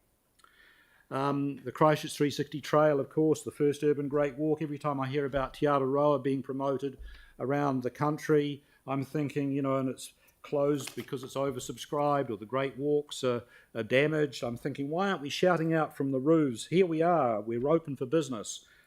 This rich experience of our city hikoi, ready to go right now.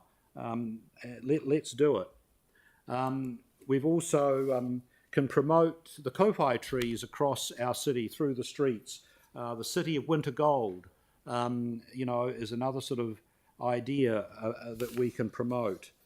We need to build the Super South with all its regions across the South Island, and take our message of Te Waiponamu to central government to stop them hollowing out the South and bringing back, head offices, investment in infrastructure and public transport, instead of the billions that are being spread all further and further north.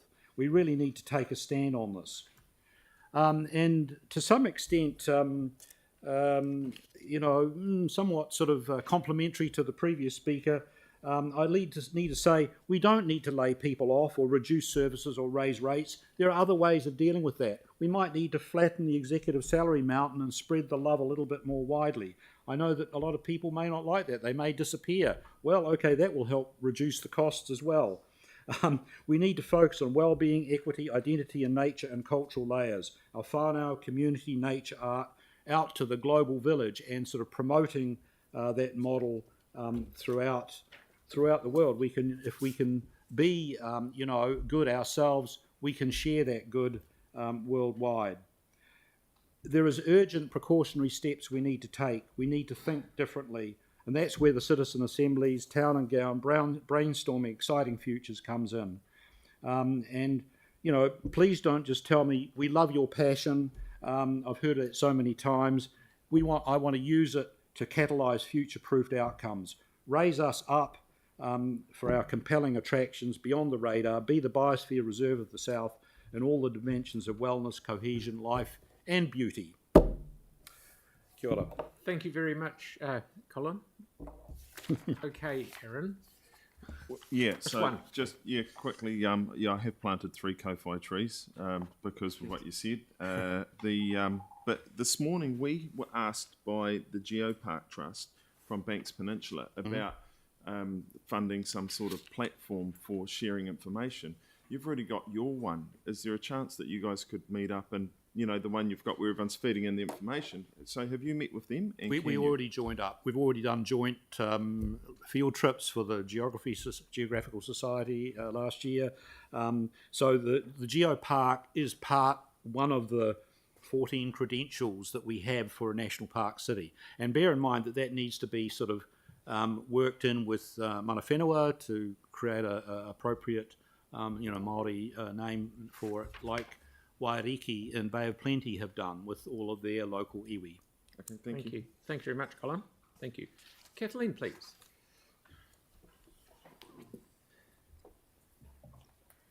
Good afternoon. No slides here, handouts for me, and I want to make sure that I leave you time to ask questions.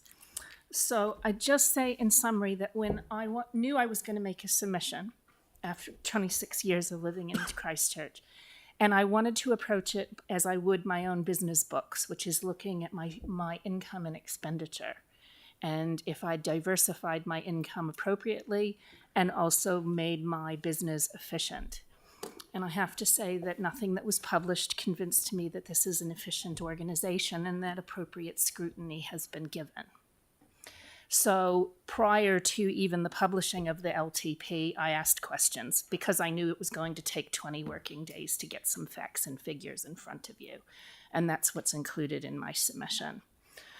Bottom line here is that rates affect everybody. Don't be a bleeding heart and say it's about the pensioners and it's about the low incomes, and it affects everybody. We are a nation of small and medium businesses, a lot of self-employment. It doesn't matter where you stay in the economic cycle. These rates affect us, and 13% is just too high. And I don't believe that it'll suddenly drop to 6% or whatever. That's just marketing. And also, you don't spend money where you don't have your business partner actually committed to putting in the money. So whether that's Wheels to Wings or roadworks around the stadium, if the central government hasn't committed the money, you can't commit our money. You're stewards of our money, and you have to charge us appropriately. And I'm happy to take any questions that you've got. Okay, Sarah, please. Yep. Thanks so much. When it comes to business practice and being efficient and things like that, one of the things that a business would also do is to make sure that its assets are well maintained. And do you believe that we should be making sure that, for example, our water pipes and our roads, all those kind of things, are actually maintained appropriately so they don't go backwards and we don't wear bigger costs later on? Yes, I think infrastructure is an accepted service that local government should be providing. Yeah. And I think the reality is in the 26 years, I've found the council stray further and further away from its core mission because you keep adding things that are nice to haves and things that make you feel good because you get children telling you that they're going to name their firstborn child after you. And your politicians, and I understand that that's what floats your boat, doesn't float my boat. No. But that the climate fund is a nice to have, except you haven't convinced me in your document what you're building into your current work program that helps with climate change. Yeah. And you're sitting in probably the one biggest underperforming asset that you're spending our money on. This building is a waste of money. It takes up too much space. I've given you a proposal on how you're going to downsize it, and you're going to get some money back, which is putting people more on a work from home arrangement, downsizing your footprint and subletting some space so we can get some money back into our books. Times are tough. You have to change your business model. Excellent. And Andre. Thank you. First off, compliments. You've not just told us to be mindful of rates increase, but you've actually offered 15 ideas on things, which, really appreciate you doing that. It's useful for us to hear them. So one of the best submissions I've seen in doing so. My question is, just to mention one of them, you pointed around user pays fees at council facilities.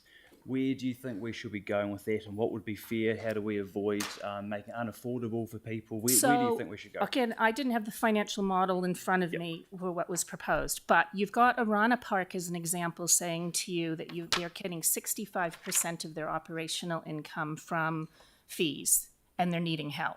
Yeah. But when you look at the Grand Condon Centre example that I provide you, you're down well below 50% as users. So I would say, yes, I support, by the way, the money for Arana Park, but you've got to raise your user charges at the recreational facilities to meet that 65% mark in this cycle, and then need to look at leveling the playing field as to where things go. But I have no problem as a ratepayer providing the facilities and funding the depreciation, but I expect users to be prepared to pay for what we're providing them, not to pay more than half of every time someone wants to use the gym. Again, you've been very thorough. Thank you so much. No worries. And lastly, Aaron? Yeah, so with libraries, the amount of hours they're open, so what would you think of a plan to keep Tūranga open all its hours, it is, maybe even extend, but all the others reduced by a day? Well, see, this is it. I think for 26 years, I've seen every political cycle hold up the libraries as the first thing to cut. And yet I know a number of people in the library system that are the lowest paid members of the council. And if you were using your facilities more appropriately, the mayor and all of you could hot desk at the library and reduce the space in here. And then you become more connected with the people that you're supposed to serve. So I don't think it's about hours of the library at this stage. It's about nibbling around the edges, as well as taking some big gulps. And I've said to you, stop all recruiting. That's your baseline. Times are tough. Stop all recruiting with the vacancies that are open. No one loses their job if you don't recruit a vacancy. Excellent. Thank you. Thank you very much. No worries. Thanks for it. Have a lovely day. You too. Okay, Mark, please.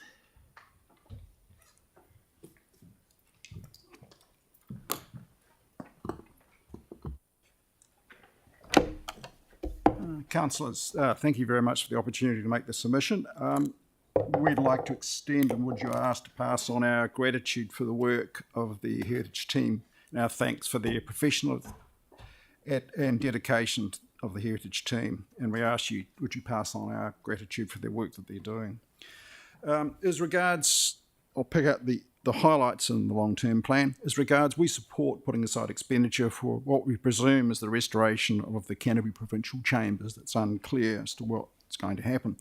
However, we find this problematic because we're not sure what exactly we're setting aside money or supporting for. We understand via the press that the council is entering into commercial negotiations with an unknown commercial entity, according to the press. It was done under public excluded. So we're not sure what the money is going to be spent on, who or with, but you're asking us to put aside money and support that.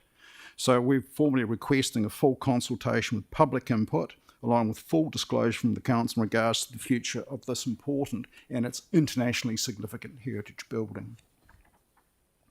In addition, and it'll be no surprise here, we support that the council should be funding the Arts Centre. For a variety of reasons, you'll have no doubt heard from the residents of Christchurch and groups as to why, but I'll draw your attention to the fact that you have a heritage strategy, Our Heritage, Our Taonga. And in the executive summary, you'll recognise that the council has a leadership role in facilitating a collaborative approach. The strategy also states the council has roles in heritage. One of those roles is funder. So you should be following your own strategy. This was fully endorsed by the public, and we consider that you should do so. I'd also make the observation, and I'm not going to get into the pros and cons, that according to the Arts Centre, and I believe that to be this case, it's not been disputed, they're generating $1 million visitors a year. I'm trying to think as a Central City resident, something that's equivalent, I presume, Riverside and the Botanical Gardens. Now, those sort of visitors, by my calculation, you'd have to fill the stadium, the new proposed stadium, 26 times a year. If you got close to that, you would deem that stadium to be an outstanding success. I'm not passing a judgment on that. And therefore, the running cost of the Arts Centre, I assume, will be smaller than the stadium. So you don't hold, I'm not sure why you're holding the Arts Centre to a different criteria compared to the council venues. And needless to say, 1 million visitors a year is a big plus for the Central City, for the CBD. We support the targeted rate being absorbed in the general rate. However, whilst we're supportive, we request that a small fraction of the 2 million in savings be set aside for heritage grants instead of 2031, 2032, that they be brought forward to this financial year. It's a little unclear as to what those heritage grants are. You used to have a heritage incentive grants, which was for built heritage and intangible heritage, so I presume they've been lumped together. That amounts to 10%. One of the reasons for doing so is, we'd be pretty well certain in asserting this without contradiction, if you proceed as you propose in this draft, you would be the only metropolitan city not to have heritage grants. I point out there are provincial towns and cities that have heritage grants, and Christchurch won't have any for a while. The other reason is, just on a practical thing, if you're a heritage building owner and you've got a heritage building, if you want to do any work on your house, you require resource consent if it's not a repair. Now, the council expects those building owners to be responsible on their buildings and do so. That costs money for a heritage resource consent. At minimum, surely they should be, if the city's expecting an expectation of responsibility, they should also come to the party as well, so the owners may be able to make a grant to cover that resource consent. I don't think that's unreasonable. So that's why we asked for the grants to be started at the beginning of the upcoming financial year, as opposed to what the council's proposing in the draft. Again, it does, under your strategy, one of your roles is funder. The other one is on intangible heritage, request for it to be reinstated as well. As an example, the Heritage Festival upcoming, they used to have the grant for groups is a paltry $28,500 a year. That's what it was in the past, which is totally insignificant by council expenditure. For those groups that hold public events as part of Heritage Week, there are a number of responsibilities. Some of them may have to pay public liability insurance if they have a public event. They've got to make sure someone's available with medical, health and safety plan. Full events plans have got to be available to do that, to hold those events. Well, without, access to those, what is a paltry amount of money, some groups may not go ahead. It may not be beyond them. And so we think it's important. In addition, the Aldhurst Memorial Hall, we fully support the gifting of the Aldhurst Memorial Hall to the Aldhurst Rural Residents Association. The only proviso on this one, I made a submission to this quite a number of years ago. I'm a little perplexed that it's taken so long for the council to come to this final thing, but you've done it well done. Thank you very much. Thank you, Sam. You done? You all done? Okay, thank you very much. That was good. Thank you. And lastly, Nikki and Peter, please. Peter Morrison. Yeah.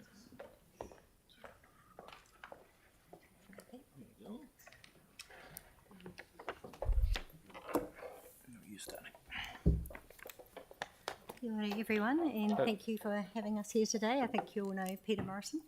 He has assured me he's not going to sing.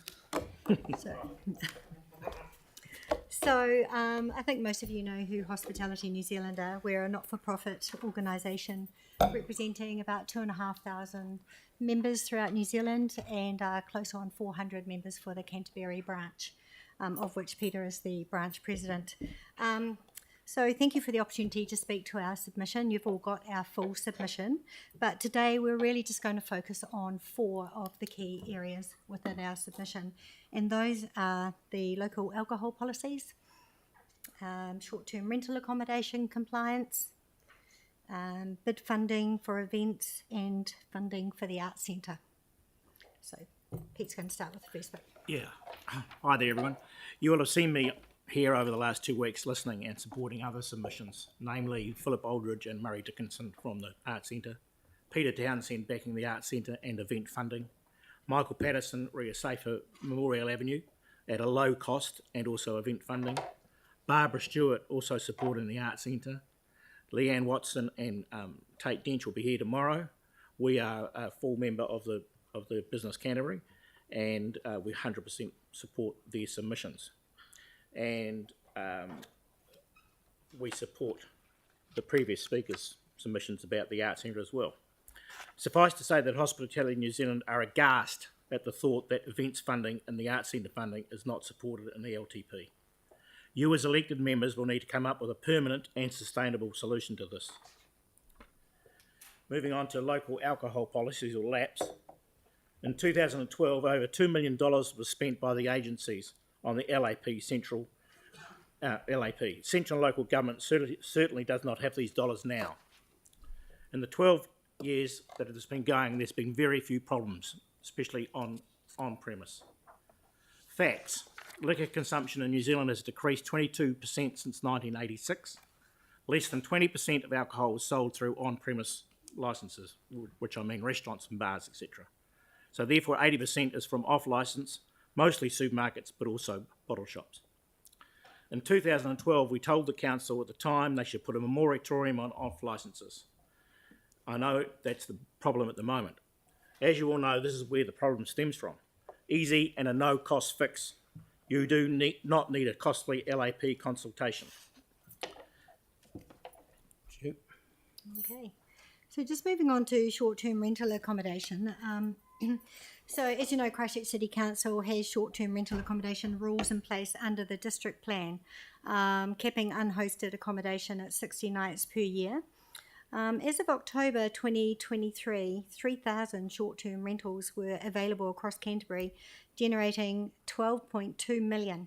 However, we know that applications for resource consent remain very small, and both Jeff Peters, who's our accommodation chair, and myself have had a couple of meetings later last year with Mark Stevens from CCC Planning, and the stance they're taking at the moment is there a complaint on Airbnb or any of the short-term rentals, they will then go and ask for the consents. So there's not a real big plan to get to everyone who has got that over 60 days. However, they did assure us in the last meeting that they were trying to employ someone to look at that further, but we still know that applications remain very small. In the short-term hearings, we said that the style of accommodation should pay the building warrant of fitness yearly, as all our members do, all commercial accommodation do. Monies from this could fund an enforcement officer or two. So we implore you to make sure compliance is happening across short-term rental accommodations. Thank you. Next, moving on to bid funding for major and business events. We note the additional funding option laid out in the consultation document regarding event bid funding. Hospitality New Zealand supports an additional rates increase to provide additional event bid funding for major and business events. As per the figures from Christchurch NZ in the 2022-23 financial year, 2.9 million was invested in major events, generating 35.8 million in visitor spending and a return on investment of 11 to 1. For the same period, 500k was invested in business events, returning 25.8 million over 5 years, return on investment of 35 to 1. The forecast ROI for the fund over the period of the long-term plan is $670 million. Are you aware that for business events, Tourism New Zealand gives dollar for dollar? The rationale to support more event attraction to Christchurch is clear. Events attracting visitors provide immense financial benefit and elevate city vibrancy. Please note that it's not just hotels, bars and restaurants that benefit. I'd like to say the butcher, the baker, the candlestick maker all benefit, e.g. taxis, student employment, the hydroponic lettuce grower in Horsville, everyone benefits. Furthermore, given the significant capital investment made into infrastructure and facilities in Christchurch, particularly Te Pai and the upcoming Te Kaha multi-use arena and Pekori Centre as well, operational investment in events is needed to ensure that most is made of this infrastructure and to maximise return on investment. Aside from funding for event attraction, Council also has a role to play in reducing the restrictions and the red tape involved in hosting events. Restrictive policies reduce the number of events that can be held each year and do not incentivise event organisers to bring their events to Christchurch. So just in conclusion with our presentation, we do recommend the four things that you continue with the national setting of liquor licensing, working with regulatory agencies to ensure that the Act is enforced as it was written and intended. So we do recommend that there's no LAP needed. We also recommend that you enforce the district plan rules for all short-term rental accommodation that meets the threshold of needing a consent. We recommend that you support additional event bid funding for major and business events through additional rates increase. And we also support funding for the Arts Centre. We'd be happy to discuss any of that. Thank you. You're out of time, but I've got a couple of questions. Sarah and then Andre. Thanks so much. Just one quick question on the LAP. Peter, you mentioned that there were no issues on premise. Very few. A few, yeah. But we did hear from the CCBA earlier, who have been having ongoing concerns about the amount of broken glass and vomit and things in that kind of the sort of hospitality area after after Friday and Saturday nights, and that's something that ratepayers currently cover the cost of cleaning up. But I would say that it's been bought at supermarkets and off premise, and people drinking not from bars, because people aren't allowed to leave bars and restaurants with bottles. That is the problem. They can still buy alcohol. Yeah, but they're coming to town to the hospitality area. That's right, and but they are don't. in and out of bars. They're not allowed in the bars with their own alcohol. No. They bought it. They go back to the cars and.